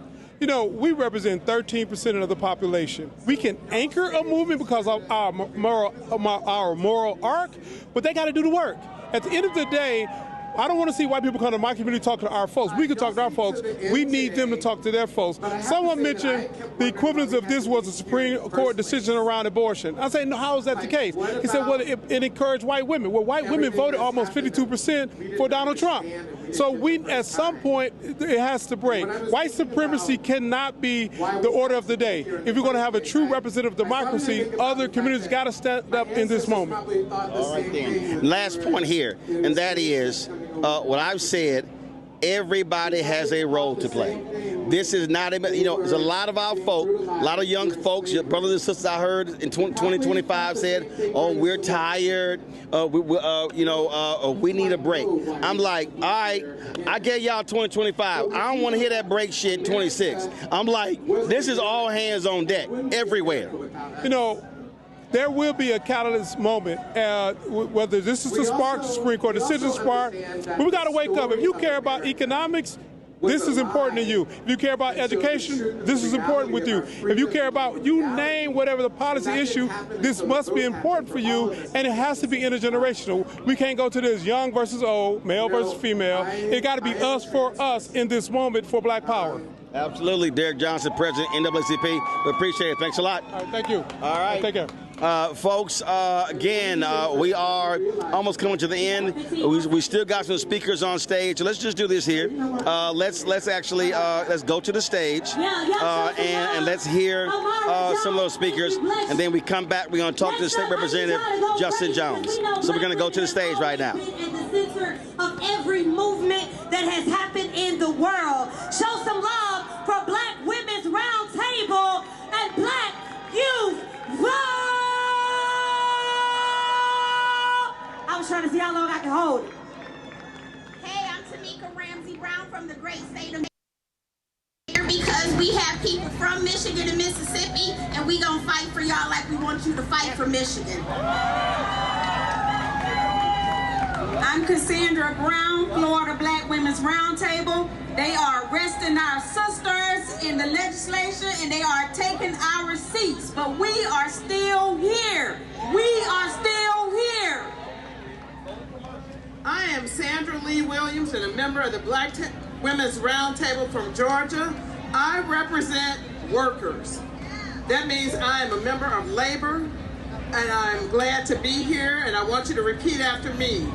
When we vote, we win. I'm Christina Q from South Carolina Black Women's Roundtable, and right now Donald Trump is trying to take our maps and trying to make it more Republican, but we are going to fight back, and they're going to wake a giant that they cannot fight, and that's our people power. Hey, hey, hey, Alabama, I'm Commissioner Sheila Tyson. I represent Black Women Roundtable for the state of Alabama. I want you to know the game hasn't changed. Instead of sticking the dogs on us, they are putting... Hey y'all, welcome to The Other Side of Change, only on the Black Star Network and hosted by myself, Cory Booker, and my good sis, Jamira Burley. We are just two millennial women tackling everything at the intersection of politics, gender, and pop culture. And we don't just settle for commentary. This is about solution-driven dialogue to get us to the world as it could be and not just as it is. Watch us on the Black Star Network, so tune in to The Other Side of Change.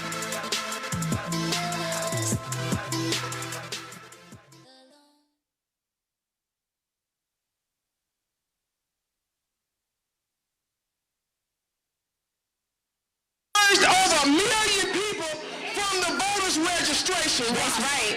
So we are in the fight of our life, and we're going to win, and we're not going back. Let's go one time. Hi, this is Jamal from Georgia Stand Up. We are members of the Black Women's Roundtable. Say Black Women's Roundtable. Black Women's Roundtable. Black Women's Roundtable. Black Women's Roundtable. Black Women's Georgia is in the house. We have a legislative session. All the things that they're doing in all the states that come to a state called Georgia.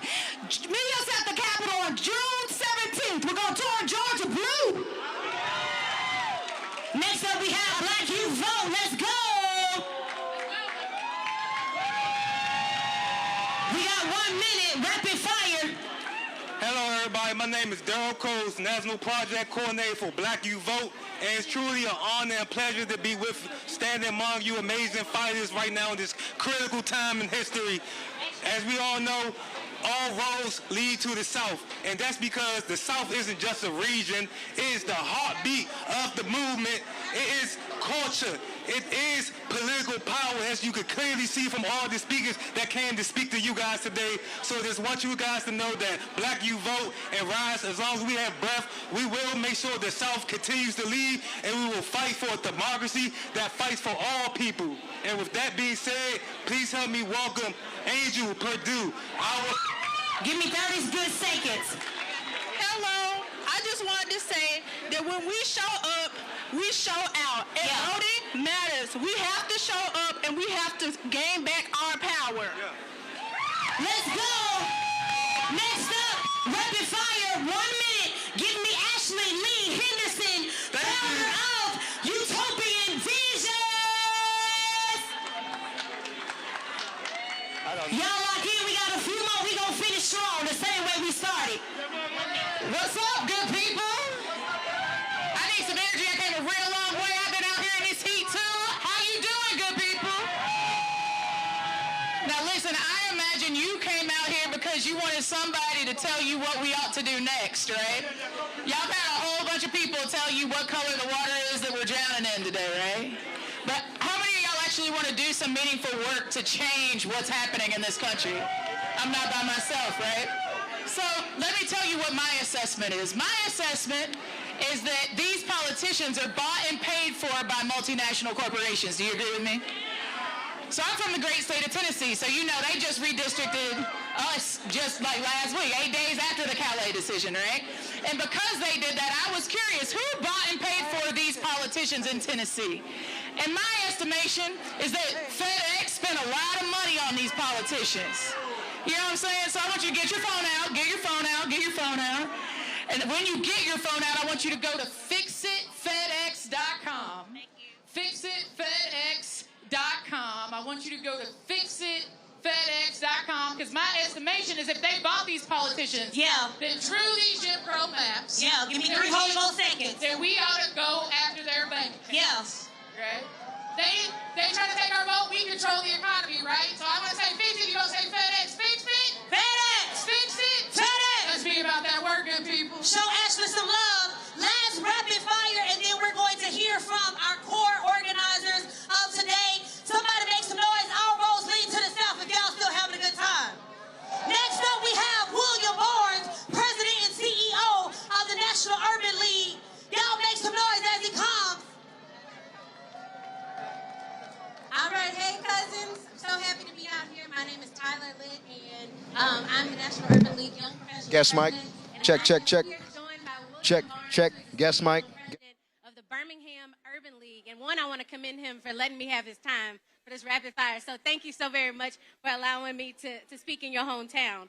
I represent over 10,000 young professional leaders who are supporting the National Urban League and the work they are doing across the country to empower lives and change communities.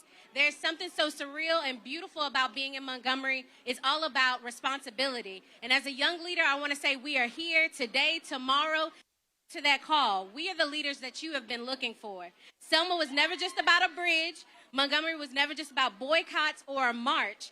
And justice was never meant to be temporary. So we are ready to fight and to make sure our communities are protected and empowered. History and the world are watching, and I'm more confident now than ever that we got us, we got this, and let's get to work. God bless you. Y'all give it up for it. Give it up. Let's keep it going. Now, when I say all roads, you say lead to the south. All roads. You got to say it nasty. All roads. Yes, sir. Now, I need everybody forward. I need all of your cameras out because we're going to introduce the organizers, the visionaries of today's event. Oh, wait a minute. Hold up, wait a minute. Y'all thought we was finished? Y'all still feeling good? Come on, we got a quick word. Y'all show some love for Brother Vince Evans. Y'all still with us? All right, we're about to end, but before we do that, we got Pastor Glasgow, but I want y'all to wait 10 more minutes because today could not happen without some very powerful leaders in this country. When the Voting Rights Act decision came down a couple of weeks ago, there were a singular group of leaders who pulled this off. Y'all, we pulled this off in 8 days. That's what y'all did. So, Pastor Glasgow, I'm going to get you to come up here for your 1 minute, and then I'm going to introduce the people who brought us here today. I don't know how I'm going to do this in 1 minute, but let me tell y'all something. Get your phones out. Get your phones out real quick. Text somebody right now. Tell them I need to meet me in Washington with Thompson Nan. We're going to do a march on Washington on August 28th. Text that right now, August 28th, march on Washington. Let me tell y'all something. Voting rights is connected to housing rights, connected to education, connected to everything that we have. When we won the lawsuit in 2008, we could take that same lawsuit according to due process by them locking people up, by information, not grand jury indictment, and then we could get everybody's voting rights back. I need y'all to get in touch with everybody you know, get in touch with people. We got AJI, and we got all different organizations, the Alabama Justice Initiative, TOPS. We got all the people that's finna come before you, and they can tell you, get with somebody. So you can get educated, you can get informed, you can get trained, you can learn strategies, and you can learn how to get out there and vote. I said, my brother made a statement. He coined the name, no justice, no peace. No justice, no peace. No justice, no vote, no win. No vote, no win. No vote, no vote, no vote. No vote, no win. Y'all, we are going to end our program with the people who brought us together. The first sister I'm going to call up is a generational leader. She leads the Legal Defense Fund. that has come to this state for decades, fought for over 80 years. This is the woman who went to the United States Supreme Court and argued this case. I am pleased to introduce the Director Counsel, a bad, powerful sister, the Honorable Janae Nelson.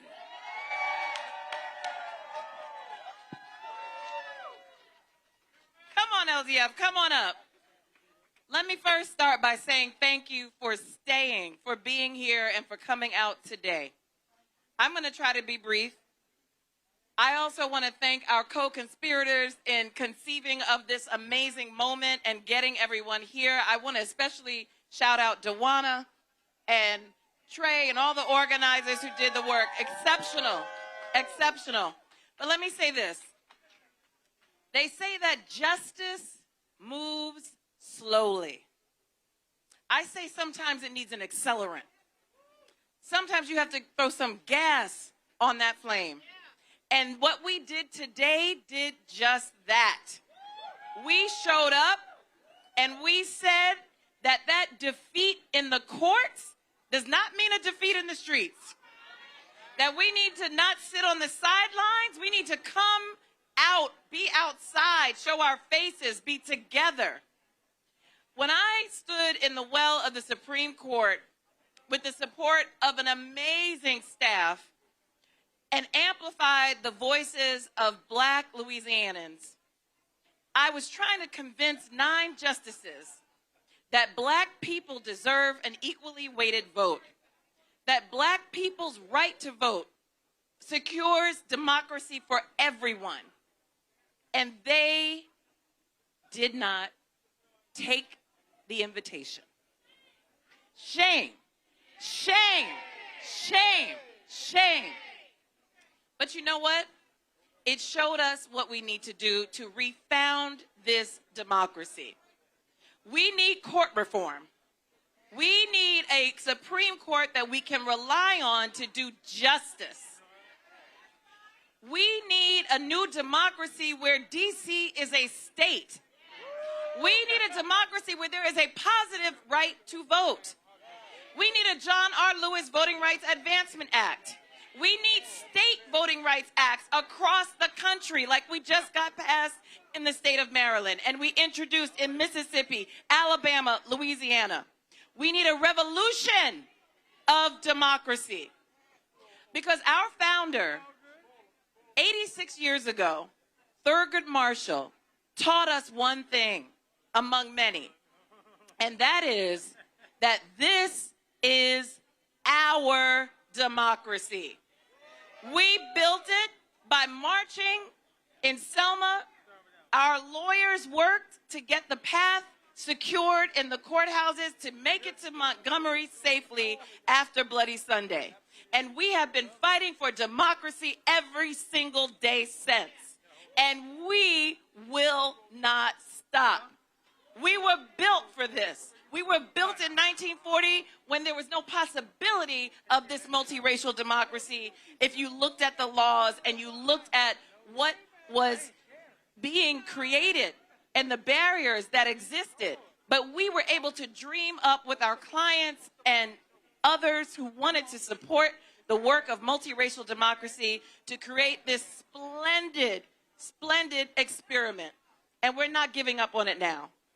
So when I say this is our democracy, I want you to feel it. I'm going to say one thing as we close. We need to get real. We need to get real about what's at stake. Why do they want this power? It's not just about losing seats. What do they want to do with the power that they get? What's in store for Black people when they get that power? They don't want it for nothing. They plan to do something with it, and it will be nefarious. It will set us back. It will undo progress. So we also need to get real. REAL.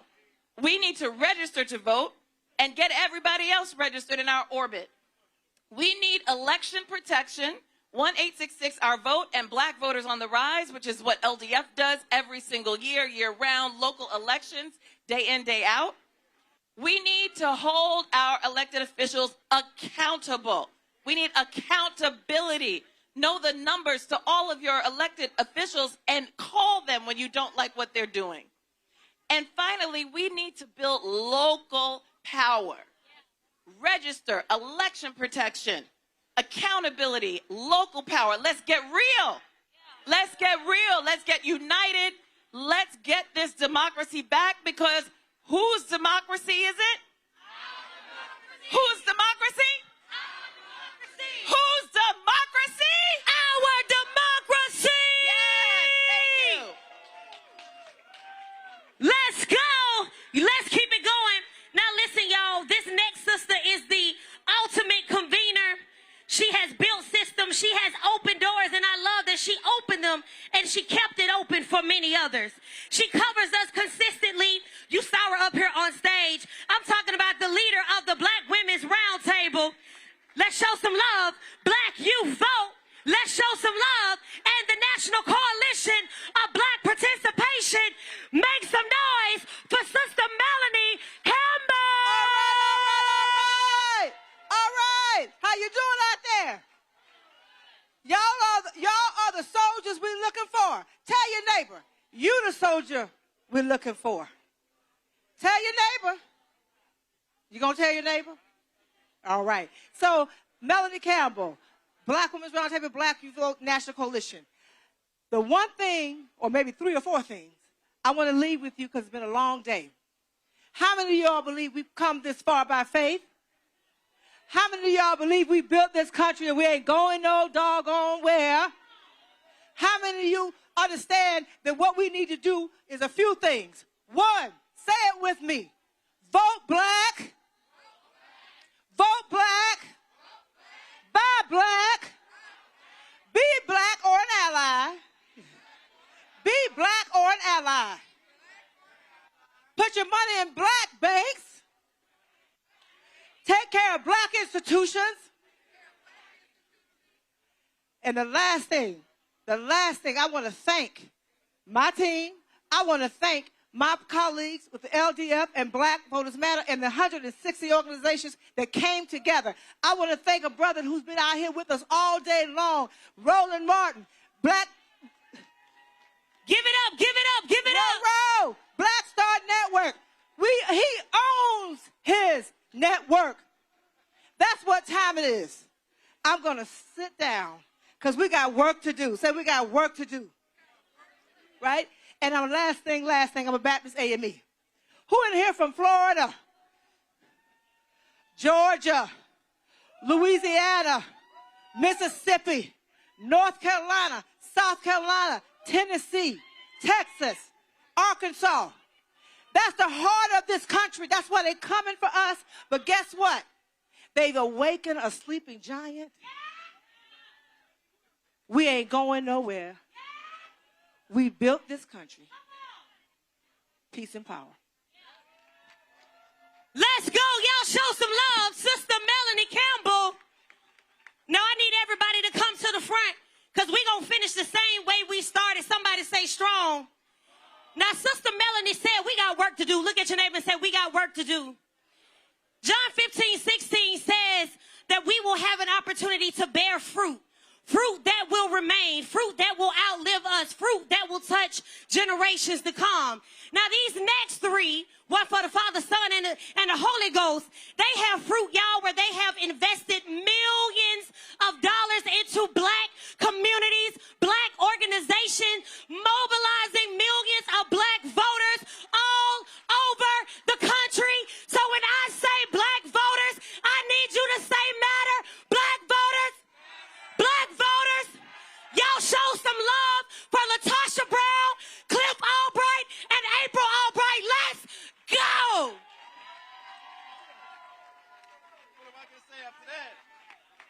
What am I going to say after that? Y'all give it up for the best MC I've ever seen, D. Reed. Come here, D. Reed. For those of y'all who don't know, you may have seen some protests going on in Alabama last week at the Capitol. You may have seen somebody getting dragged out of those special hearings that they were having. And as they were dragging her out, she was singing. You gonna sing for us tonight? Deep in my heart, I do believe. What you believe? That we shall overcome someday. All right. D. Reed. Y'all, we're not going to talk long. For those of y'all who are old enough to, you might remember the Def Comedy Jam and Russell Simmons used to come out. And what would he say? Thank you for coming. God bless. And good night. Right? But I can't do that without first thanking a whole lot of folks that made this happen. Before we do that, clap for yourselves, because y'all are still here. Y'all are hardcore. I'm scared of y'all. I see you over there, too. I see you over there. I see y'all back there, too. And so, thank you. But we got to thank a few folks. First off, we got to thank our dear sister, Dewana Thompson, for handling all the logistics, all the planning meetings. Thank you so much, sister. So many folks to thank. We got some folks hiding in the background. Black Equity Strategies and Trust. That's Dewana's organization. Look it up. Find them, support them. Black Equity Strategies and Trust. Who else? Who else we got? Vincent. Come on up, Vincent. Thank you, Vincent. Anybody who found out about this through the media, through seeing an article someplace, seeing a press release, seeing a brilliant strategy of creative, online creators, give it up for Karen Finney, y'all. Dom. Oh, Dom. Oh, yes. Give it up. Again, we've had a lot of partners, but, when we look at all the partners that we had, we knew that we had to have included in that the oldest, the boldest, our friends at NAACP, and especially this one. Give it up for Dom.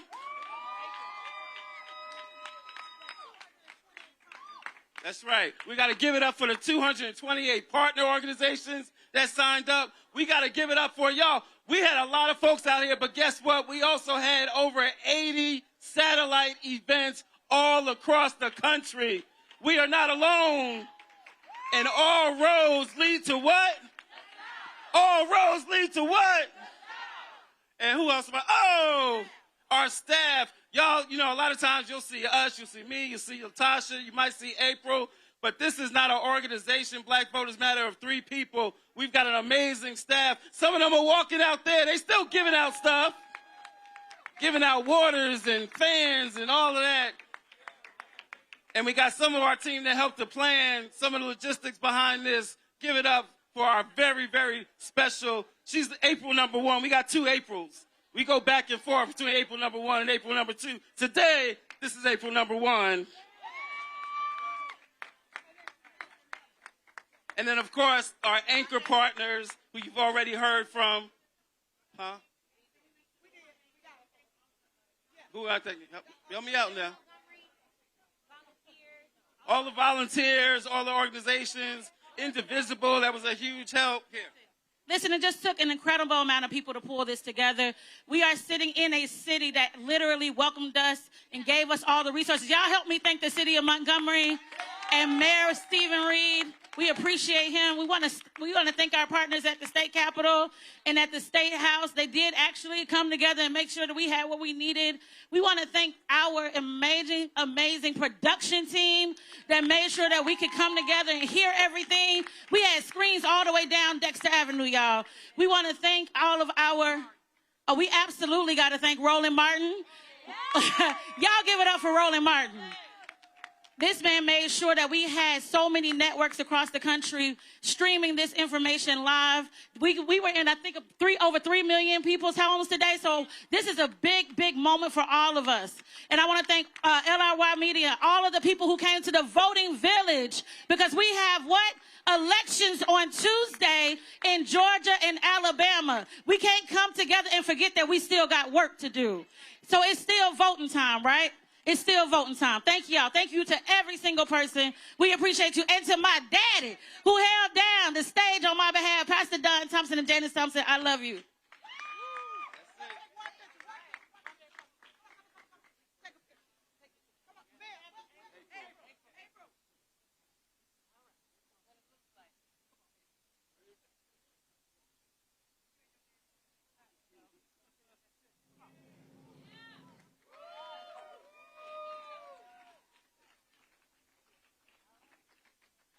I believe that we will win. I believe that we will win. I believe that we will win. I believe that we will win. I believe that we will win. I believe that we will win. Take it away, DJ.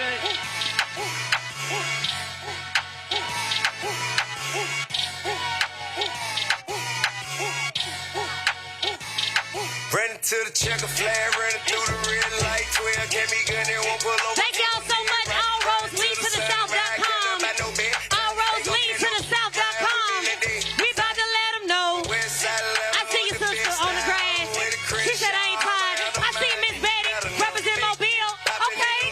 Yeah. Let's go. Shout out to the bros. Omega South 5. Alpha Phi Alpha. All the D9. Got to let them know. I see you rolling. Let's go. Yeah. 1906. Shout out to Alpha Kappa Alpha Sorority. Zeta Phi Beta. Phi Beta Sigma. Let's go. My foot up on the gas. Yeah. I'm blowing money fast. Yeah. We on that, you know. Got to let them know. We let them know Tuesday, y'all, is election day. All right, folks, that concludes All Roads Lead to the South. This thing started 9 a.m. local time. We were in Selma. Of course, covering what's happening there. And so that started with church service there. Then there was a solemn march that went across the Edmund Pettus Bridge. And so that was taking place there. And then we came here to Montgomery, where this event started.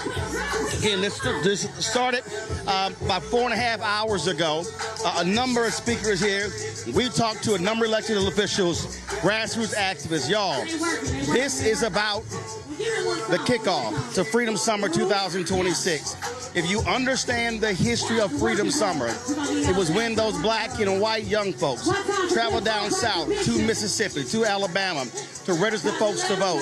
The work of CORE, the work of SNCC, the work of SCLC, the work of the NAACP, National Congress for Negro Women, National Urban League, the Big Six organizations, the work that they put in made the Black Freedom Movement possible.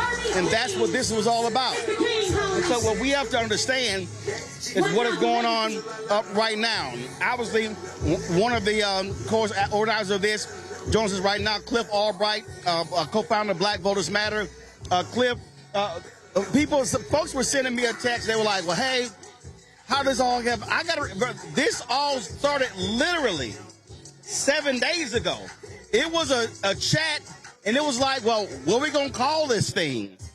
And so all of this was put together literally in 7 days.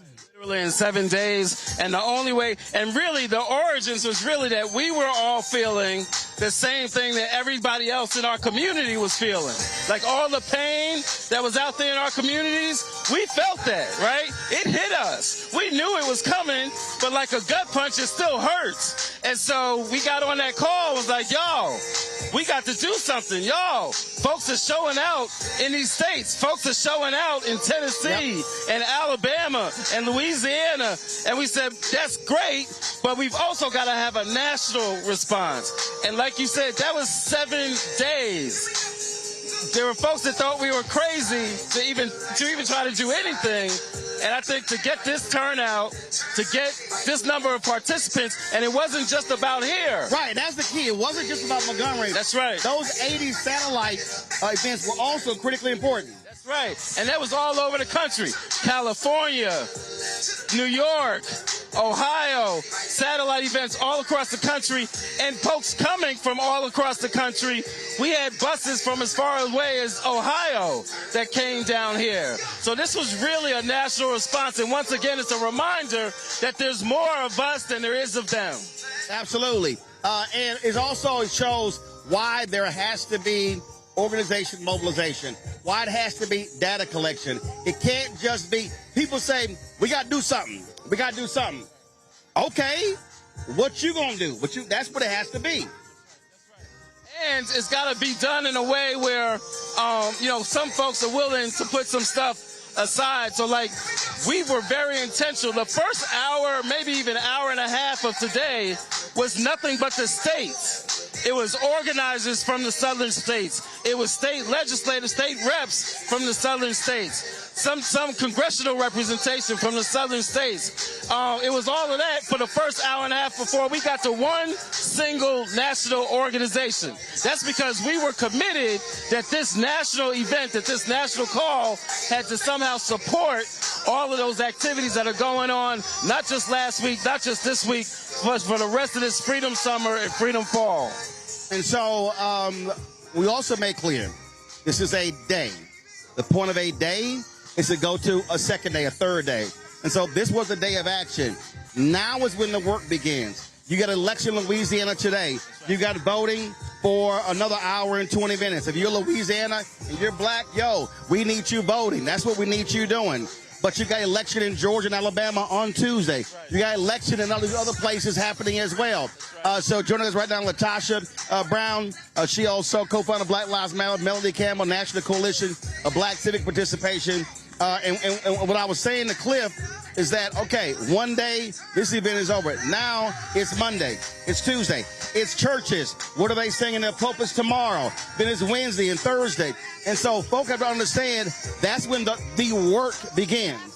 Begins. This was just an altar call. We're telling people that they got to come out and we got to do this work. This is about our lives, and it's not just about vote. It literally is about our agency, and we need people to understand how serious this is. This isn't just about voter suppression. This is around the silencing our voices and also taking money out of our pockets, shifting the resources from us. So folks got to know what time it is. It's nation building time. Absolutely. And Melanie, when we talk about, again, being on the ground, being in the communities, everybody has a role to play in this. It can't just be 1, 2, 3 organizations. Everybody can do something. Hey, listen, I don't care if you're national, state, local. It's one unit. It's one movement. And so the thing I think that is really important as they take those congressional seats, especially where there's governor's races, and so we tell our folks, okay, don't blame it on Donald Trump. We know he did what he did, but DeSantis in Florida took your 4 seats. There's a governor's race in Florida. There's a governor's race in Georgia, right? And so our people know that the power we have, when you look, and I know you talk about it all the time, we got the numbers to decide who the governor, the state, the secretary of state, all the way down the ballot. And so that's what we want to get people to focus on around the vote. And lastly, this is our opportunity. She talks about it all the time.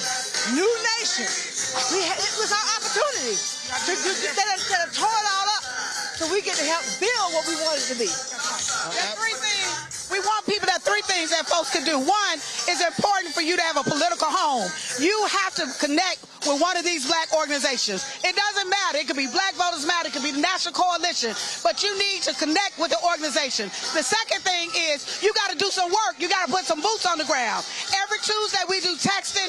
You can go on our website, sign up, volunteer, and do some work. The third thing is you got to multiply yourself.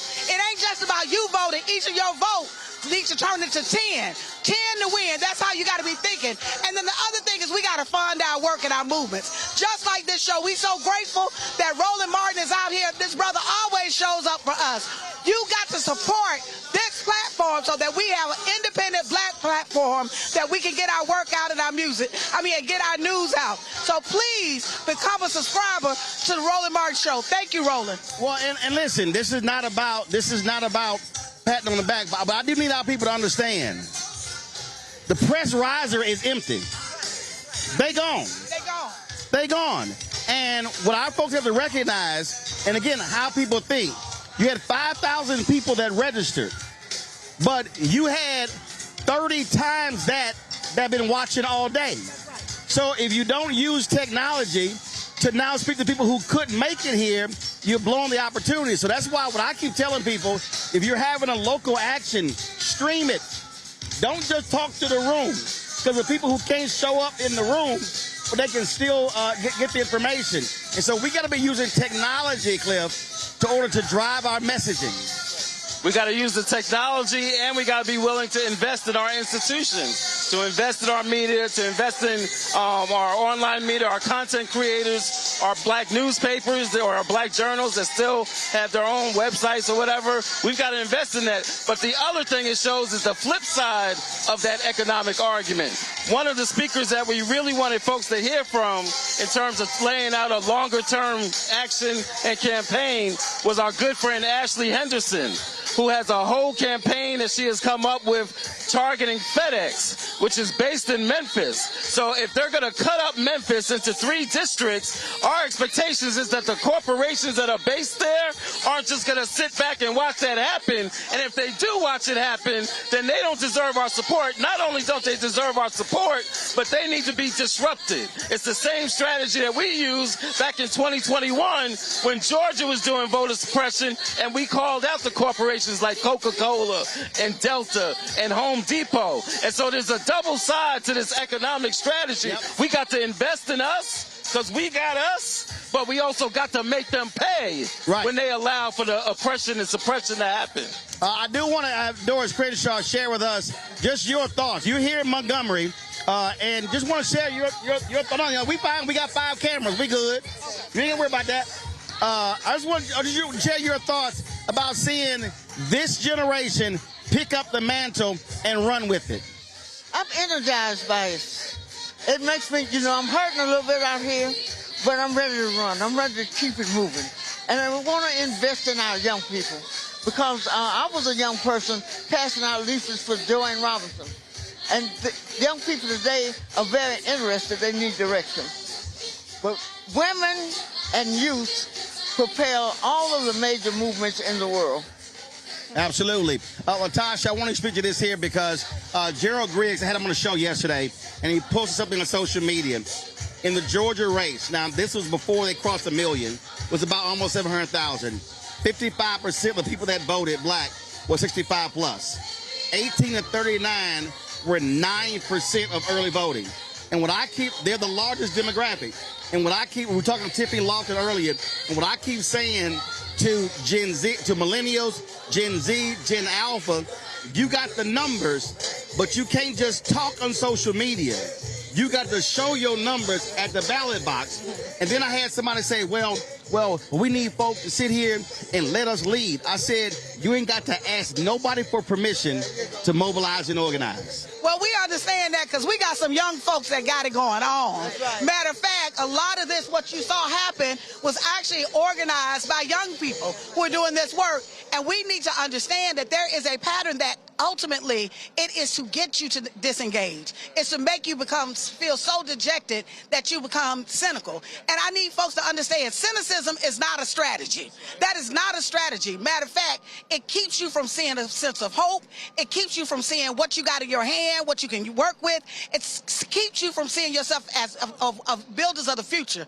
So what we want is we want young folks in particular to shift from seeing yourselves just as citizens of this nation and start seeing yourselves as architects of the next nation. What is it that you want? But you got to build it. If this is to be your nation, you got to build it. You got to show up for you. So it's important for us to show up, but we need you to show up for us. But most importantly, we need you to show up for you.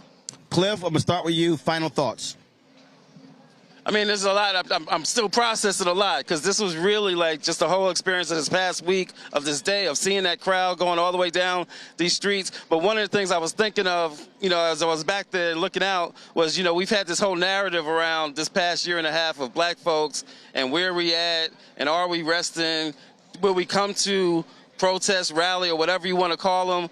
I feel like this is an inflection point, right? I feel like a message was sent, many messages were sent. Some of the messages were sent to those who try to oppress us and try to gerrymander us, and it's a message to them that we're not having it. But I also feel like it was kind of a message for ourselves, because basically what we're saying is we back, y'all. And we out here. We in these streets, and we're going to be in these streets until we get the wins and the justice that we deserve. Melanie? The last thing I want to say, first of all, is thank you. Thank you again, Roland, because it matters that we are able to get this out to our people. One of the things that we were really wanted to make happen is make sure people it's not just about the South, although we're as powerful as we are. This is about everybody. And so I think what was important that we also built coalitions with the local right? The state and the national and some other multiracial groups. Because what's happening to black folks is not happening to black folks. What's happening is happening to America. But we're taking the hardest hit. And last, they think they got us on the ropes. And so what did Muhammad Ali do? Right? Did the rope-a-dope. And so when it came around, he took them out. And so those who think that they can just take us out, watch. And what we say when we were out of Florida, let's go. Let's go. Doris? Well, I'm just so happy about today, and I'm especially happy about Roland Martin and communications. When we grew up, it was the Pittsburgh Courier and Jet Magazine and women passing out leaflets. But communications is very important, and you send the information, Roland, and we're so happy about that. And we want to begin to train our young people to be able to communicate. Absolutely. Latasha. You know, Latasha, go final comment. You know you're going to sing something. So go ahead. Go ahead. Before I do that, I do want to say that oftentimes people think that you need money to get started, and money is important, right? Or you need to have the right idea to get started, or you need to have all this time. Sometimes those things are excuses, or either they're masking our fear. The truth of the matter is we were able to do this in 6 days. Yep. 6 days. We didn't go to the mainstream media. We didn't list a famous name. You think that you can't move unless you get a name to come. Yep. We didn't list any names. It was a people's action that we came together. There were 50, it was over 50, 75. How many? It was 80. It was close to 80. We had 80 actions that were self-organized all around the country, including in Alaska. We had black groups, white groups, the No Kings groups that people say, well, do they stand with us? Yes, they were standing with us today. Right? Indivisible was standing with us today. The NAACP, the SCLCs, the National Coalition, Labor. This is what movement looks like. And so the last thing that I'll say is that and the faith community. We actually, in Selma, Alabama, we had over 600, I think it was close to 1,000 faith leaders that came, that we saturated. Our movement is rooted in our rich history of literally of faith. That we understand that our true power is not about what the Constitution says. It's not about what the Bill of Rights says. Our true power comes from the highest power, and that has always been rooted in our belief and faith in God and a power that is greater than these folks on here. And so in this nation. And so in this moment, I just want people to understand that pain births possibilities. And so when it is a moment like this, that many of us are frustrated, this is when our best thinking comes. And so I'll just leave saying, well, the first thing I did right was the day I started to fight. Keep your eyes on the prize and hold on, family. We got this. We back outside, y'all. All right, we certainly appreciate it, Latasha. Thanks so much. Doris, Melody, Cliff Albright, we appreciate it as well. Folks, I just want to read for y'all. Let's see here. Amplified Voices TV, Anti-Social Studies on Twitch, April Turner, Facebook, Black Voters Matter Fund, Black Voters Matter Fund on YouTube and Facebook, Black Women's Leadership Collective, Cat Ladies for America, Cheryl Smith on LinkedIn, Cody D on Facebook, Conscious Environment Creation on YouTube, my man Ebro and Laura. We appreciate it. Emily Glankler on Facebook and LinkedIn, Higher Heights for America on YouTube and Twitter. I Def Overthink on Facebook, Joanne Reed on Facebook and LinkedIn, Kate Langer, Kind Not Nice, Miss Peppermint, NAACP, National Council of Churches, Native Land Pod, Palmetto State News, People's Action on Facebook and YouTube, Peppermint 247, Phi Beta Sigma Fraternity Incorporated, Phi Beta Sigma on YouTube and Facebook, Raising Readers, Sisters Lead, Sisters Vote, State of the People, Stephanie Jock, Sway, my man Sway Universe, Tevin Davis, Texas Metro News, The Christian Recorder, The Equity Alliance, The Joy Reed Show on YouTube, Legal Defense Fund, National Urban League, The Root, Thomas Madden, Facebook, Zeta Phi Beta Sorority Incorporated. So we had a total of 49 different. Okay, all right. Melody's group posted. I got you. All right, then. So we're a total of 50 different people. And so the whole point here, y'all, was that we didn't just want to say, hey, let's just come just solely to our channel. We wanted to be able to get folks to go to as many channels as possible for them to be able to experience this because we understood the importance of collective. April 3rd, 1968. Dr. King's last sermon at Mason Temple, he said black people individually are the poorest people in the country, but collectively we represent one of the largest economies in the world. He said if we move as a collective, then we'll be able to actually make a difference. The only way we're going to fight what's happening in this country, what's happening in the South and across the country, if we move as a collective. It does not mean that we will agree with everything a politician says or does. It does not mean that we will agree with everything that an organization leader says and does. But what it does mean is that if you have a black agenda, that means you are opposing those who are anti-black. And so for those of people who say, oh, my goodness, this is a Democratic gathering, no, this wasn't about a D or R, a donkey or an elephant or red or blue. It was about a B, black. And so for those folks who have an anti-black agenda, that's who we are against. And so if you look at what's happening here, when you look at it, and here's the deal, the state is being taken down, the chairs are being down, litter's not going to be picked up. Now it's upon you. So if you're sitting there saying, well, I see what they're doing, now the question is, what can you do? You might say, okay, I'm one person. But the reality is this here. You're one person in the house, so the first thing you do is everybody in this house must be registered. And then you say, well, then let me go to my neighbors, left and right, then across the street. Then let me go to my block. Then let me go to my multiple blocks, then my neighborhood, then my city, then my county, then my state, then the country. That's literally how this thing happens. We can overwhelm this system. 90 million people did not vote in the 2024 election. Last two Georgia gubernatorial elections, 900,000 to 1.1 million African Americans did not vote. In November 2024, 616,000 black folks alone in North Carolina did not vote. Texas has the largest number of eligible black voters in the country, but we don't maximize our numbers. I have been saying that we must be looking at a minimum of 70%. Harold Washington was elected mayor in Chicago in 1983 because 85% of all eligible black people voted.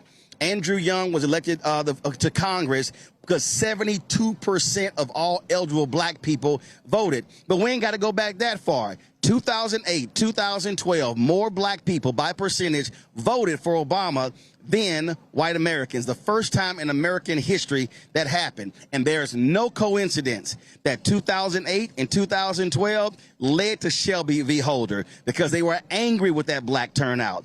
And there's been an attack on black voters and black political power ever since then. And so every one of you who's watching now is coming upon you to get involved. There are multiple organizations. We have great capacity.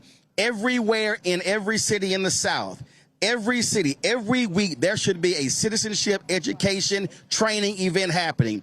Churches can say, we'll do the first week of the month, and you can spread it around. Y'all should be able to say, go here, go here. First week, second week, third week, fourth week. So we got to be informing people, educating people, enlightening people, and connecting the dots because the assault on black America is real. I have 9 nieces and 4 nephews. This ain't about my fight. This is about what kind of world they're going to live in, and we need every single one of y'all to be activated and engaged. And trust me, if we show up and show out, they are going to be shocked, and we cause a shock to this system. And what we're going to tell them is, y'all tried all of it. Y'all used not your Supreme Court, but your extreme court to take things away, and we going to show y'all how black people roll. Last point, a whole bunch of young folks keep saying, we're not our ancestors. You're right. You're not. Now is the point for you to show how they worked and how you can do it. And so if you say that, well, it's time for you to show up. And just sitting here around and commenting on threads and Twitter and Instagram and TikTok, that ain't it. You got to be in this game and ready to win. And so that's what we need everybody to do. And so that's what they're doing. They're committed. And then you got to be committed as well. So we appreciate everybody who's been watching, who've been sharing. Don't forget, support black-owned media. Support the folks that have been streaming this. We made it clear, the folks who do the work that we do every single day. You can watch us live 6 to 8 p.m. Eastern on our YouTube channel, Black Star Network. Look, we here 5 days a week. We stream 7 days a week. Of course, your support is also critical. And to Latasha's point, we got to fund this. Because understand, y'all can't keep asking black folk to go to white philanthropy for our community. And I'm purposely about to show you this here. So the shot that you're seeing when you see what's going on with us, very simple. Everything that you see here that we did, all this is owned. It's as simple as that. We own it, and that's the most important thing. Folks, that's it. We'll see y'all on Monday on Roland Martin Unfiltered. We're going to rebroadcast this all weekend as well. Y'all all take care. Holla!